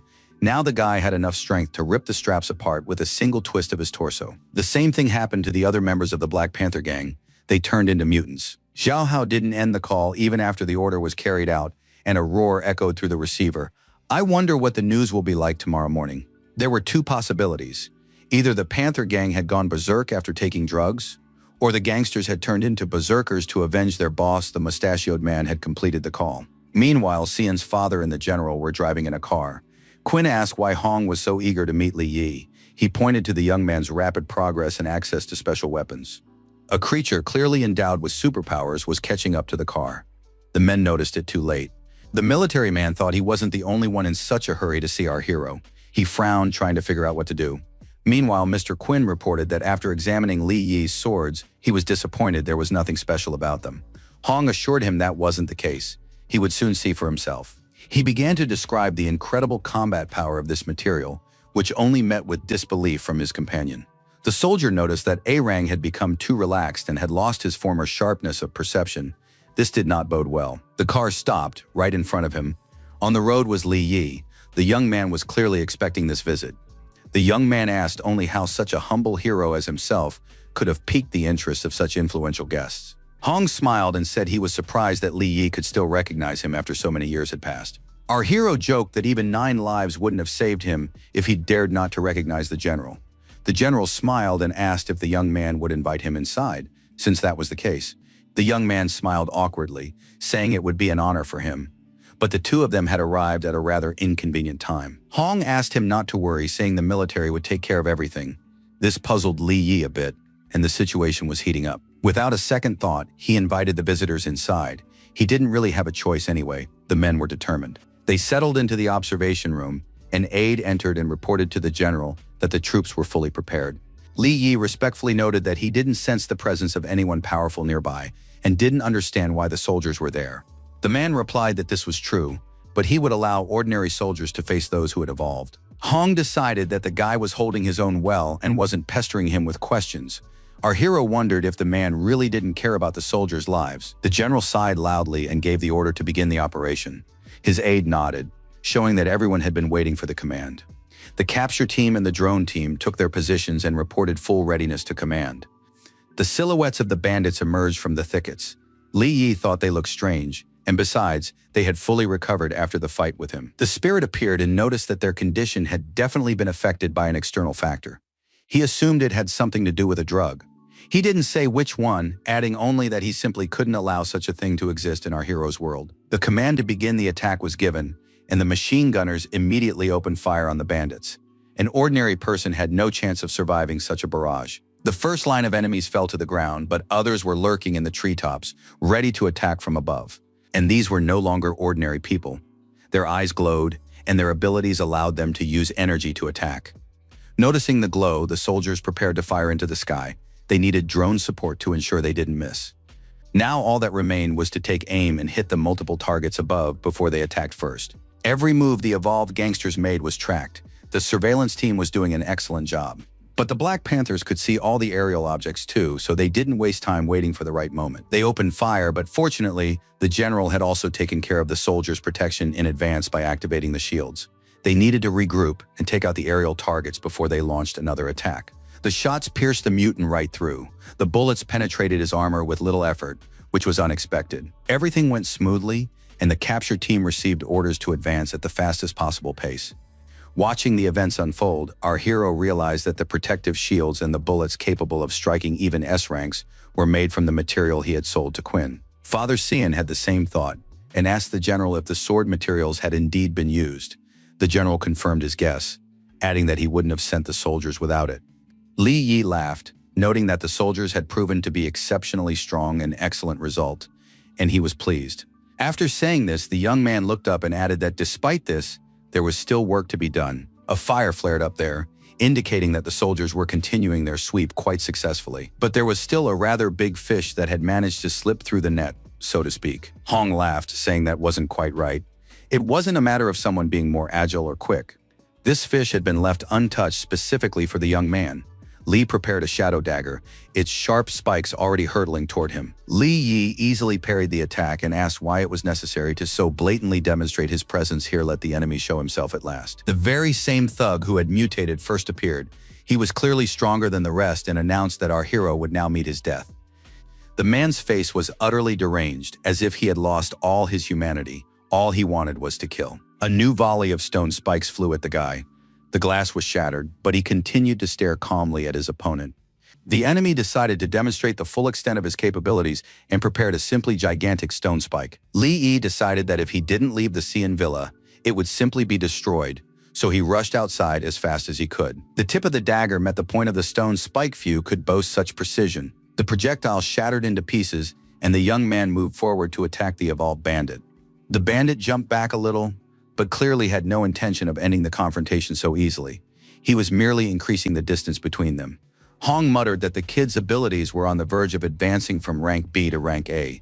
Quinn snorted that they shouldn't be overestimated. The general remarked that if he didn't believe his words, he should believe his own eyes. Li Yi wasn't even fighting at full strength. To defend himself, the mutant used a stone shield. Everyone was curious to see if it would help him survive the attack. It turned out that our hero had no trouble shattering such a defense in a split second. Shards flew around like hail. The young man pushed his opponent back. He was surprised at how the other had managed to level up to B rank, apparently. He knew some excellent potions. The other guy didn't answer. Instead, he knocked the young man back to a safe distance, saying that he would kill him anyway. Li Yi got to his feet, deciding that it looked as though the thug had finally lost his mind, since it was clear their strengths were unequal. The man continued to show off, spreading his flame-engulfed arms wide, and he cackled so menacingly that everyone felt uneasy. Shouting that he was no longer human, the mutant began to turn his entire body to stone, not realizing that this would not make him any less vulnerable. He grew several times larger and loomed over our hero, but the latter simply realized that in that case there was no need to let the enemy live. At the last moment, Li Yi thought it best not to reveal his full power in front of those two A ranks. The enemy had already raised his fist to strike. Deciding that the power of the first level of the art of shadow control would be enough, the young man summoned the corresponding blade. Within seconds, all that remained of the thug was a pile of scattered stones. He had been left completely vulnerable. The general and Mr. Quinn approached, saying that they had thought the information about Li Yi's abilities was exaggerated, but in reality, his capabilities were far greater. The young man looked back and asked the general if they hadn't come here themselves to help him deal with these minions. Hong replied that he wanted to demonstrate the capabilities of weapons made from that material and asked for more to be procured. The hero pointed out that they had samples, so why not synthesize the substance themselves? The man explained that it would take time. The general added that he couldn't say much, but a second-level rift might appear in the city area. Given their current level of training, they wouldn't be able to handle this threat on their own. Li Yi's eyes flashed. The fact was that the young man could sense the Lord of Chaos beginning to grow angry at the mere mention of a rift. General Hong placed his gloved hand on the young man's shoulder. It seemed he was about to ask for a favor. The man explained that they would be unable to prevent a catastrophic loss of civilian lives unless they obtained the materials immediately and manufactured armor and ammunition. Li Yi promised to try to procure weapons within 3 days, but he couldn't make any guarantees, especially regarding the quantity. Hong promised to reward our hero handsomely. It seemed he was trying to seize any opportunity. The man couldn't offer the young man money, but instead wanted to promise him a position in the army. Alternatively, he could marry Xian and receive shares in the Queen Group. The latter offer did not please our hero. These words provoked a wave of anger from the girl's father, so Li Yi simply replied that it was his duty to protect the city. The rest was unnecessary. Hong was surprised since the offer was very good, to which the young man replied that he would sort out his personal life without outside help. The spirit in the training tower couldn't settle down at the thought of a second rift from another world that might appear. He realized that the bandits had been infected with the blood of the god serum. It was no surprise that these people were on the verge of opening a rift. The Lord of Chaos's distress did not go unnoticed, and Li Yi immediately asked what was wrong with him. The Shadow Mentor explained that such matters were no joke. If he wanted to stay alive, he should flee from here as far and as fast as possible. The young man asked what the rift could possibly hold that would require fleeing. He was puzzled by the spirit's words. The Lord of Chaos informed him that, first and foremost, there were countless A-rank beasts and monsters there. Then he looked the hero straight in the eye and added that there would be no fewer S-rank creatures there. The city's military department's temporary base was quite large, and the events unfolding there were not public knowledge. Upon arrival, General Hong asked Quinn not to interfere in the conflict with the Black Panthers, leaving the matter to the military. The man asked in surprise what he should do then, wondering what matter could be more serious right now. The reply was that the murder of Li Yi's parents and the escalation of the situation were now closely linked. They needed to find out why, as the NG group was clearly involved. We also need to find out what drug the gang members took. There's a possibility that all these events are closely connected. The Panther was walking alone. Soldiers were carrying his slain comrades on stretchers. Hong hesitated for a moment, searching for the right words. If Ning Donghao is indeed involved here, it's better to act covertly while the military remains in the open. The general added that he could also use this cover to motivate Li Yi to do the military a favor. Meanwhile, our hero was in the training tower. He was curious how much his abilities would increase if he cleared the 3rd level. The spirit replied that clearing the level would be difficult even for an A rank, and since the boy was only a B rank so far, he would need to use weapons. The hero asked how many swords he could obtain there. The Lord of Chaos replied that if Li Yi was wondering whether these weapons could save humanity, then yes, their number was practically limitless. The information fully satisfied the young man, and he headed for the entrance, declaring that in that case there was no point in wasting time. The Shadow Mentor was in no hurry to follow him, and our hero looked back, asking what was wrong. The mentor replied that before entering the 3rd level of the training tower, there was something he needed to know. The Lord of Chaos explained that he had already spoken of another dimension, a prison larger than the human world, which also had 3 levels. The outer level, the one where the portals from here lead, is inhabited by B-rank monsters and lower. Beyond that lies the level of A and S-rank monsters, and at the core, inside, are the monarchs and gate masters. The Shadow Clan guards this prison to ensure the prisoners cannot escape. That is their primary mission. Li Yi asked if everything is really as the spirit says. Why do rifts and portals to this prison appear? The Lord replied that there was a traitor among his clan of entropic silence of shadows. It was his doing. He joined forces with the prisoners of the core and started a rebellion, the consequences of which are still being felt to this day. The goal was to break through the passage into the human world, to seize it, and to live as they pleased. Realizing he was unable to stop the rebellion, the Lord of Chaos decided to seal the passage and thus thwart the enemy's plans. But millions of years passed, and the energy sealing the portals began to weaken. The seal was no longer as strong. The young man realized that this explained the appearance of the cracks, but he couldn't understand the connection to the third level of the training tower. The spirit explained that once Li Yi passed the trials, he would become a participant in the entropic silence of shadows and thus a target and enemy to all creatures of the other dimension. The young man fell into thought. He was pleased that his mentor was concerned about this, but whether that meant he was entirely on his side was a big question. But until he passed the level, our hero remained powerless against the core creatures. At least, that was what he had decided. So he would simply have to stand aside and watch as monsters destroyed his city and people perished. The spirit remained silent, so Li Yi announced that he was heading to the third level immediately, no matter what awaited him there. He may not be a saint, but he won't sit idly by while a threat hangs over humanity. Better to die than to be idle. The Lord of Chaos's eyes flashed and he sighed heavily. On the whole, he supported the young man's stance. He announced that he would go there right away as well.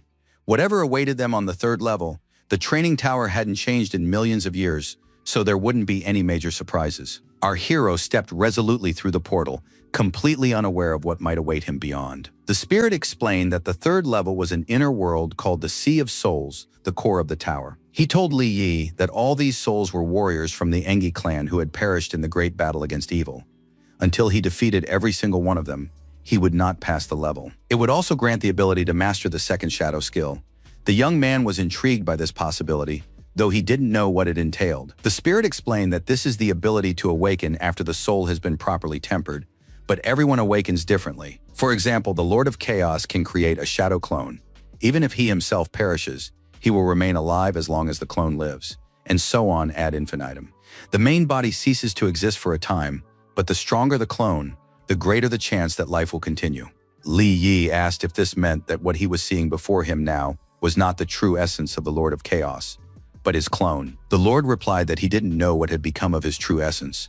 Perhaps it was still here, or perhaps it had turned to ashes thousands of years ago. In any case, the boy should hurry and enter, otherwise they would never know what abilities would awaken within him. He assured him that he would not disappoint his mentor. The Lord of Chaos thought he was lucky with this little B rank. He hoped that powers different from his own would awaken in the hero. Li Yi walked on the water. Everything around him seemed to have frozen, with shards of crystal suspended in the air all around. It seemed as though they might rain down on the young man if anything went wrong. Our hero reached out toward one of the shards. He decided that these were the very sleeping souls the Lord of Chaos had spoken of, and tried to pick one up. The fragment immediately crumbled into smaller pieces. It became clear that it was better not to touch it at all. Unfortunately, it was too late. Something began to happen, and Li Yi's face contorted with surprise and fear. The warriors of entropy appeared, declaring that regardless of what had become of their souls, they must defend the portal from the intrusion of outsiders, even at the cost of their lives. These were memories of the battle with the monsters. The clan's shadow warrior was far from the top of the ranks, but he intended to fulfill his duty. They managed to repel the monsters almost immediately, but it was obvious that this was far from the end of the confrontation. His comrades were just as determined. Each of them thought only of defending their honor and protecting the portal. The leader ordered them to fight as if nothing existed but death. They must not allow the monsters to take a single step forward. Li Yi found himself right in the thick of the battle. The deafening thoughts of all the combatants were splitting his head open. He realized that these were the events of the greatest battle of the past, one that was unknown even in his own world. Suddenly, the shadow warriors began to seem to melt away. The young man couldn't figure out what was happening. He tried to grasp the dark energy with his hand, but it simply passed through his fingers. It wasn't real. Suddenly, these shadows coalesced into a massive figure of Li Yi himself, who suggested the young man take a closer look. These fallen warriors were far stronger than he was. The former miner remained silent, so the giant stepped closer and repeated his question, this time with even more sarcasm in his voice. The fake hero asked who had allowed a B rank to come here and attempt trials that were clearly beyond his capabilities. The giant loomed over the young man as if he intended to crush him. A mocking smirk froze on his face, hidden in the darkness, his eyes flashing. Our hero replied that even if he was a B rank, so what? He was worthy of showing what he was capable of. Because there are people he wants to protect, he has something to fight for, and something to give his life for if necessary. A massive hand reached out toward Li Yi, to the giant. Those words sounded simply repulsive. The young man didn't flinch. He continued to stand calmly and look at his potential opponent. He needed to understand where his strength lay. When the hand was very close and almost engulfed the hero, he shouted that the giant could mock him all he wanted. Li Yi added that even if his opponent was 1,000 times stronger, he wouldn't stand idly by or run away, and then he charged into the attack. The young man struck right in the center of the palm. A surge of energy bounced off it and struck downward, but even that was already an achievement. The Lord of Chaos watched what was happening. He assessed the intense emotional fluctuations the young man was experiencing. He thought that Li Yi might indeed surprise him. This man's potential was truly limitless. The opponent decided to counterattack. Enough energy had already gathered in the center of his hand, and he believed the kid had overestimated his strength.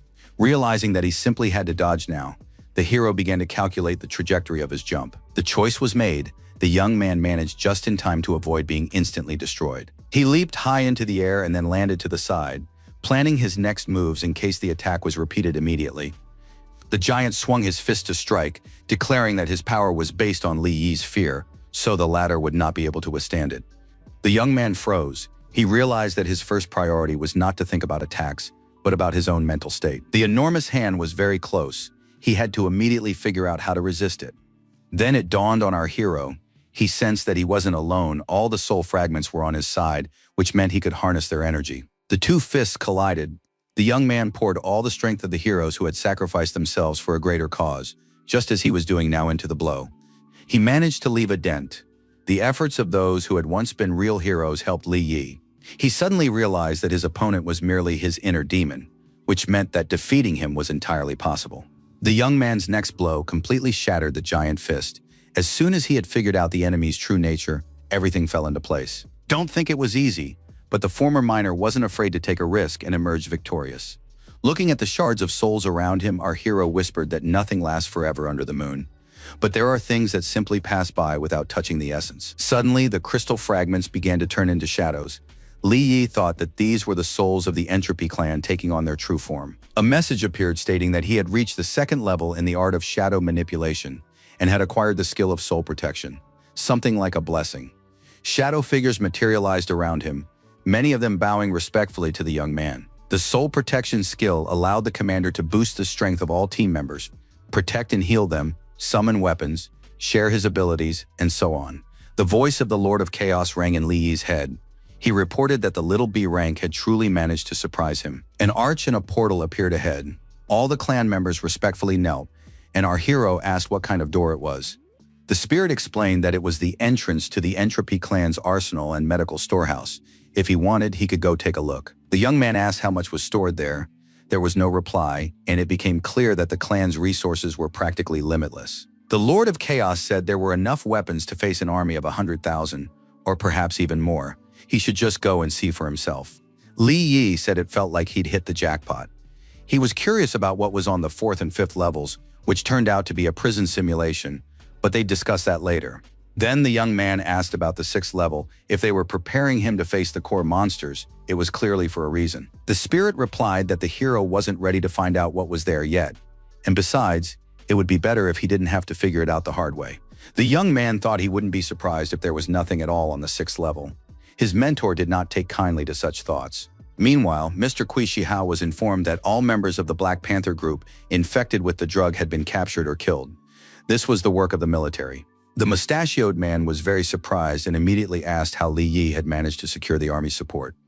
There was also information that Panther himself had been captured and was being held in a special prison. Upon hearing that the gang leader was alive, Shihao became furious. His eyes flashed at the thought that Panther knew too much and would most likely betray them at the first opportunity. Kui ordered the second rift to be activated immediately. His assistant protested that the designated area had not yet been cleared or evacuated. The mustache man shouted that there was no need to worry about the lives of pathetic little people. He should just follow orders. The countdown began. The greatest event was about to take place, one that would lead to catastrophe. Just then, a pink portal to another world opened. The opening was circular, and a pink glow of energy immediately poured out of it. Shihao's people, wearing protective suits, saw similar figures inside the glow. They couldn't understand what was happening.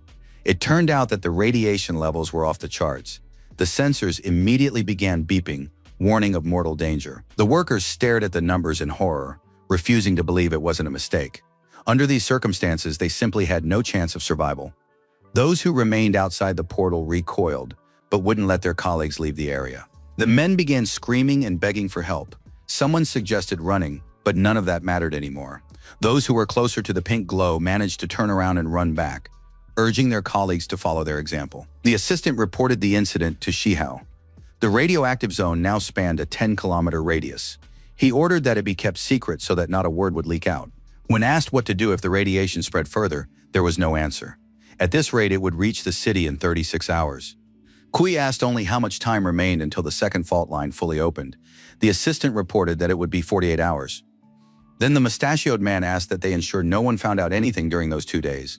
Let everything take its course. Shihao also ordered that what was happening in the mines, where there were also many deaths due to radiation, be kept secret. The villain's eyes flashed again as he mentally addressed his boss, Dong Hao, who still hadn't figured him out but would now become a target for criticism and a scapegoat in the press. Trucks loaded with weapons pulled into the military's temporary base. There were quite a few of them, and the convoy moved slowly. After passing through security, the vehicles drove into an area where, under other circumstances, they would never have been allowed. General Hong asked how much material Li Yi had managed to bring in. The young man replied that it was about 600 tons. The man was very pleased and told the young man that he had been very productive and generous. An assistant brought over a paper bag, and the general suggested taking a look inside. The young man asked what was in it. Hong explained that his parents' death had not been an accident. Kui Shihao had hired the Black Panthers to kill them and cover their tracks. The young man picked up the sheets of paper and asked what exactly the villains were trying to hide. He sensed that the answer would not please him. The man replied that the true motives were still not entirely clear, but they were working on it because there was very little time left. Li Yi asked why, instead of investigating, they didn't simply arrest Shihao and interrogate him about everything. The general reported that the mustached man and his men had gone on the run, and besides, the hero was not a member of the military, so this information was not available to him. Then our hero asked about Ning Donghao. To what extent was he involved in the crimes in question? The general replied that he couldn't answer that question, but even if the head of the NG groups was involved, what could the guy do? Orang looked at Li Yi from under his eyebrows and asked what the chances were that our hero could kill Dong Hao. Even if that happened, nothing good would come of it. The young man would only bring a lot of trouble upon himself. Our hero smiled and asked what valuable advice Hong had in store for him. He was listening intently. The general replied that everything was simple. If the young man joined the military, he would be able to avoid complications in such matters. Li Yi smiled. It seemed he had already guessed that the man had his own interests, which he was quietly advancing. The young man surmised that the matter wouldn't end with him joining the army. There was something else that would need to be done. Hong replied that this wasn't the case. He was asking him to join the army and become a soldier to protect the young man, nothing more. He started rambling on about support, duty, and shared goals, but it was clear that these were just empty words. Just then, Hong's assistant's earpiece beeped. It seemed something had happened that required the general's immediate attention. He reported that information had come in from the research center. The man replied that everyone here was on their side, so let them report. They activated the transmitter, and a military officer appeared on the screen, reporting that strong radiation fluctuations and a monster invasion had been detected near the city.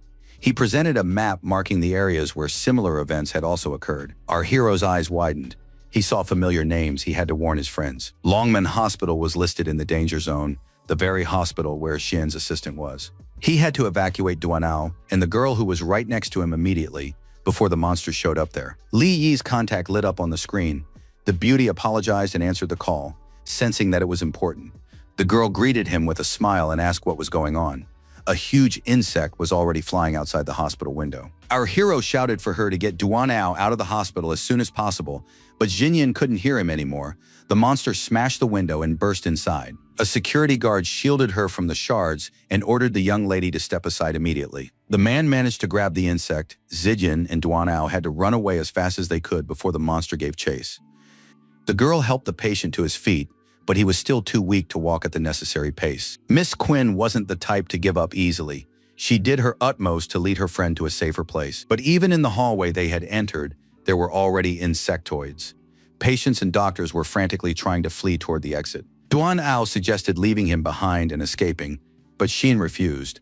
All she cared about was where the monsters had come from in the hospital. It turned out her assistant was so badly injured that he didn't even fully understand what was happening around him. The girl kept dragging him, declaring she wouldn't abandon him, while a monster was already creeping up behind them. It struck swiftly and Jinyan was flung aside, splattering blood on the wall. Duan Ao was unharmed but nearly fell. The beauty jumped as far away as she could and didn't land very well, but she didn't sustain any serious injuries. She tried to reach the debris of the doorway to fight, but her assistant shouted for her to leave him and run away immediately. There was a monster behind him, but all Duan Ao cared about was the safety of young Miss Quinn. A piece of wood flew right at the insect's nose, distracting it from the man lying on the floor. It was Xian, who announced that even though she wasn't skilled in martial arts, it didn't matter, because she was still a B rank, which meant she was capable of protecting herself and her friend. Shouting that she couldn't run away and abandon Duan Ao, the girl charged at the monster with a splinter of a wooden post in her hand. With a single swipe of its claw, the insectoid broke her makeshift weapon, which threw the heroine into a bit of confusion. With a second movement, the monster struck the girl so hard that she flew into the wall, terrifying her assistant to death. Li Yi rushed toward the hospital as soon as he realized his friend had been attacked. It seemed like a chance to try out his new ability. He activated the soul shield, and a blue glow enveloped the part of the city where Longmen Hospital was located. Jin was now glowing blue as well. She began to slowly rise from the floor, coughing constantly. She suddenly heard Li Yi's voice calling out to her and asking her to get up. The beauty's surprise knew no bounds. A vision appeared. Our hero assured his friend that he would help her defeat the enemy and asked her to trust him. She whispered that she believed him, feeling a surge of strength and combat power. The beetle was preparing to attack. The young man assured Xian that she would have no trouble dealing with it, and she assumed a defensive stance. The soul defense skill activated, and now the girl was able to control the flow of energy that Li Yi had transferred to her. With a shout that she would now show what she was capable of, she fearlessly grabbed the monster by one of its paws. The beauty had enough strength to flip the monster over her and slam it into the ground. It became clear that just a little more, and she would have simply crushed it. The blow was so powerful that it broke through the floor. Xian lost her balance and, carried by momentum, began to fall as well. She couldn't believe she now possessed such devastating power and was a little frightened. The very next moment, the young man caught Miss Quinn in his arms, preventing her from falling, and praised her courage. The girl couldn't handle the emotional strain and began to cry. Our hero tried to comfort his friend, noting that she had done an excellent job. Xian couldn't pull herself together.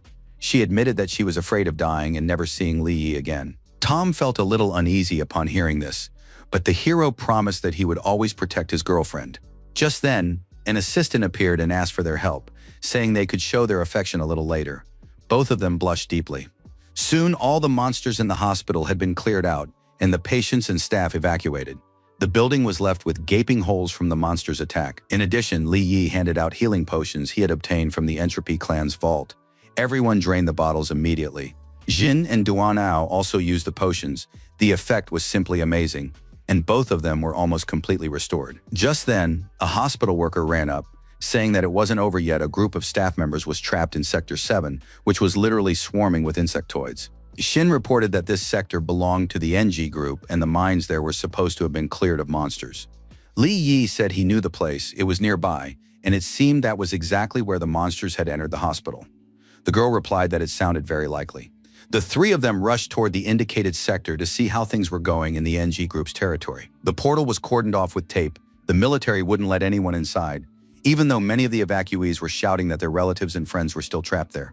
A man announced over a loudspeaker that there was chaos inside and many monsters, so no one should approach. He ranted that they shouldn't blame them if people died because of their own stupidity, but keeping the crowd back turned out to be no easy task. One of the workers showed his phone. His brother had sent a video showing the monsters, and he didn't understand why the miners couldn't be saved. The man with the megaphone tried to explain that the more people there were in the danger zone, the more people would need to be rescued, and resources were limited. He ordered the soldiers to arrest the people who were causing panic and stirring up trouble.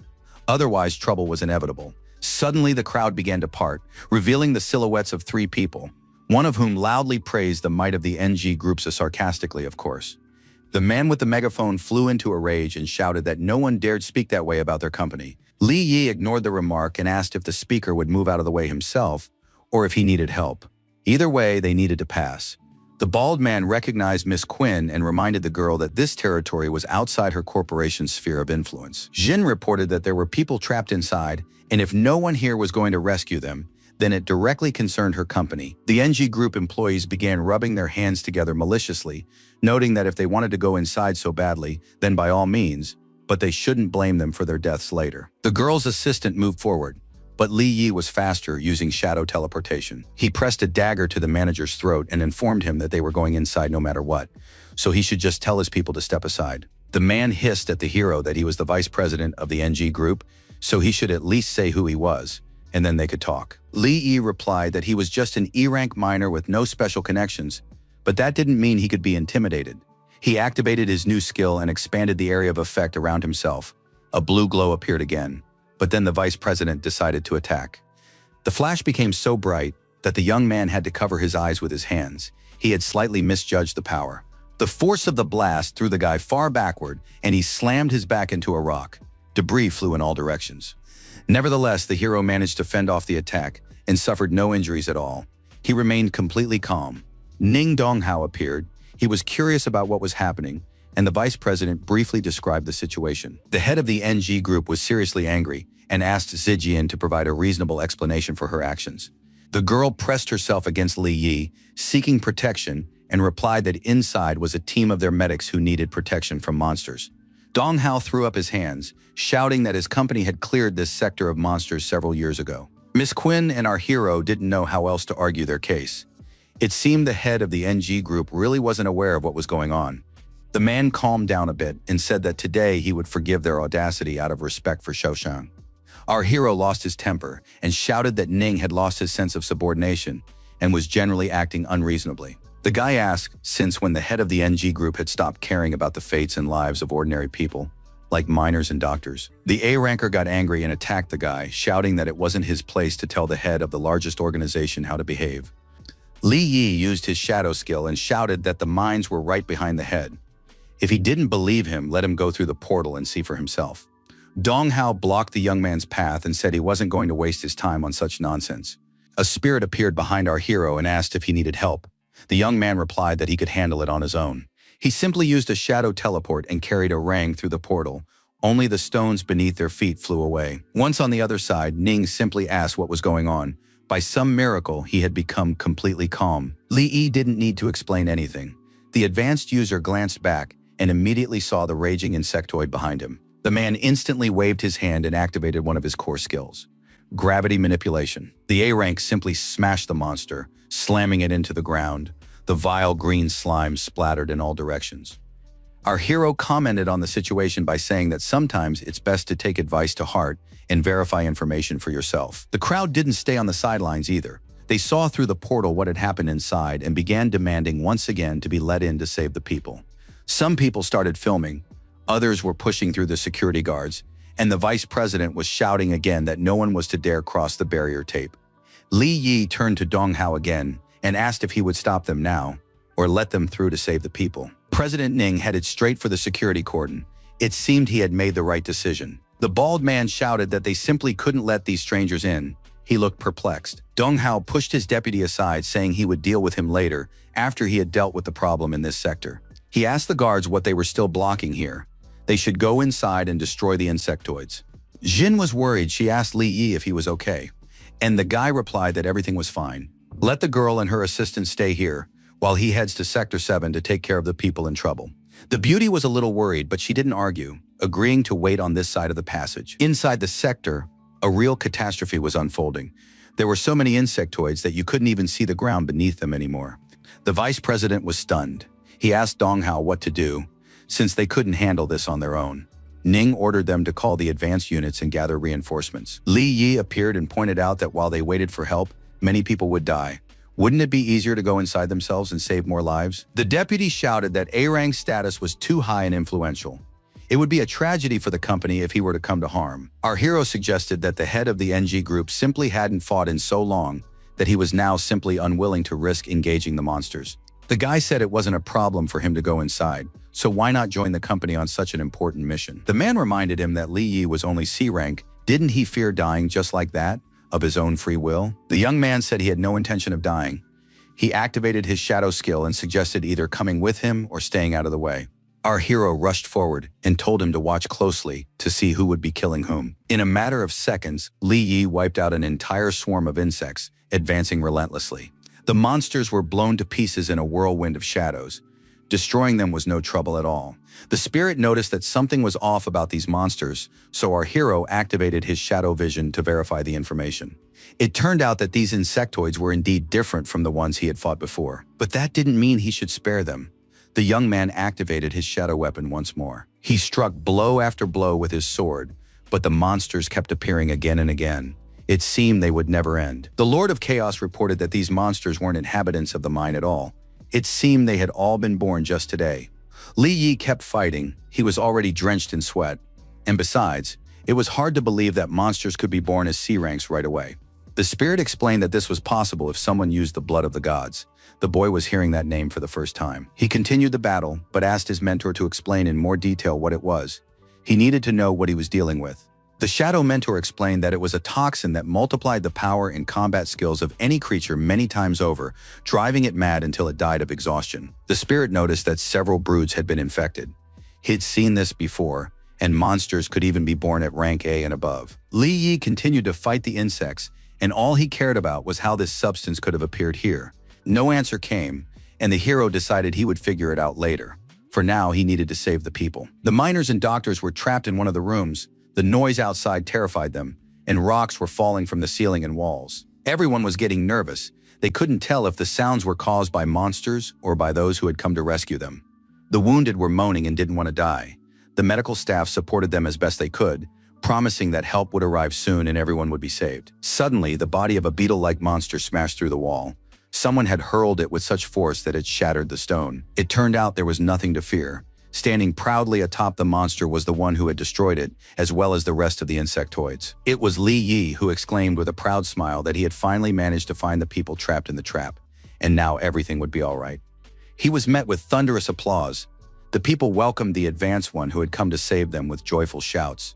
Representatives of the NG groups appeared. Dong Hao couldn't understand how an S rank had managed to destroy the monsters and still retain a decent reserve of energy. The young man didn't look tired. The man suspected that the young man was actually B rank, or perhaps even A rank like himself. The spirit continued to assist the young man and informed Li Yi that the iron door on the side was worth checking. There was something strange behind it. Our hero immediately headed there, and the vice president, somewhat panicked, tried to stop him. The man shouted that these were their company's secret warehouses, and the young man wasn't even allowed to approach the door. The young man activated the sensor. Inside, he clearly sensed a brood or something similar. The metal was poorly conducting the signal. The vice president kept pressing him, arguing that if any valuable items were damaged, Li Yi would have to pay for the damage. Upon hearing that there were powerful, important developments inside, our hero narrowed his eyes slyly. He already realized that something was fishy here. The hero turned to the man and asked which NG groups were involved in developing bug monsters. The vice president objected, saying that was complete nonsense. Then the young man said that it was very easy to find out whether he was talking nonsense or not. All they had to do was open the door. Ning Donghao became interested and ordered his deputy to immediately do as Li Yi advised. The man asked anxiously if this was an order, and A Rang repeated once more that the door should be opened. The vice president then said that only the supervisor knew the password. If necessary, he could contact him, but not now. There was no connection here. Our hero summoned his shadow sword and declared that the task at hand was actually not difficult at all. He decided to use a faster and more effective way to get through the door. His blade was at the ready. One strike wasn't enough. The young man delivered a whole series of blows, his movements lightning fast. The door collapsed. Li Yi peered inside, and a look of disgust appeared on his face. What he saw bore little resemblance to important research. They were the bodies of people in protective suits, and they had clearly been dead for a long time. So this was what the NG group considered serious equipment. The guy hissed through clenched teeth that now he knew how his parents had died, apparently the same way as these unfortunate miners. He pointed his sword at Dong Hao and asked if human lives really meant nothing to his corporation. A Rang remained silent, and our hero grew even angrier, ordering the man to answer the question immediately. People rushed inside. One of the miners recognized the name on the old man's suit. He was supposedly killed in an accident 2 years ago. Then someone spotted another familiar miner, and the head of the NG group roared that he didn't understand what the hell had happened here. Li Yi pointed his sword at him again, saying that it was obvious. Someone had fed people to the monster that had spawned all these bugs. Dong Hao demanded an explanation from his deputy, who burst into tears, claiming he had simply been acting in the interests of the NG group. They had finished work on that mine about 3 years ago. He knew nothing of the events that followed. Who could have known that a monster capable of spawning so many others would appear inside? What happened was a pure accident. Li Yi's eyes flashed with fury. He lunged at the men, shouting that no one dared to simply feed people to monsters. The vice president begged for mercy, and Dong Hao stepped forward and asked what our hero intended to do. Ning reminded them that this was an internal matter for his corporation, in which no outsider had the right to interfere. The young man pointed out that hundreds, if not thousands of people had died here. Was Orang really going to keep covering for his vice president? The miners behind them began shouting that it was unfair, that their lives were being treated as worthless. The deputy head began calling on security to intervene. He was trying to protect himself at any cost. The man also addressed President Ning, saying that he simply had no choice in this situation. The Lord of Chaos appeared and offered to destroy this trash with his own hands, but Li Yi replied that there was no need for that. Our hero explained that now was a perfect opportunity to let him experience firsthand what it was like to be food for the bugs. The young man headed deeper into the room, where there was something resembling a cave. Dong Hao tried to track his route. The vice president tried to explain that the bug queen's level was only B. He didn't know that when she was hungry, she went into a berserk state. Besides, the mine had been closed and sealed off. Who could have imagined things would turn out this way? His primary concern had been the interests of the NG groups. Ning flew into a rage and swung to strike the insolent man, who cared only about his own gain, and keeping his position that much was obvious. He didn't have time to finish what he'd started. A huge flash of pink light distracted everyone present from what was happening. The men looked back and saw the enormous monster that had spawned all the insectoids and defeated Li Yi in the mine. The monster looked simply repulsive, and its size was literally mind-boggling. Even Dong Hao felt uneasy. Screaming that he didn't want to die, his deputy rushed to flee. He didn't realize that his chances of survival were, in any case, virtually zero. The mother beetle's antennae grabbed the vice president instantly and dragged him into the monster's mouth. No one rushed to help. The unfortunate man, gasping for breath, begged President Ning to save him, but the president did not respond to these tearful pleas. In the end, the boss merely said that the vice president's life only cast a shadow on their corporation, so everyone would be better off without him. Dong Hao stretched out his hand and pointed his finger at the vice president, declaring that he would now go to hell right along with that creature. Arang activated his gravity manipulation skill and prepared to carry out his threat immediately. He slammed the monster into the rocks with such force that it simply shattered into pieces. Along with the man, it hadn't had time to eat. Li Yi appeared. The guy feigned surprise, noting that he hadn't expected the mother of the monsters to be able to run out of the cave so quickly. The hero thanked the heavens that the head of the NG groups was unharmed, for things could have ended much more tragically. Orang immediately realized that it was Li Yi who had flung the monster out. The young man assured him that he had only been trying to take a leak. The young man added that it wasn't just Dong Hao Company's employees who broke the rules. The bugs they raised were exactly the same. The head of the NG group was furious and ordered Li Yi to shut up immediately. The hero asked if he was planning to attack him. Our hero advised him to save his strength. The media had already found out what had happened here, so he should channel all his energy into solving this problem. The man hissed through clenched teeth that sooner or later he would make the young man pay the price for what he had just done. The young man calmly replied that he would look forward to that moment. He himself wanted everyone to get what they deserved. Upon returning, Li Yi read the news to the Lord of Chaos. He was certain that the corporation would once again blame it all on an accident, buy off the witnesses, and issue a public apology. The spirit didn't comment, and it dawned on the young man that he had promised to tell him about God's blood and explain everything. The mentor replied that this substance was available to members of the Blood Clan who lived on the third level of another world, so he had no idea how it could have ended up here. Our hero was surprised that he had never heard of such a clan. The spirit explained that they were in the heart of the prison, so it was no wonder. Upon hearing that even the weakest among them were S rank, Li Yi asked if he was referring to newborns. The Lord of Chaos didn't appreciate the joke. He explained that it wasn't exactly a clan, but rather a category of beings who had managed to adapt to the blood of the gods and survive. The young man decided it was simply impossible for anyone from the clan to have left the prison, but he saw no other explanation for the elixir's appearance in his world. The spirit confirmed that if such a thing had happened, the human world would have been destroyed by this creature long ago. He opened a portal and stepped inside. Li Yi was surprised that his mentor had decided to vanish right in the middle of their conversation, but he was told that it was best not to interfere with the affairs of the young. It turned out that the Lord of Chaos already knew that a visitor, or rather, a female visitor, was about to enter the room. Our hero, however, had no idea. It only dawned on him when the figure of Shin and her assistant with a suitcase appeared at the house. The girl waved cheerfully. She rushed to hug the young man the moment she crossed the threshold of his home. Miss Quinn was in high spirits and literally stunned Li Yi with the news that she was moving in with him too. The young man remarked, somewhat embarrassed, that the idea wasn't very good, because the beauty's father would simply kill him for it.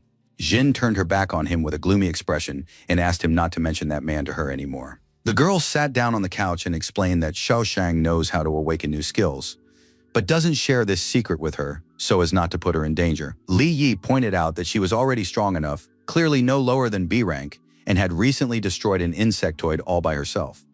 Jin asked him not to joke about it. She knew that he had cast buffs on her that day, and in reality her combat skills were almost the same as those of an ordinary person. The beauty declared resolutely that she wanted to become stronger so as not to be a burden to our hero. The girl looked straight into Li Yi's eyes with hope. He was initially flustered, searching for the right words. Finally, he stroked her hair and assured her that she would never be a burden to him in any way. Behind the young couple, Qin Xiaoshang appeared. He was furious. Xinyan blushed and yelled at her father. The daughter and her father argued for a while. The girl had overheard the conversation with General Hong, but the argument came to nothing. Realizing he could no longer blame it on a misunderstanding, the head of the Queen group promised to tell everything. Li Yi was also extremely curious. A Rang reported that 10 years ago, when the first rift opened, some people managed to awaken special abilities and level up very quickly. They studied the phenomenon for a long time and found that radiation was to blame. Not many survive, but those who do become stronger. The man said sadly that this was why he hadn't told Xian anything. He had no intention of risking her life. It then dawned on Li Yi that in that case, the appearance of the second rift might be linked to the activities of some people who had succeeded in their research. Xiaoshang replied that he and General Hong believed this might be the work of Kui Shihao, but they very much hoped that their guess was wrong. After all, in that case, the research would have cost the lives of a huge number of people, and it wasn't certain that all of them had agreed to the experiment voluntarily. In fact, that was exactly what had happened. Shihao and his assistant had conducted inhumane experiments on people, completely unconcerned with whether they would survive or not. The test subjects were convinced that radiation would turn them into powerful superheroes, so they diligently did everything they were told. One of the A-rank test subjects begged for medicine. The radiation was simply killing him, and the man screamed that he could still be useful to President Kui. The man with a sly smile remarked that without this medicine, not even the H-ranks could survive the effects of the radiation. He lamented that there weren't enough people to feed those they had managed to create. Xiao Hao intended to create an entire army of S-ranks and higher to conquer the world. He already had several specimens. They began to gradually increase the radiation level. They needed to bring the experiment to its logical conclusion. When the numbers reached 98 and 99%, respectively, the mustachioed man's eyes lit up with impatience. He wanted to see the result. Finally, the number 100 appeared on the screen. The second split was fully open, and no unforeseen circumstances had arisen. Xiao Hao was simply overjoyed. He felt a tremendous surge of energy for the past 10 years. This was all he had dreamed of. He spread his arms wide and shouted that it was a success. They had managed to achieve the impossible, and the others applauded. No sooner had the joyful shouts died down than an alarm sounded. The system reported a massive incursion of creatures from another dimension. A huge clawed paw emerged from the fissure. This monster was at least as big as an entire building. Others followed, resembling wild predatory beasts, yet possessing anthropomorphic features as well. Kui and his assistant stood calmly, observing the unexpected visitors as if they posed no threat at all. The staff scattered in panic upon seeing the beasts, but Shihao was unafraid, trusting in the strength of the protective shield. Noticing the panic of the people, who were frightened by the S-rank monsters, the man asked in bewilderment what was going on. Of course, the monsters looked imposing and dangerous, but one mustn't forget that the humans had come here prepared. The blood of the gods potion was already coursing through the veins of everyone present, so the monsters would sense the familiar energy and not attack those who had used it. More and more otherworldly creatures kept appearing, all of them looking very ferocious and powerful. The assistant approached Shihao and whispered that, if they didn't stop the flood of monsters, they would soon reach the city and simply wipe it off the face of the earth. Kui replied that that would be wonderful. The beast would do all the dirty work for them, then added that he felt he was about to reach S rank.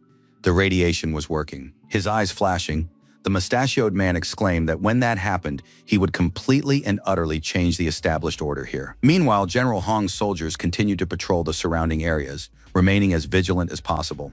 Suddenly, the captain froze. His assistant hurried to calm him down. They'd been through this area several times already, but the boss didn't respond. The man repeated once more that there was absolutely no danger here, but the captain was too frightened to utter a word. The rest of the squad followed his gaze. Now everyone was just as frightened as their commander. As if out of nowhere, the thunderwolf of the A-Rang appeared before them. It was so enormous that they had to tilt their heads back to get a full view. The soldiers panicked, but someone had the presence of mind to send a distress signal to alert headquarters. Meanwhile, at Li Yi's house, Mr. Quinn was trying by every means to persuade his daughter to go with him. Li Yi had other things on his mind. He sensed that something momentous had happened, and his spirit confirmed that it, too, sensed danger. Without saying a word, our hero headed for the door. Suin watched him go with a puzzled look. Instantly, a blade appeared in each of the hero's hands. He merely shouted for Duan Ao to protect the lady, while the girl didn't understand what was happening. The young man went outside and warned everyone that there was a B-rank monster here, a tiger wolf. It didn't seem to pose much of a threat while it was alone, of course. The young man rushed toward the enemy, swinging his blades one after another, but so far to no avail. The beast turned out to be very fast and easily dodged even shadow attacks. A change in tactics was needed. Shousheng came to the rescue, using his lightning skills just in time, one might say. Father Xian asked in surprise where such a creature could have come from. Li Yi had no answer to this question, or at least, the hero was in no hurry to voice it. An alarm sent by the military sounded instantly, and the young man said meaningfully that the monsters weren't just here. Flares from the city patrols shot into the air, and Li Yi reported that he sensed the presence of the creatures there as well. The military sprang into action immediately. General Hong's troops were ready to carry out any of his orders, while Quinn and Li Yi watched the events unfold. Most of the creatures had been held back behind the defensive structures. So far, there had been breaches in only 2 places. While reinforcements were being sent there, another breach by A-rank beasts was reported. Combat power needed to be reinforced. Monsters had also appeared within the city. There were only a few for now, but events were unfolding rapidly. Li Yi still didn't understand why there were so many monsters, scattered across different locations. Xiaoshang didn't have an answer to that question either. General Hong entered the room. He had arrived just in time to assess the situation and issue new orders. The man informed Xian's father that he must go with him to the front lines. Aran would be very useful there. Hong also ordered the girl to head to the Queen Corporation base. Having someone experienced there wouldn't hurt, as problems could arise without a strong leader. The girl asked Li Yi if he would go with her. Our hero replied that either option would suit him, and he would follow her lead. General Hong said he had another assignment for the young man, so he wouldn't be able to accompany Sin. Then the guy gave his friend a wyvern, saying that if anything serious happened, it would help her. The beauty was surprised. The little monster was small and very cute. It was completely unclear how it could possibly stand up to A-rank monsters. Li Yi ruffled Xian's hair once more and told her to take care of herself. This gesture drove Xiaoshang into a rage. The heroes waved goodbye to each other, promising that they would be all right. The girl's father clutched his head, and Hong remarked that being young was wonderful. The man pointed out the location of the most powerful monsters and said that if they broke through, the A ranks and S ranks needed to be on standby. Li Yi asked him to explain in more detail what exactly was required of him in this situation. Hong lowered his eyes and replied that he hoped the young man would be able to handle the monsters that had broken into the military academy and save the students. Our hero gladly agreed. The general was surprised that he didn't even ask about the monsters' ranks, to which the hero remarked that there were only a few A ranks there, he could sense it. The former miner added that he would handle the task without any trouble. Everyone nodded, saying that in that case they were counting on him to bring back good news. Shoushang was shaking. He didn't understand why the assistant had stopped him just as he was about to teach the insolent boy a lesson. Hong asked everyone to calm down. Besides, it was unlikely that any of them would be able to defeat Li Yi. To be honest, this surprised Quinn. The A rank reminded everyone who he was. The general ominously announced that he had long sensed the kid was at least S rank. He was very powerful. The military academy students were in the tent. One of the guys was sharing details about his studies, while the other was complaining about the noise from the animals outside. Just then, a soldier entered the tent and reported that reinforcements were on their way. The guys asked which of the A ranks had volunteered to help. The messenger looked at the papers and reported that, according to his information, an E rank miner had been sent here. He looked very puzzled as he did so. The blonde guy shouted that this was just madness, that the leadership had lost their minds. It had to be some kind of joke. The students said that in that case they could handle it themselves. At least 2 of them were B ranks. so they would lead the defense operation. No one had spotted the monster. While one of the guys was yelling at the soldier to kick the E-ranker out of there, the soldier was trying to get the students' attention to the fact that there was a monster in their tent. Fortunately, Li Yi appeared. Our hero rushed past the bewildered people and immediately attacked the beast, which had crept up very close. Defeating it wasn't that easy. The hero had to perform a whole series of strikes and jumps, moving very quickly. The students screamed in terror, completely forgetting that they had just suggested sending the man who had come to their aid far away. During this time, Li Yi managed to thin out the ranks of the beasts that had closed in on the military academy students' base. He realized that with such poor vigilance, they wouldn't survive. One of them asked again if the newcomer was indeed a Y rank and a minor, since he had been able to destroy B rank monsters with a single blow. The messenger confirmed that this was exactly what was written. Our hero informed them that they must stay here and watch each other's backs. He would take care of everything else on his own. With that, the young man dashed through the forest, keeping an eye out to see if the beasts would pursue him. There were plenty of them. Many of the monsters were smarter. They hid in the shadows, waiting for a better opportunity to attack. A spirit appeared and reminded him that S-rank monsters were just as intelligent as he was. Li Yi asked whether the spirit was praising him or trying to humiliate him. With a single leap, the young man jumped onto the roof of the nearest house. It turned out that the situation was much clearer from there. He noticed that one of the beasts was preparing to attack one of the students. The boy clearly had nowhere to hide. It seemed that his long flight had been unsuccessful, and now the guy simply didn't know what to do. He was just trying to catch his breath. Then his gaze fell on a metal canister nearby. Li Yi thought this was a great opportunity to turn the metal into a weapon. It turned out that the student possessed the necessary skill himself. A second later, the canister began to move. This advanced user was able to use his ability properly. Now he was holding a decent sword in his hands. Our hero thought that this C rank had quite useful abilities. Besides, something like this was rare.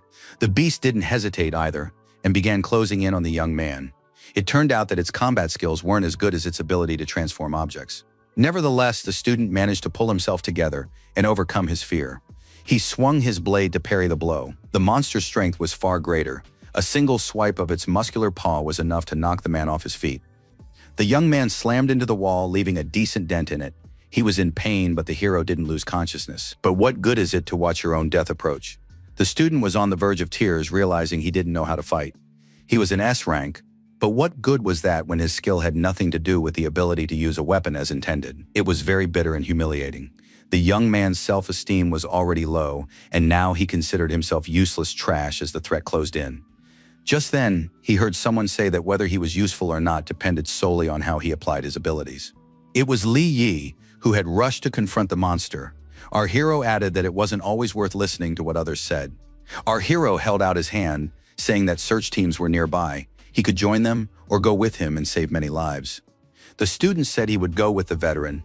He knew where other guys who needed help might be hiding. The young men shook hands and introduced themselves. The guy's name was Luo He, and he was a cadet training to be an infantryman. Several students had barricaded themselves in one of the warehouses. They were discussing how not everyone had been lucky enough to find shelter. Luo He most likely hadn't. One of them remarked that such trash was completely useless, so the unlucky ones were most likely already dead. The blonde man's name was Lu Hao, and upon hearing this remark, his comrade was genuinely outraged. How could anyone even say such a thing? He added that he regretted not going with Luo He. That way, he could have been of some use instead of hiding here. Lu Hao replied that they were C rank, so it was much wiser to stay in hiding and protect the others if necessary.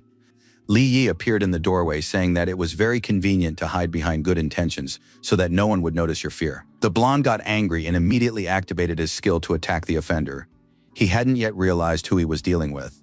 The slap landed faster than the guy could swing his arm. His eyes bulged in surprise and indignation. But that wasn't all. Our hero struck the other cheek, and the brat flew several meters to the side. He tried to get up, but noticing that Li Yi was approaching, he shouted not to dare come near him, or his father would deal with this. Our hero turned around, saying he didn't care who the blonde guy's father was, but if he didn't shut up, there would be one less student left alive. The rest of the guys greeted Luo He joyfully. They were glad that help had arrived just in time. Suddenly, Li Yi grew serious and decided to clarify the situation. He hadn't come here to save them. The hero explained that he had come here to turn them into real soldiers. They would arm themselves and go fight monsters. This came as a surprise. One of the girls mentioned that there were B-rank beasts in the area. Even the military couldn't always handle them. The former miner's eyes flashed, and he exclaimed that they weren't civilians but cadets at a military academy. They mustn't forget that. He reminded them that sooner or later everyone would have to go into battle, so why not do it now? They would find the rest of their comrades, and together they would destroy the monsters. After saying this, the young man activated his shadow skill and promised that, for his part, he would do everything possible to ensure everyone remained safe and sound. It turned out the hero had taken out that very weapon he'd obtained on the second level. He ordered Luo-hee to turn it into arrows and a shield. The student activated the corresponding skill. If he could work with this material, the cadets would clearly succeed in their fight against the monsters. Everything went smoothly, and within a second, the young man had excellent arrows and a rather impressive +1 shield in his hands. Li Yi ordered the girls, who weren't very experienced, to keep their distance and shoot his arrows from their bows. Only they could kill these beasts. The guy who was defending the infantry cadet from the blonde man was D rank, so our hero assigned him the role of a tank and handed him a shield. Luo-hee himself received a sword and an offer to be at the forefront of the attack alongside Li Yi. Together they would be very successful, though the student was clearly not thrilled with the assigned role. Luo Hao tried again to taunt his classmate, whose combat skills had always left much to be desired. The former miner remarked that they shouldn't pay attention to this nonsense. It was high time to gather their courage and face the monsters. They didn't have to go far. On the roof of the gym, the guy spotted one of the beasts prowling in search of easy prey. The tiger wolf easily smashed through the glass roof as soon as it spotted people below. Its rank was B. The cadets trembled with fear at the sight of this ferocious beast. Their enthusiasm evaporated instantly as soon as it became clear that a battle was about to begin. Li Yi activated his soul protection skill, covering the guys' backs. They didn't need to know about it. The hero promised that as long as they believed in themselves, everything would be fine. Their combat skills and stamina surged instantly. The students felt they had what it took to handle this monster and took heart. The former miner decided to immobilize the monster with chains to make it easier for Luo-hee to deal with it. The young man nodded and rushed into the attack, making an incredible leap. Everyone froze watching what was happening.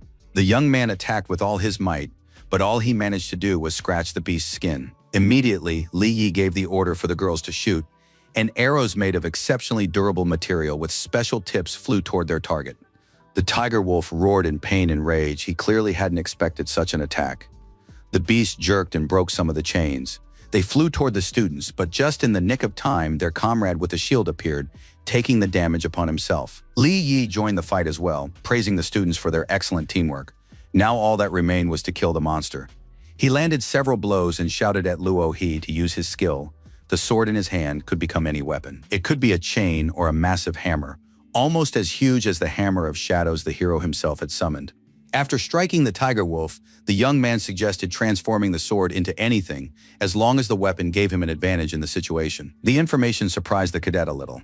He had never thought that he could actually transform metal into any convenient form. The student decided to follow his senior comrade's example and transformed his blade into a massive slab, then charged forward. He thrust this improvised metal creation straight into the monster's mouth, preventing it from closing its jaws. Teeth cracked and began to fall out. The monster was furious but could do nothing to free itself. Then the cadet activated his metal melting skill, and the metal became liquid, losing all shape. His plan was not yet clear. He pulled the stream of metal toward himself, and it began to grow in length, turning into a huge cable of incredible strength. Soon the tiger wolf was securely wrapped several times. Its eyes burned with confusion. The creature had never encountered such a weapon before. Luo-hee was inspired and believed in himself. He pulled with all his might on the free end of the cable, and the monster fell to the ground. Li Yi arrived just in time to deliver the final blow with his shadow spear. It was a clear victory. The cadets were ecstatic. It dawned on them that monsters, even B-rank ones, weren't so scary if everyone worked together. Our hero took advantage of this euphoria to announce the start of their counterattack against the creatures. Luo-hee asked the blonde guy who had been picking on him if he wanted to join their group. He was clearly in a friendly mood. The other replied that if anyone wanted to go to their certain death, they should go ahead. He would stay here and wait for the help his father was sending. Li Yi declared that there was no time to waste when people could be saved, but the student didn't want to leave his classmate behind, even if he wasn't exactly pleasant to be around.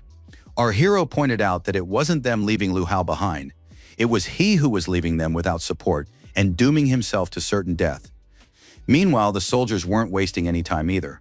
Upon encountering the monster, they quickly took up the necessary positions to repel the attack, acting with the utmost precision. The enormous beast delivered one blow after another, but the shields made of durable material withstood even these claw attacks. The leader ordered a simultaneous attack on a single point.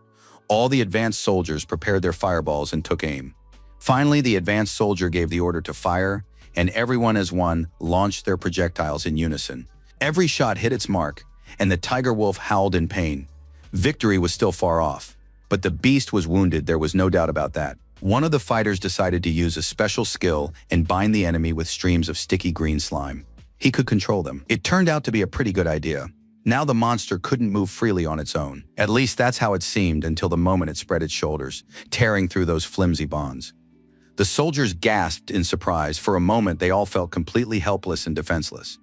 The tiger wolf lunged toward the squad, and the commander immediately ordered everyone to scatter across the terrain. Almost everyone managed to jump back to a safe distance, and the commander took the brunt of the damage, managing to put up a shield. The man couldn't stay on his feet. Though he was unharmed, he now lay on the ground right in front of the enormous creature, which was creeping closer and closer. The soldiers couldn't leave their leader without support and immediately began firing at the monster.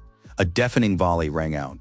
The bullets didn't pierce the monster's hide. The commander shouted for everyone to run away. Leaving him behind, he would take care of everything himself. The tiger wolf towered over the man and, with a deafening roar, swung its paws, displaying all its claws and fangs in full view. The commander raised his arm to shield himself and closed his eyes tightly. He knew he was doomed and would die now. A black shadow appeared behind the monster, a sword raised high. Li Yi praised the instructor for his courage and for setting an excellent example for the soldiers. He struck with his massive blade and the creature's head flew off to the side. Our hero realized he had acted just in time. The man he had saved was impressed. Since the advanced fighter had killed a B-rank monster with a single blow, that meant he himself was at least A rank. The rest of the squad arrived, and the leader asked who was standing before him. He wanted to know the rescuer's name. Then Luo He appeared and told instructor Yang that this was Li Yi, sent by the military to help them. Our hero asked how many other people were left at the academy. Yang replied that not counting the 9 of them, there were 63 people, but now he wasn't sure if they were all still alive. The young man got seriously angry and grabbed the instructor by the collar, shouting that he'd better take care of all the students. The man put on a sorrowful face and explained that he had planned to do just that, but certain circumstances had prevented him from carrying out his plan. The other instructors and Director Wu were also sitting in the shelter.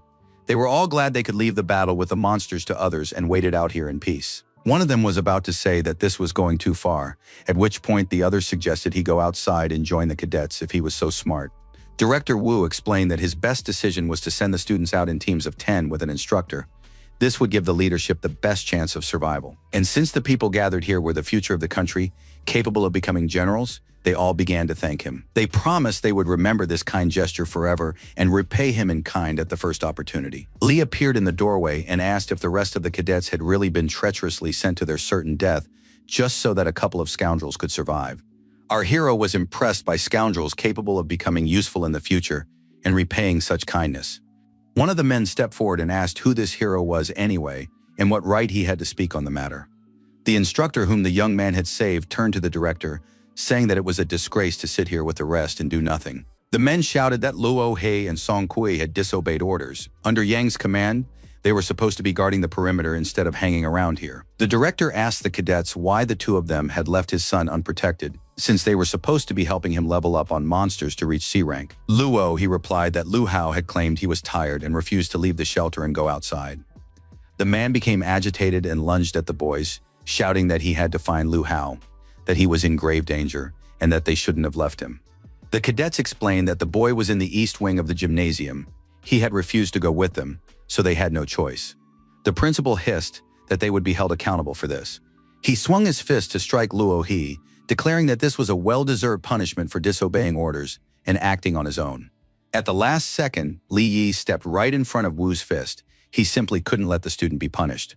Our hero's fist met the principal's, and a flash of energy showed that both had struck with tremendous force. And yet the boy turned out to be far more powerful, and Wu was sent flying backward, skidding hard across the floor as sparks flew from beneath his feet. His astonishment knew no bounds. The soldier couldn't understand who this kid was or why he was so strong. Li Yi explained that, as an advanced B rank, Wu was simply obligated to protect the students rather than send them to their deaths. The man noted that this was a strategy, a special training tactic, and besides, the young man had no right to question orders. Our hero replied that, in that case, his order to spare Wu's son was also a strategic necessity. The director realized he was dealing with at least an A rank, and considering his age, he concluded that Li Yi came from a noble family and it would be best not to get into a dispute with him. He waved his hand at Instructor Yang and replied that he and his squad must now escort Wu to the operation to rescue his son. No one listened to him. Our hero ordered the instructor to contact the other cadets via radio and summon them all here. Li Yi ordered Luo He and his team to gather all available weapons and armor. The cadet immediately agreed. The director asked who had given the young man the authority to issue orders. The more people gathered here, the greater the likelihood that they would attract the monster's attention.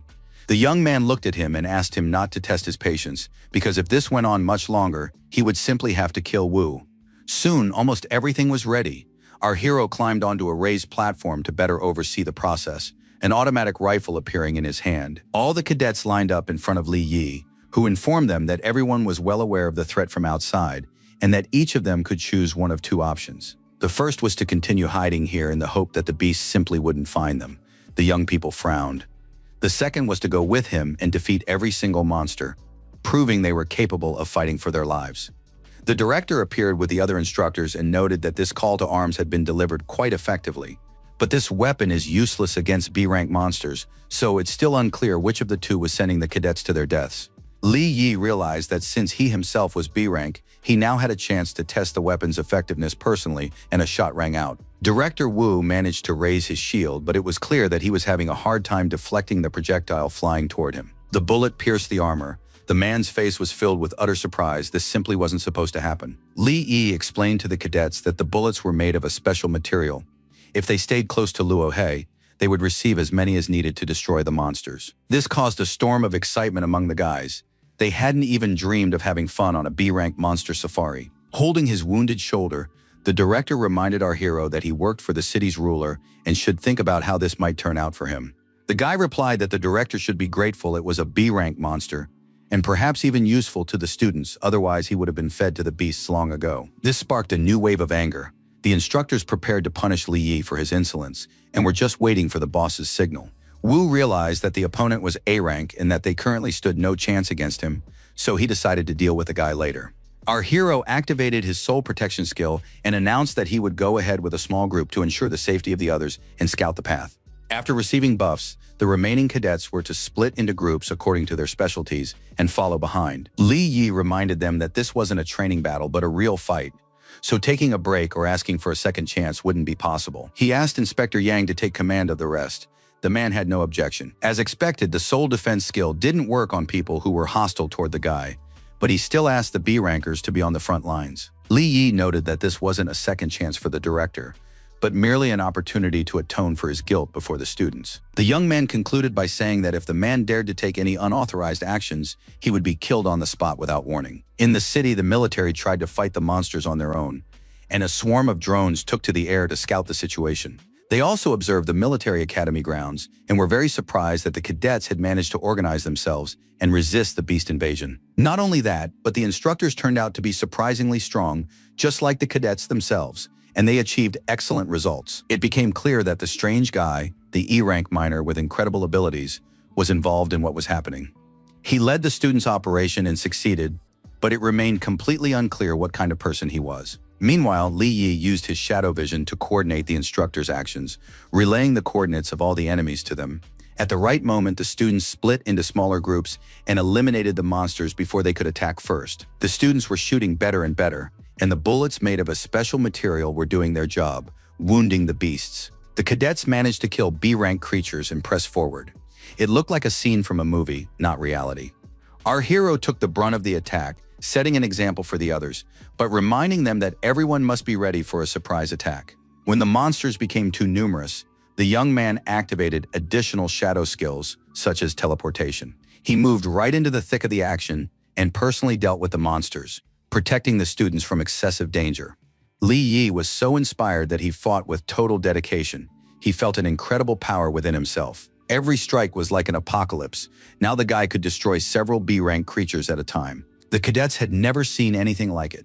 They whispered to each other that Mr. Li was at least a rank, and perhaps even higher. The hero himself didn't understand what level he was at either. But the Lord of Chaos informed him that the transition to A rank wasn't complete yet. He needed to fight more. The spirit explained that these abilities were currently being granted by a shadow buff, but the boy couldn't yet handle an A rank opponent without his help. Li Yi replied that once he finished working with the students, he would test his strength against tiger wolves of the appropriate level. He was very curious. Once the area had been cleared, the hero suggested the cadets take a break. Only then did they notice that the director had disappeared with a small group of people. They assumed the man had gone to the West Wing to rescue Wu Hao. Perhaps they should follow him. Li Yi replied that they could forget about that. They would have to cross the open terrain of the training field, which was dangerous, so they needed to find another way. Meanwhile, several cadets were moving forward under the director's leadership. They were scared and had no confidence that it was safe. Wu replied that the guy had already cleared this area earlier, so there was nothing dangerous about splitting off from the main group and heading here. Just then, the scout turned a corner and froze, seeing something ahead of him. The others asked what was wrong. The director also approached the spot. The students simply stated that there was a huge monster in front of them, or rather several. Wu realized that these creatures were of a higher rank. Moreover, there were so many of them that there was no doubt the passage hadn't been cleared earlier. He had heard that such monsters take breaks to recover and eat. It seemed that was exactly what was happening. His hunch proved correct. The monsters were about to feast on a student who was screaming in terror. One of the guys asked the director what to do, turn back or help their comrades, since it was obvious they wouldn't make it to the stadium without a fight. Wu replied that he had a plan. All they needed to do was divert the creature's attention to Li Yi and his group. They had just gathered in one of the rooms to discuss their next steps. They were still about 3 kilometers away from the first group of students, and high-ranking monsters remained on the premises. They decided to rest for 15 minutes and then move out. But just then an explosion thundered, disrupting their plans. Yang contacted the military to find out what was going on. It looked like someone was using hand grenades. The instructor reported in a panic that someone was throwing grenades at their position. He tried to get at least some explanation. No one knew anything, so the command suggested they try to see who was doing it, but even through binoculars, the enemy was nowhere to be seen. Finally, Yang managed to find the right direction and focus the binoculars. It turned out to be those very same missing cadets with the director. The latter was firing rounds with particular force and undisguised pleasure. The instructor couldn't believe his eyes. Monsters fleeing the explosions also came into view. Now the scene didn't look quite so surreal.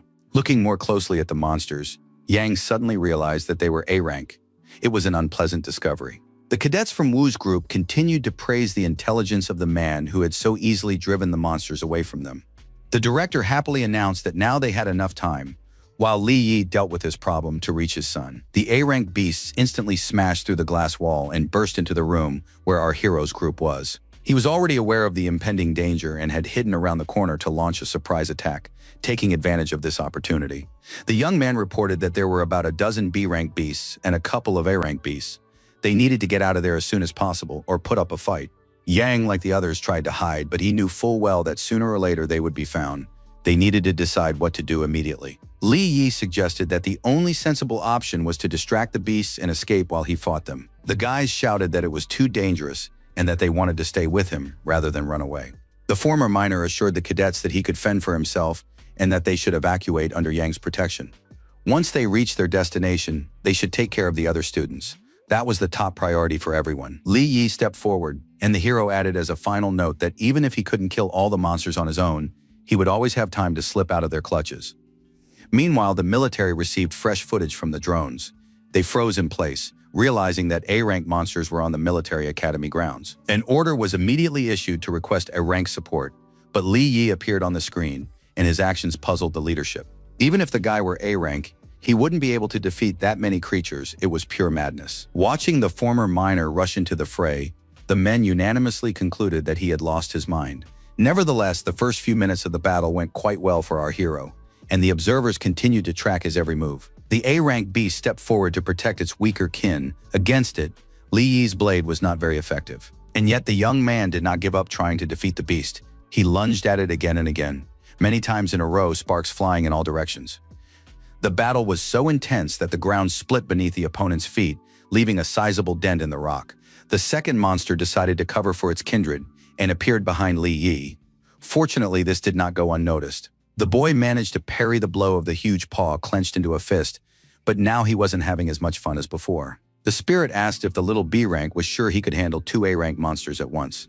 Our hero guessed that the Lord of Chaos was craving a fight and wouldn't mind joining the battle himself, but the Lord began to deny it. Li Yi asked his mentor for help.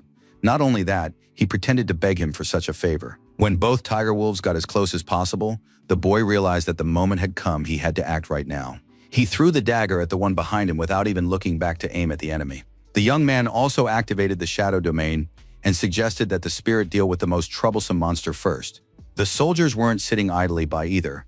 They were moving forward, loudly proclaiming their readiness to take anyone in need of help under their protection. This did not go unnoticed by Instructor Yang and the cadets. Luo, he asked the man to look back. They sensed the influence of Li Yi's skill. It was no longer just a buff, but something more profound. The former miner's abilities were astonishing.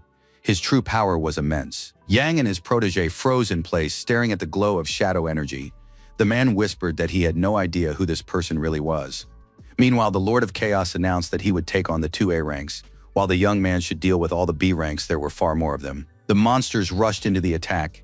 It seemed they had absolutely no intention of following the plan the spirit had devised for them. It was then decided to hold a contest to see who could destroy more B ranks first.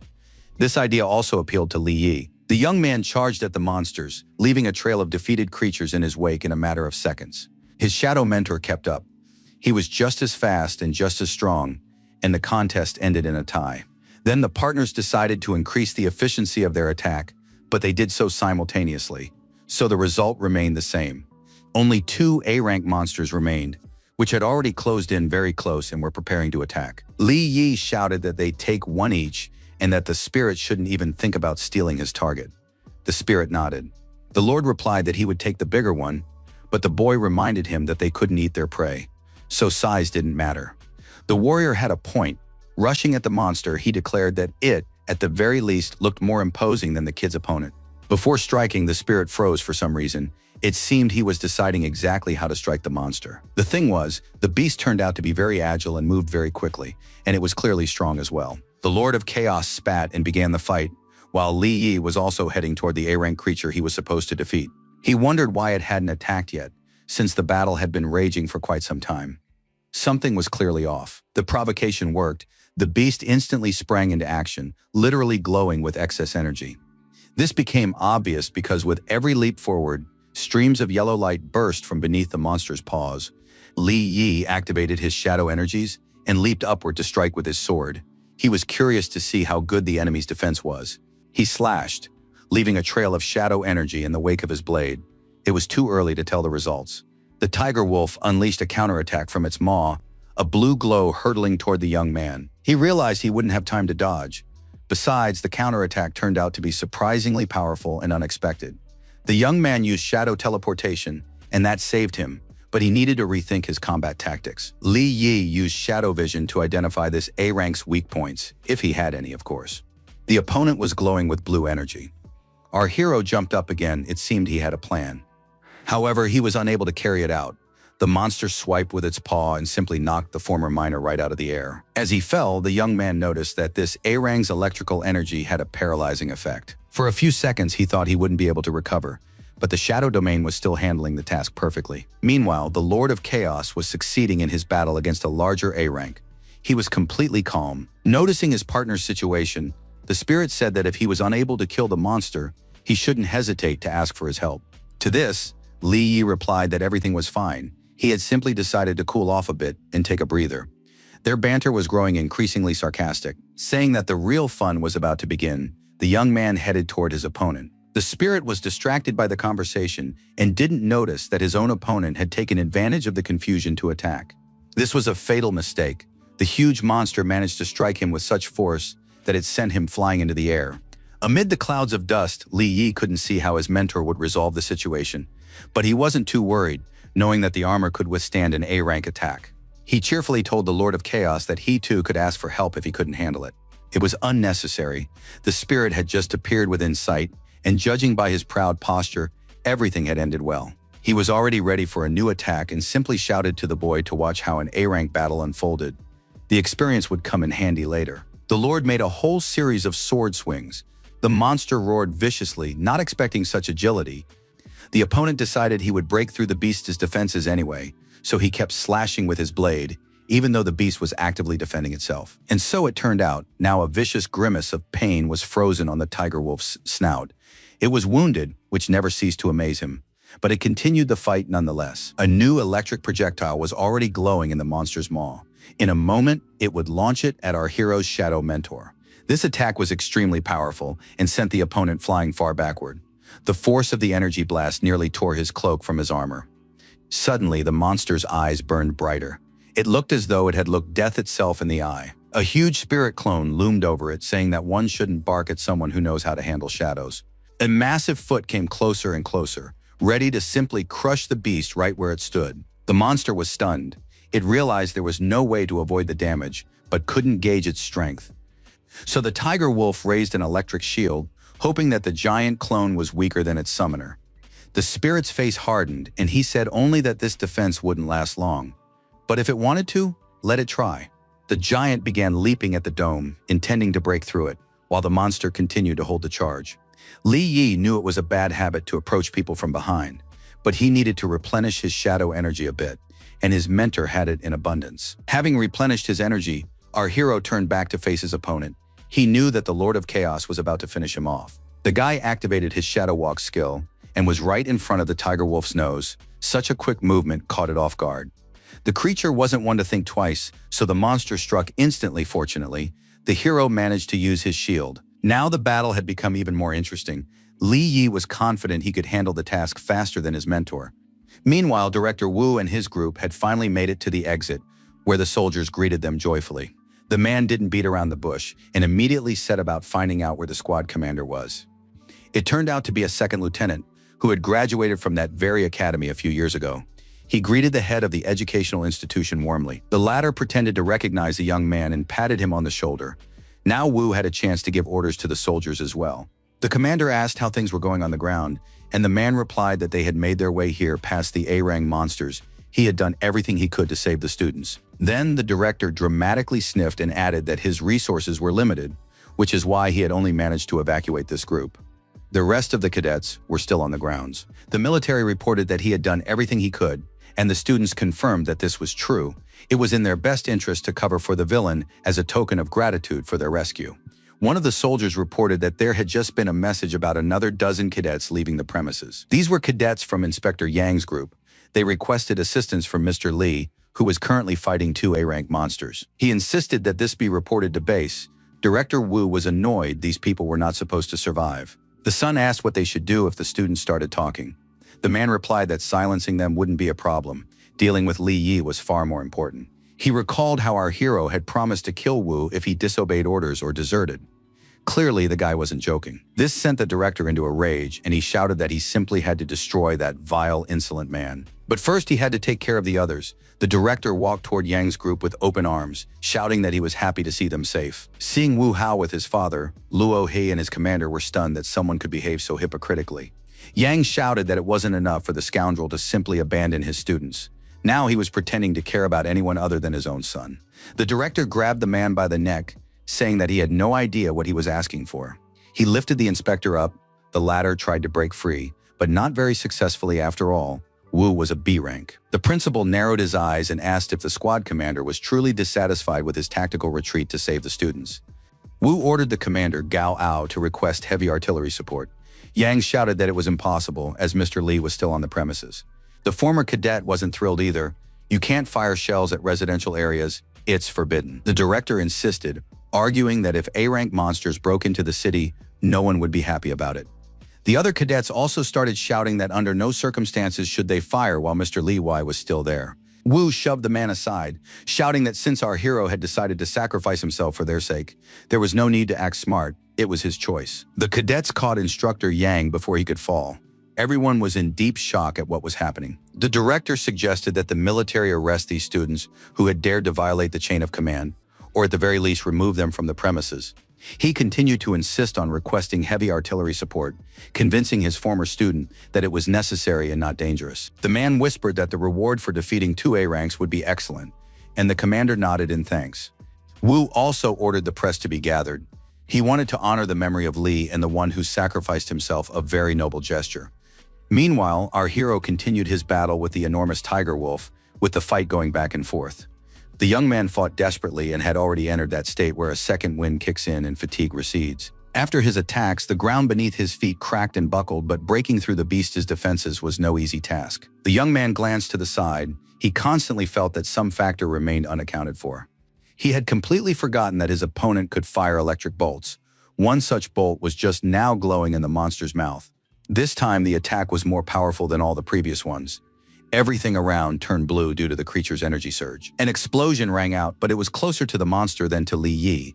It seemed he had managed to deflect the projectile back. A vicious grimace froze on the tiger wolf's snout.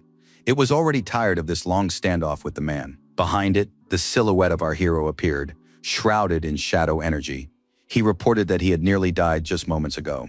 But the battle with such a powerful beast helped him realize something, which is why his life wasn't cut short prematurely. Outside the shadow domain, he can do more than just control shadow energy. Something far more interesting is happening. The shadows were becoming a part of him. To prove it, Li Yi raised his fist for another strike, confident of victory. Two enormous spheres, one of shadow and one of electricity, hurtled toward each other. Their power was roughly equal.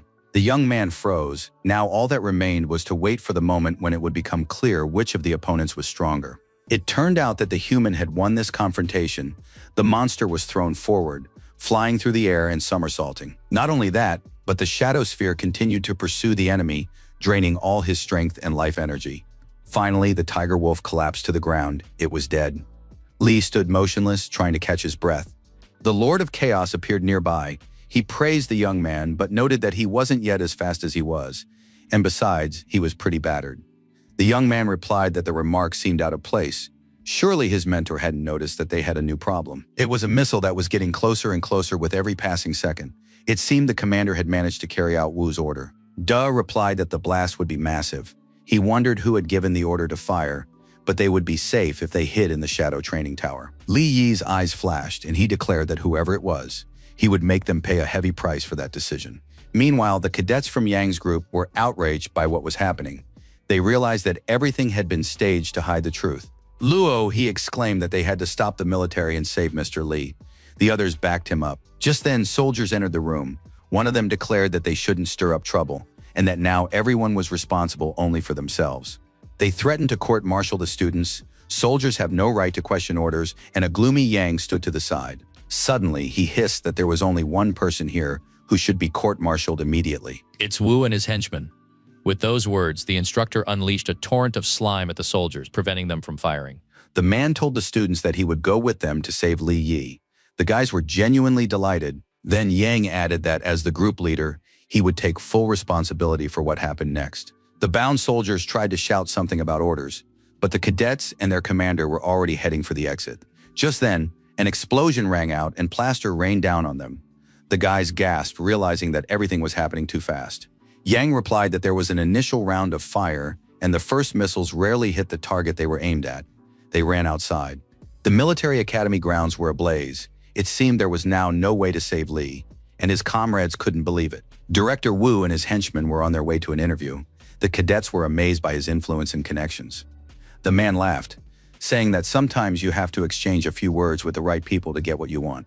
The reporter asked for more details about how Mr. Wu and his son had saved dozens of academy students from the monsters. The man coughed and replied that they had acted like true soldiers, risking their lives to save the people who had been trapped. He also thanked Lieutenant Gao and his men, who had managed to defeat two A-rank monsters. Just then, the guys from Yang's group burst into the interview and shouted that it was all a complete lie. The inspector shouted that it was his boss who had abandoned the students to certain death, and to cover it up, had ordered the bombing of the school grounds and Mr. Li Yi. Wu launched an attack on Yang, shouting that they were deserters who had dared to disobey his orders. He was strong, and for a while the guys had to fall silent, trying to fend off the attack. The principal asked sternly if they were familiar with the concept of military discipline and respect for superiors. A familiar voice remarked that one shouldn't jump to conclusions. There were still many unresolved issues in this matter. It was Li Yi who was making his way through the crowd toward the journalists. He looked quite alive and well, cheerfully teasing Wu. He greeted Luo He. The cadets in his group nearly jumped for joy. They couldn't believe it was possible to survive the bombing. Principal Wu was just as stunned. He asked in bewilderment how the young man had managed to survive. Our hero asked what surprised the villain more, the fact that he had survived, or that the truth would now come to light. The man quickly recovered and raised the young man's hand, asking everyone to cheer for the hero who had personally killed two A-rank monsters. Li Yi brushed the scoundrel's hand aside and said he hadn't become a hero simply because the director had decided to cast him in that role. The man couldn't understand what was wrong and even began offering monetary compensation, but the former miner replied that he wasn't interested in money or fame at all. This shocked Wu, and he asked what conditions would satisfy our hero in that case. He was ready to offer a lot. Li Yi's eyes flashed and he cheerfully declared that all he wanted was for the director to tell the truth. He instantly activated the shadow domain. Energy slipped beneath his enemy's feet, but they couldn't see it. Shadows crept up the villain's legs. They sensed it, so they shouted that they couldn't be attacked in front of the press. Li Yi replied that he wasn't stupid enough to do it openly. His attack was invisible to everyone present, and yet with the help of the shadows he could shatter the bones and internal organs of his enemies. Wu, his son, and everyone else would die if they didn't confess. And this young man could guarantee that he would spare none of these traitors and liars. Our hero stepped closer and asked what it felt like to have something squeezing your bones. The director and his son couldn't understand why Li Yi was doing this, what they had done to deserve such a terrible death. Journalists approached and asked Mr. Li to tell his version of what happened. It seemed many details were missing. The man replied that what he said would depend entirely on whether these people were willing to tell the truth. He looked at Director Wu and asked him to think carefully about which version of events to choose. It was clear that our hero wanted the villains to confess on their own. He reminded them that his patience was not unlimited. Gao Ao jumped forward. The lieutenant realized he was doomed and volunteered to tell the truth, causing the director to curse. The guy claimed he wasn't too involved, so it was better to confess than to die, which made perfect sense. The soldier fell to his knees and declared that Director Wu was to blame for everything. He had betrayed the boys, thrown them to the monsters, and then ordered the artillery to cover their tracks. Listening to all his own misdeeds, the man showed no remorse whatsoever. He was only angry that the deception had been exposed. The journalists hadn't expected such a turn of events. In fact, the new version of events turned out to be far more interesting and gripping. They asked the director if this was true and how the head of the educational institution had managed to arrange the bombing, as this was not within his authority. Out of desperation, Wu could think of nothing better than to claim that everything said about him was untrue. Suddenly, his heart tightened, and it became clear that Li Yi's threat continued to hang over the lives of the scoundrels. Father and son felt that in another second, our hero would simply kill them, forcing the organ to stop working. The boy fell to his knees and began begging him to tell the truth. He was still too young to die like this. The director didn't want to die either. He clenched his teeth and hissed that he didn't want to die either. He had no choice, and the man confessed that everything had indeed happened just as Lieutenant Gao had described. Li Yi nodded and asked Inspector Yang what the punishment was for desertion and other offenses. The man replied that given the martial law, the punishment must be very severe and merciless. Our hero stepped forward and remarked that in that case, he would take care of it himself to avoid unnecessary trouble. He activated the shadow chains, which instantly moved toward the director and his son to prevent them from escaping. Wu was frightened, but even more angry. He didn't understand how they could punish him after forcing him to confess to the crime. The man collapsed to his knees and began begging for mercy. He understood that his future was now at stake. Li Yi was unyielding and replied that the time had come to settle the score. Since they had tried to kill him, why not return the favor? The scoundrel tried to loosen the chain around his neck and declared that the operation to destroy the monsters was over, so he couldn't be judged under martial law. He lifted the enemy's body up. The man began to choke and scream that one couldn't treat someone who worked for the city's leader this way. Wu clutched his throat and begged him to stop the former miner, offering anything in return. The soldiers showed not the slightest interest in him.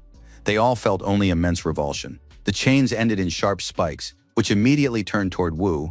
Li Yi noted that the soldiers, unlike the director, were not nearly as corrupt. That was the end of Lu Hao's father's life. The boy washed his face with his blood, still unable to believe that what had happened was real. The leadership was informed that the rescue operation at the military academy was complete. All 67 students were safe, and 2 A-rank monsters and numerous B-rank monsters had been neutralized. General Hong remarked to Queen and the mayor that this was exactly what he had been talking about. Li Yi is very powerful. The envoy also reported that a conflict had arisen after the operation ended. Our hero had killed the academy director, whose surname was Wu. Upon hearing this, the city governor grabbed the unfortunate reporter by the collar and began shaking him. He demanded that the military officer explain in detail exactly what had happened. The officer suggested watching the news, as the media had covered it all. All the photos and videos flashed by in just a few minutes. It all looked truly terrible. The mayor shouted that this public lynching was nothing less than an unjust and brutal murder. He was furious. The man was seething with rage and ordered someone to be sent immediately to arrest Li Yi. He would deal with him personally, with his own hands. The general was surprised by such impulsiveness and suggested that the official calm down. What had happened was beyond his jurisdiction. The mayor spun around sharply and asked what he meant, and in general to explain what all this meant. Hong explained that he had personally hired the young man to work for the military, and since he was now a member of the military, he was accountable solely to military authorities. The general also demanded an explanation of the exact nature of the relationship between the late director and the mayor, asking why the latter had become so agitated. He was also curious as to how the rockets had been launched over the academy's grounds without his knowledge. Hong ordered Xiaoshang to bring the boy to him immediately. Xiaoshang nodded. Such a task didn't seem too difficult. Meanwhile, Li Yi was sitting in the military tent. He described everything that had happened in detail, and they nodded and handed the young man some water. They also asked the young man to be understanding about the need to wait there until orders were received from headquarters. Just then, Xian's father peeked into the tent, saying that her friend knew exactly what to do about the trouble. The soldiers saluted Xiaoshang, and he told them they were free to go. Li Yi would accompany him to the general. Our hero remarked that Hong apparently didn't hold a grudge against him. Quinn replied that they'd see when they met. The boy replied that he certainly wouldn't be punished. Otherwise, the mayor's men would have stormed in here and arrested him. President Quinn praised the boy for his sharp mind and asked why they couldn't have handed Director Wu over to the military instead of killing him so publicly. Li Yi replied that he had killed the scoundrel solely to gauge the military stance. Father Jian, looking pleased, remarked that he had underestimated the hero. Soon both appeared before the general. Xiaoshang proudly reported that he had carried out the assignment without any particular trouble. Hong informed him that for now, Quinn could go free, and Quinn nodded. He didn't want to interrupt the serious conversation between the two military officers. The man reported that more than 3,000 people had died today fighting monsters. If it weren't for the NG group, the mayor, and Xiaoshang, that number would have been several times higher. Our hero asked if that meant he would now be accused of murdering Director Wu, who was clearly connected to the city's ruler. Hong replied that he had a personal grudge against the official, so the military's anger could very well be taken out on Li Yi. Li Yi didn't understand what he was talking about. The general explained that somehow the city authorities had found a way to use the shells without the military's knowledge, which meant they could be useful to him. Our hero said he wasn't a politician, so he'd simply acted as he saw fit, trying not to strike first. The general praised the young man. He was glad that he was so sensible. Otherwise, he would never have been fit for the next mission. Our hero asked to cool off. He wasn't part of the army, so why on earth was the general assigning him special tasks? The man replied that the young man himself was interested in going on this mission. The number of monsters was constantly growing. Not only that, but the monsters' levels were getting higher and higher. They needed to find the second rift immediately and seal it. He had the exact coordinates, but the difficulty lay in the fact that these territories had long been abandoned. This was the place where Kui Shihao was last seen, as well as the very territory where Li Yi's parents had perished. The young man asked if the villain was still continuing his experiments, and Hong replied that they would have to find out soon. The young man agreed to go on this mission, and Hong happily announced that Qin Xiaoshang would fill him in on the details. The area where the second rift is located has a radius of about 60 kilometers, and the radiation there is so high that even the advanced ones cannot stay in the zone for long. One group will be led by Ning Donghao and the mayor, and the second by Li Yi and Xiaoshang, so the search for the fissure will be more efficient. And here's their team, 5 B ranks. None of them greeted Li respectfully, considering the guy too green and inexperienced. President Quinn announced that our hero could take these guys, while he himself preferred to work alone. Looking at these hapless soldiers, the young man decided they would be a burden to him, and in that case, he would have to spend time protecting them. This sparked a storm of indignation. The B rank's eyes flashed, and now each of them wanted only one thing: to punish the hero for those words. Looking into their faces, Li Yi announced that he was ordering the guys to follow him. Judging by their personalities, they would work well together.